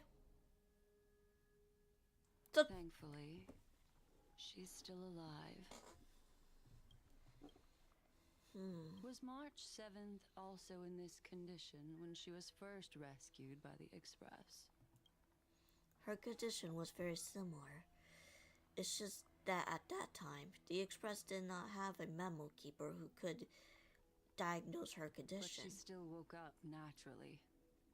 Looking on the bright side, that might happen this time as well. When March awakened from the ice, her memories were completely wiped clean. I want to prepare for the worst and prevent something like that from happening again. Could you share with your hypothesis? I do not have conclusive evidence, but judging by her current condition, perhaps March 7th's memories have been hijacked. Oh, hijacked? Think about it, Miss Himiko. What will happen when someone loses their ability to remember? I'm not a biologist, but I heard that there are a species of fish on Fonquay, I don't know how you pronounce that has the memory span of less than a second. It forgets anything that occurs in the very next instant. Perhaps something similar will happen? Unfortunately, short-term memory is an entirely different concept from the inability to remember. Perhaps it is difficult for you to imagine, but an individual who has lost their ability to remember turns into nothingness. Nothingness? The belief of the Garden is that everything in this universe can be interpreted through memories. This is the driving force behind the continuance of this path. The past is made up of memoria, while the future is a possibility that will eventually be converted to memoria. But the present, it doesn't really exist, and it's only an abstract expression. Therefore, when a person is affected by the path and loses their ability to remember, their physical form will also be affected. These ice crystals are a manifestation of that. Miss Black Swan, there is one thing I haven't looked into deeply until now. You guided us to Amphorius, but refused to tell us your true intention. Collecting memories is simply not a convincing answer. Is Miss Himiko suspicious of me? I mean no offense. I am merely speculating, but I appreciate your honesty if possible. In other words, now is the time for me to prove my innocence. That's not a problem, of course. The true reason behind my intentions is that Amphorius holds special significance. For some memo keepers of the garden with extremist views, it is a perfect example. Perfect example? A world that can only be seen through the garden's mirror means that memo keepers have the right to keep the world in their private collection. If those Pathstriders of Remembrance were to uncover the secrets of Amphorius first, they might unleash their wild ambitions and remodel more worlds into a similar form. So the reason you did everything you could to convince the Express to come to the Star Zone is just to uncover the secrets and foil the plans of these people? I chose to remain quiet before, because I did not want to involve you in the garden's internal conflicts. Remodeling a world is no easy feat. These extremists likely aren't just simple Pathstriders. Do they wield the power of emulators? You can be even bolder with your guesses. The people that I'm talking about, they aren't just individuals. They are an organization that has already attached itself to the pinky finger of Fu Li. Could they be the ones who hijacked March 7th's memories? I cannot be certain, but at the very least, they are capable of doing so. I am deeply sorry about what has happened to March 7th, but the deal that I propose still remains a fair one. Amphorius is still an excellent destination, and investigating further might allow us to uncover the truth behind the accident. Miss Himiko, the wisest choice right now is for us to continue cooperating. What's wrong? Let me take back a part of what I said just now, Miss Himiko. Although we indeed struck a deal, it seems like I have involved you in some unforeseen danger. Please accept my deepest apologies. Has something changed? It's Fu Li. Their gaze has just swept across Amphorius. Oh? Oh, how interesting.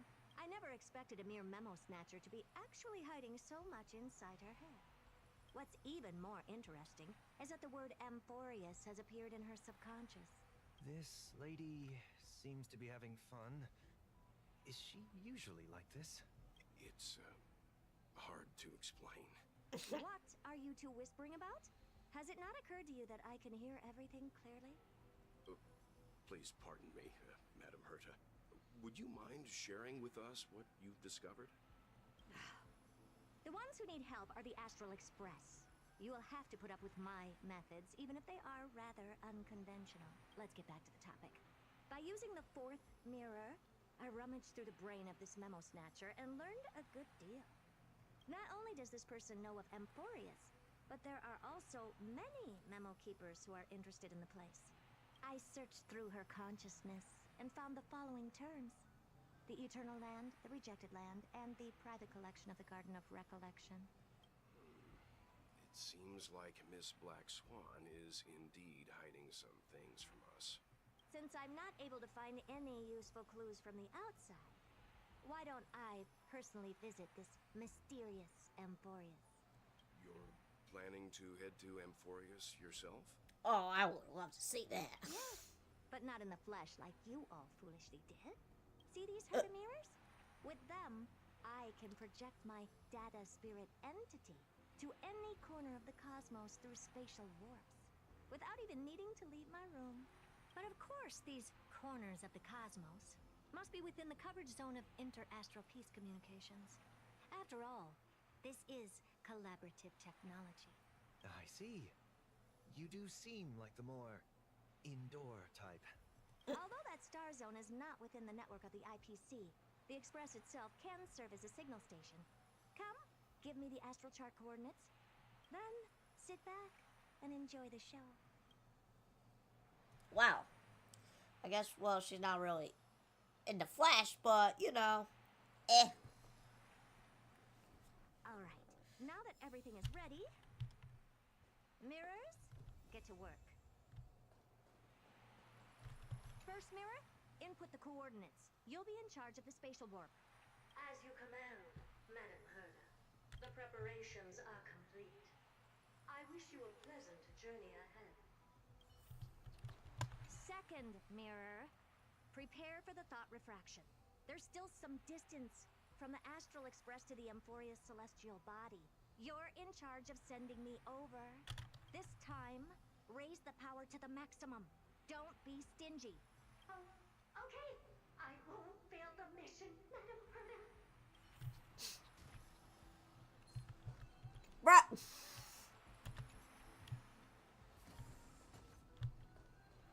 Third mirror, you're in charge of generating the data spirit entity. I'm happy to help, Madam Herda. What kind of appearance are you planning to use this time? Good question. Let me think. Forget it. Just use my own appearance. There's no one there that'll recognize me anyway. Maybe for us too. Oh, well, I guess we haven't really seen her in the flesh Fourth mirror, you'll be in charge of... as this, but... It seems like I have nothing for you. Just stand by and wait for orders. Ah, standing by again. That's so boring. Next time, can you count down from four instead?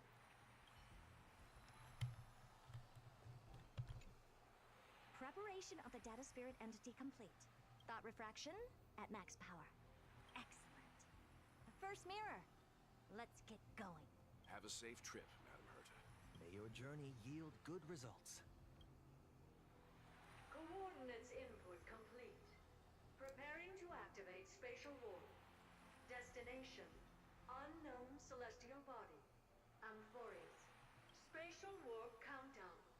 5, 4, 3, 2, 1.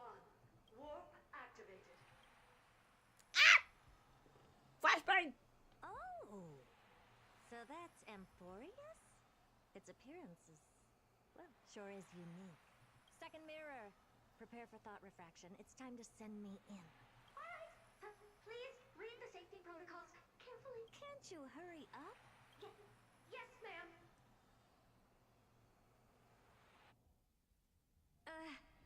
I didn't expect it to be so turbulent. I should have asked the second mirror to use slightly less power. What a magnificent sight.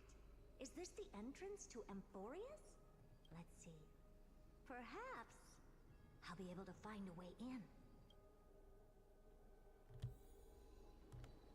What's this? A statue? It's ugly. I don't like it. What's this? How creepy. Oh, it moves? Who are you trying to scare? Oh, I finally found your traces. How esteemed must you be for the great Herda to come out personally? When we return, get ready to become free labor for the simulated universe for the rest of your lives. It's either a projection or a fake. There doesn't seem to be much to take note of. Now then, how am I going to get into Amphorius? Time to do a little hacking. Deepest apologies, esteemed lady. I'm afraid that you cannot proceed further. Who's there? Your visit, although not part of my calculations, is a pleasant surprise. It's a pity that the preparations are not yet in place to receive you with the hospitality that someone of your status deserves. Are you not going to answer my question? Who are you? I have many identities, and I'm going to have even more in the future. But if you just need a form of address, you can use my common alias, Lycurgus. Lygus. All right, Lygus. But you can't possibly think that I'm just asking for a name, can you? Regrettably, I do not have the authority to share more information. However, standards are always flexible. While not violating the ultimate agreement, I'm able to disclose this piece of information. As you thought, this is the entrance to Amphorius. Now, please, kindly turn back. Amphorius is not a world that you should be involved with, regardless of what kind of magnificent achievements you have accomplished. This place will not open its doors so easily. You seem to understand me very well. Then you should know that I have no reason to listen to you. Your reaction is completely within my calculations. Despite my long years as a watcher, it seems like my assessment of human nature still remains accurate. From you, I'm able to sense a beautiful desire for knowledge. But my answer remains unchanged. Madam, it is with the utmost goodwill that I suggest you return to where you came from. Let's assume for a second that I'm not so well-mannered, and that I insist on uncovering the secrets hidden behind you, Mr. Lygus. How do you plan to dispel this notion of mine? Within the scope of the ultimate agreement, there are 178,244 logic chains at my disposal to convince you. After filtering through them, I have determined that I only require 3 to attain the results that I desire. Oh? I'm all ears. First, for reasons that cannot be disclosed, Amphorius is a completely isolated celestial body. Apart from me, no one else will be able to help you enter. That's not a good argument. Second, if your plan is, as you've alluded to previously, to force me into cooperating by showing hostility, do know that, just like you, I have basked in the gaze of the erudition. I stake my honor, and assure you that, in the worst-case scenario, our mutual destruction will be inevitable. Oh? No wonder I couldn't find a back door. When I did a scan of our surroundings, the safety protocols on you are comparable to Screwy's. How interesting. I assume that you still wish to hear the third logic chain? Of course. Why wouldn't I? Third, even if you exhaust all your means and find a way to break through, you will surely give up once you understand the consequences of your actions. After all, throughout your long life, as much as you'd hate to admit, your conscience has played a crucial role. What a brazen robot. You think that you can actually understand me through your paltry calculations? But since you put it that way, why don't you tell me what these consequences will be? It concerns the third path that is entangled with Amphorius. A path that you and your friends still very much lack on the destruction. So, if you ignore my warnings and persist in your ways, you will break the shackles of a Lord Ravager. And when that happens, their fury will engulf the cosmos. Well then.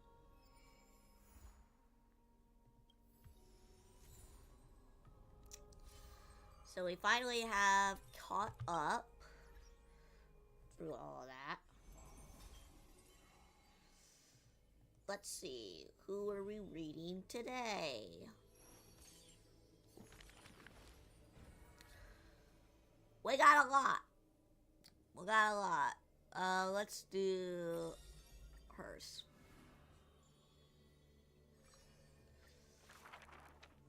Holy crap.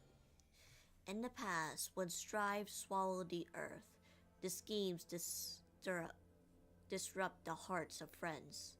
The maiden who was yet a weaver, and was wrapped in the cocoon most grand, untouched by the storm sweeping through the land. She spent her youth in a palace of romance, surrounded by treasures, even maids beautiful beyond belief. Yeah, I should probably put these away for a second so that you guys can see. Often bathing in the praise of admiration of wealthy nobles. Till where warfare sets the threads aflame, and the devoted praying priest was slaughtered before the altar, the family adored by the parish before their courtyards, and the blood of the maidservants dyed her golden mantle red. The golden threads covering her eyes snapped, and the concealed truth finally appeared Before a firsthand. strong wind, a weak nobility cannot stand. In the long, endless war, the Gold Weaver family was scattered by the sword, and the legacy of the romance became a tragedy. She had a broken mansion and an empty house. The nobles who once loved her, none now willing to help her. All the romance, talent, pure rage, and beauty. What use are they in a disaster? As she covered her eyes in melancholy, the maidservant pushed up. Would you like to pick up the shuttle again and weave for me? Pushed the broken loom to her earnestly.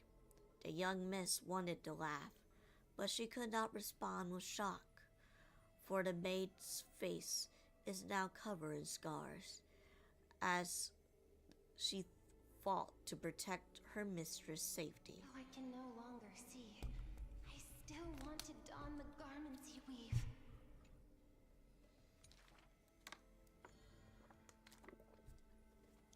And yet, when she heard this, the desire to weave overcame her fears. Therefore, in broken shadows of a house, the loom of romance moved once more. The garments were exchanged for copious gold, buying back her renown old. Yet besides the mistress most noble, there was always a blind maid in tow, dressed in luxurious unfitting. As the weaver attended banquets, the praise, Lady must be Nestia in the flesh. but her hearts were joined. Produced by a maidservant, so unsightly. The maidservants apologized in embarrassment, lowering her head. I have brought you shame. Yet her mistress brought her to the middle of the ball, having her garbed in the latest dress as the model. She now knew that the praise and ridicule were both untrue, and that the romance cared not for beauty of the face. The golden threads of the gods exist only within. She is no longer that helpless girl. She already carries the god's authority to walk the hero's route, and she still cannot hold back the calamity of strife. The unsightly maidservant blocked the daggered aim at the mistress' soul, and blood once again dyed red something she wove. That was the last time in her life the maid's face she clearly beheld. Belay. When sewing the death's road, she could not control how her fingers shook, often pricked by the needle sharp and acute. Thus the pristine white cloth wept in tears of blood and gloom. And when the day of the funeral came, she saw the commoners' endless graves, the nobles dressed in silk, frolicking in the groves, and sadness overwhelmed her in droves. Is this the destiny unleashed for the acting of chasing God's core flames? She kneels before the divine divine statues, and prays to Nestia of romance. I don't remember how to pronounce that name. To look at the garments soaked in blood from the war of Why are those flames that of appear war. so fair in fact, ugly in truth? Why do faces unsightly contain souls cut from noble cloth? Why can the blind see the light? And why do those with eyes only see night? The dying god remained silent. If you no longer have the power to see, then with my destiny, She grabs the burning core flame. I'll exchange for eyes that can see everything. Warm liquid flows from her eyes that now see all. In that instant, she made sure she saw the manifestation of beauty.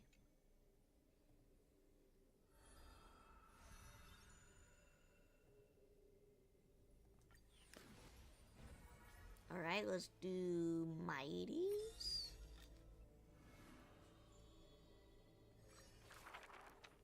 To die for glory is not eternal sleep.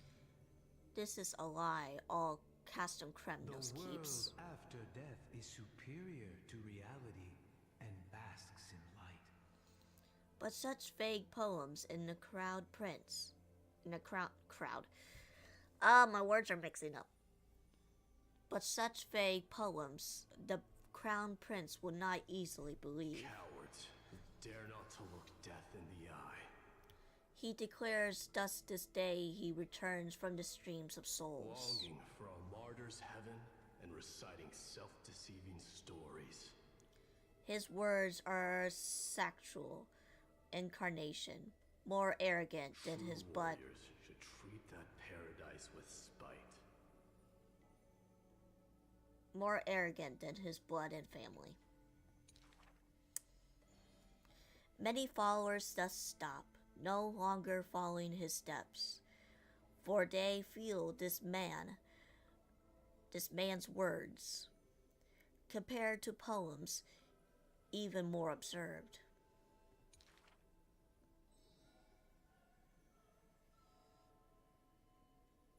Nothing.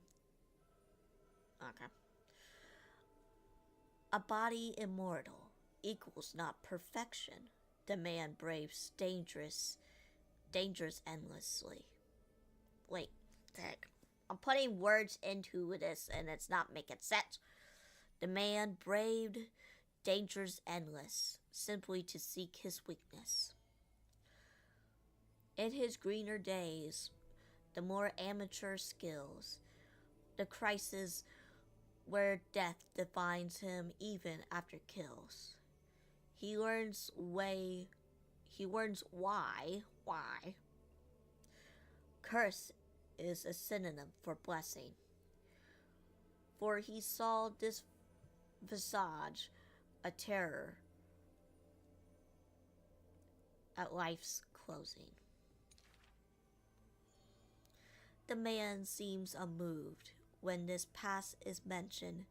Having braved death 9 times, he knows who was once lacking, now excels above everyone else still rising. Yet, when asked if he was still as ticklish as he was a child, he does not answer. What?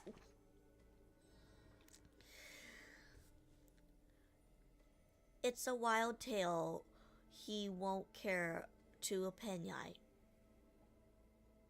Opine. I never seen this word before. Opine, I guess. It's a wild tale. He won't care to opine. Opine. I don't know. It's said that Castorice Kremnos has secret divine, through which the king's power has passed a one-man army by strength in their bloodline. Therefore, a traitor who does not inherit the throne is a king most infirm. As the protagonist hears these words, he refutes not, but openly responds, are not rumors unfound. But will they matter if my deeds eclipse those of all other kings, achieving glory beyond? Never turning back in war, he seizes all our glory. That rumor in the war camp of fury often casts a shadow on the man's heart, indestructible in fury. When campaigns become mirrored in terror, he sends his army to a place safe and secure. Yet alone, he does not. Oh my god. Yet alone he goes to fight, knowing death cannot touch him near. The Kremnonian detachment who follows him in livery all died in bed, devoid of glory. Sorry about that. They have their share of grudges upon death, but the man has no regret, none necessary. Your glory lies not in death, but in my hands. The dust settles, the strife calms.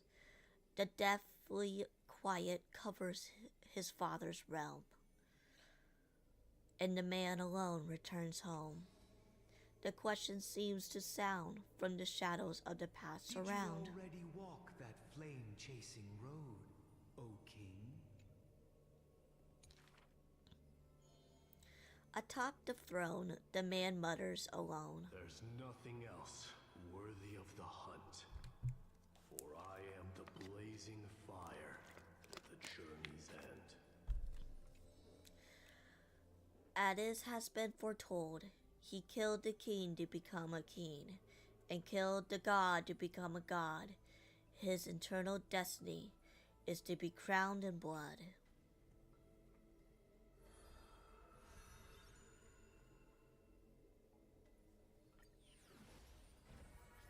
Let's do Castorice.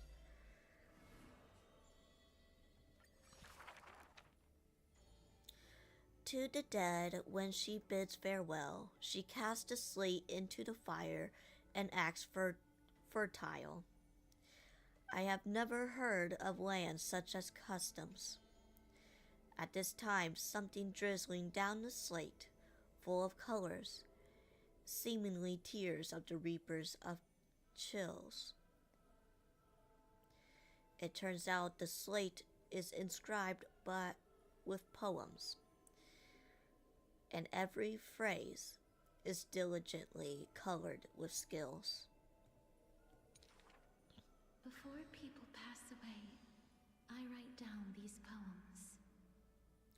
That is the limit of the girl's answer, and she only responds with silence for requests to read these poems. As time goes, she finally opens the petal-filled heart, and the reason behind her My poems are recruitment. still too green. Not worthy to be art. And the reason behind her recusance,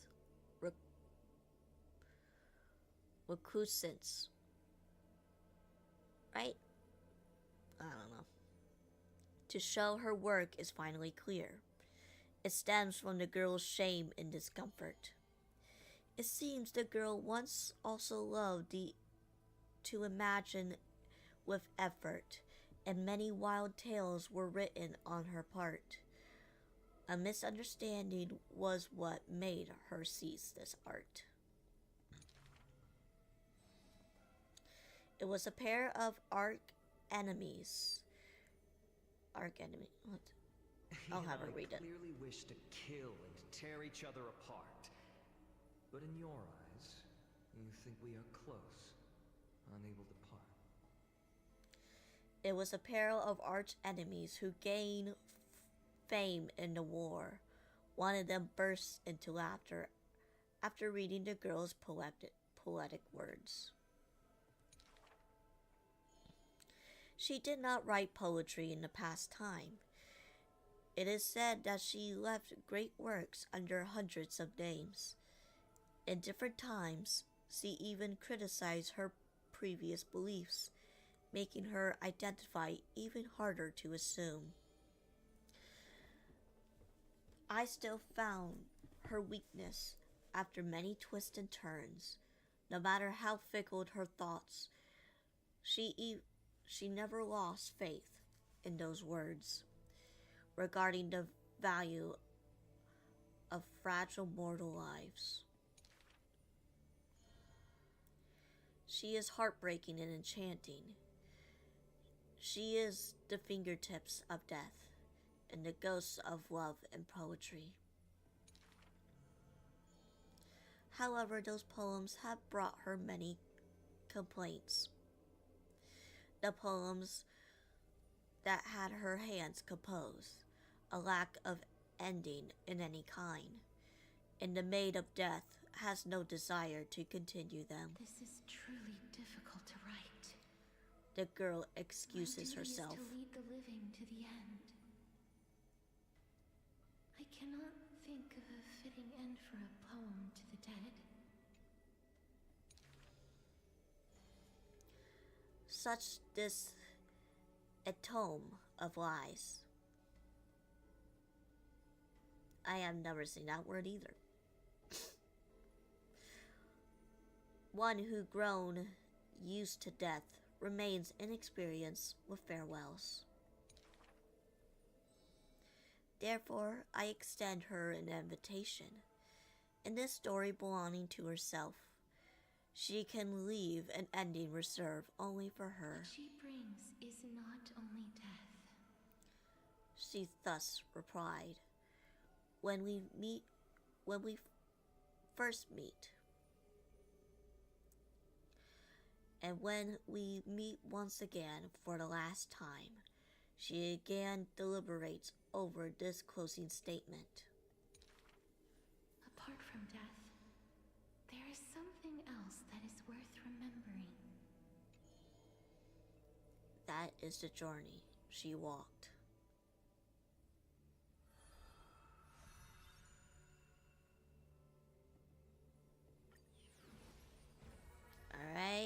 let's do a next.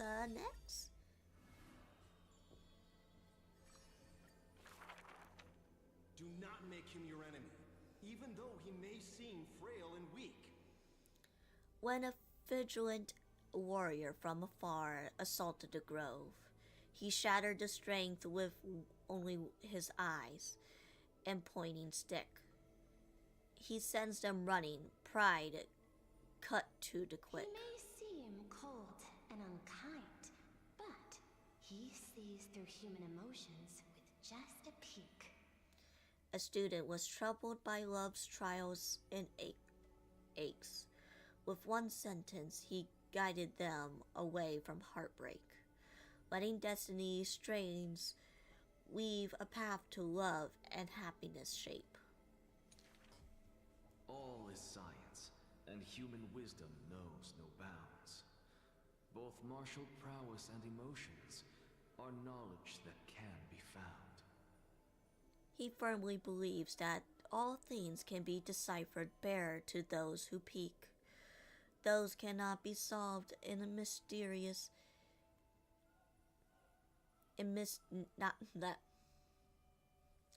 Those cannot be solved are not mysteries infinite, but only questions waiting to be answered, not obstacles bleaked. For those who only protect themselves, the world cannot see their intentions.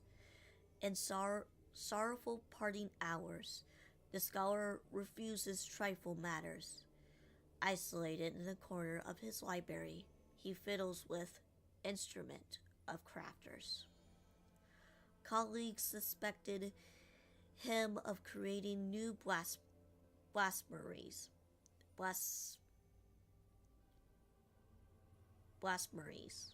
I'm saying that right? Right? I don't know. While students believe him to be making new miracles of mastery, the curious one gaze through the windows behold, seeing a small wooden bird on the table wobbling in comfort, swaying in the scholar's hand, an endeavor cohort. I ask him, seeking his motive of his effort, but the scholar refuses so quickly to retort. What? I was reading the first and second line at the same time. But the scholar usually was so quick to retort, refused to answer, seemingly coming up short. Creatures that through his hands pass, all changes their functions, invoking wonder peerless. He once removed his hat as others witness, then walks over to the hat over water. No, then he walks on to the hat over water with success. There we go. They also saw him light a flare, fearless, instead creating chilling cold air, not so harmless. That bird once a toy is now his messenger, or perhaps still a toy. That is a magic trick for his success. Nothing in this world is ever born fixed. In one of his teachings that he will profess. The far-seeing must be far in thought. His teachings are like prophetic delight. Prophetic? Ugh. I don't care. Anyways, moving on. Yet he proposed prophecies with all his might. It's a time he refrains from looking back on, traveling all lands, chasing prophecies, trying to prove the priest's words were not unchangeable foresight. Countless times he exhausts his crafty slights. Wanting to rescue the doom and resurrect Whites. Slights. Whites. Pretty sure I'm saying that right. Wanting to shame the prophesized heroes of magic and might. Wanting to sway promise villains to course more upright. Perhaps fate could not guess his goals, but it could trample over his plans overnight. But the end, all he challenged flicker out, but he persists still in endless flight. His ambitions are too lofty, and so failure follows him never too softly. Through moments of defeat, felt increasingly common, the scholars learn one thing he never forgotten. Respond to defeat with a smile halt. Not from optimism nor from the depth of the heart. This misfortune's severity. The laughter oozes with self-mockery, but it is also full of different emotion. If this road is easy to walk, then future generations will not praise my name in piety, says his ambition. Alright, we got one more to go, and that is the new character, Cypher.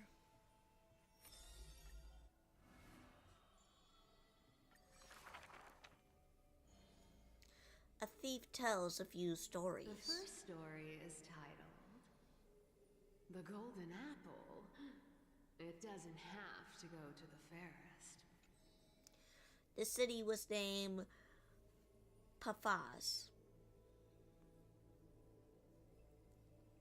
where the gold light amnestia shines. The gold apple tree sits in the middle city. The city's middle. The golden apple tree sits in the city's middle. Okay. Yes. Only the pharaohs can pluck its apples. The beauty pageant begins on time as the fair ones stretch their supple arms, trying to pluck the fruit above their head. Yet every time the apple comes to reach, a breeze blows the fruit away without a trace. The audience in displeasure disbands, with only one girl left standing there, her features bland. Yet to her surprise she finds her arms full of golden fruits, a harvest grand. The second story is titled Trying to Argue? Don't trick yourself, please. That city is named Adelia, where Circe's roots vary deep and wide. The sophisticated scholar holds the tortoise aloof, but his theories, common sense bereft.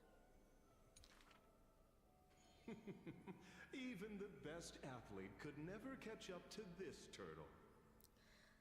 None can overturn him in arguments, and he obtains the champion's crown in Mermet. Yet as he's about to leave, a wind blows the turtle in front of him, and behold, the paradox becomes truth. To carry up the turtle, an entire day and night he spends. The third story I will tell is titled A Competition in Trickery. Who do you think is the Grandmaster? That city is named Dolos, where even Zagreus was once tricked. The king promised to reward the perfect lie, wishing to create the deceit of the Titan, his grand feat. I think the In truth, we are all already dead. The liars take turns in the challenge, but no one pleased the king. We'll see if they say this. Zagreus can only tell lies, and I am Zagreus. With a gust of wind, the girl emerges before the king's face, and when she leaves, she already has the king's promised gold in a pouch. The others are curious as what to the lie she raised. The fourth story is called You Like Money. Good. But you must pay the price. That is the city called Mythius. Please give me the power to turn anything into gold. Oh, these are actually fables. Okay. Where the sea breeze intoxicate the people with delight. A wealthy pen pincher prays to the Titan. With a breeze, the rock has his hand turned to gold, but his joy is fleeting to behold.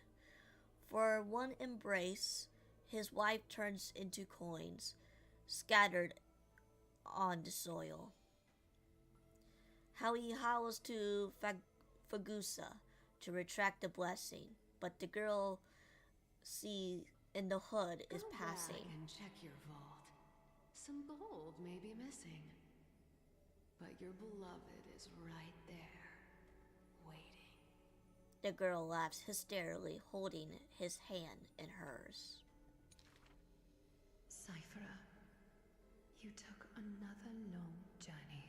And we want to hear your fun stories!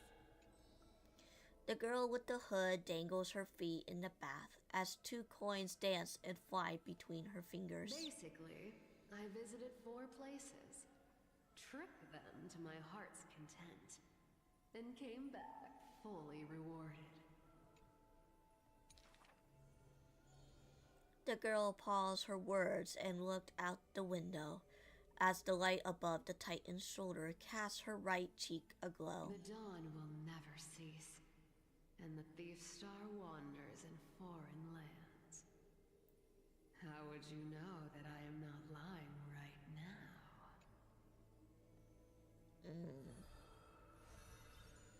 That's pretty interesting. Her little stories are actually like fables and stuff.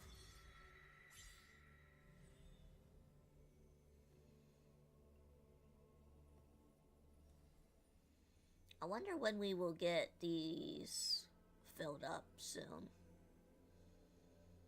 I don't know. Guess we'll see.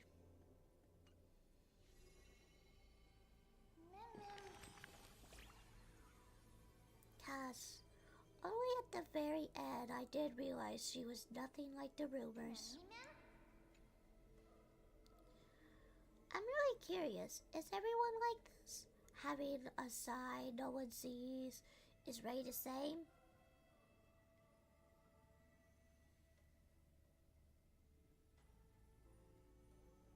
I'm curious about your hidden side. I only been just born. Relax.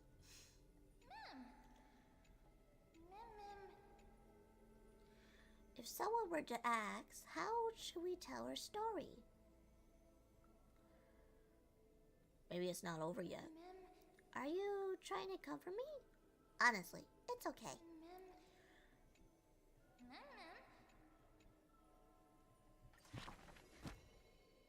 Alright. That's all of that, and all of that.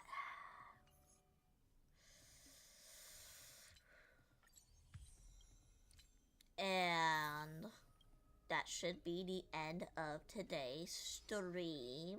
Yes. Oh boy, wasn't that just a long...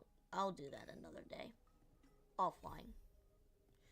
I don't think it's too important to go over there right now, but...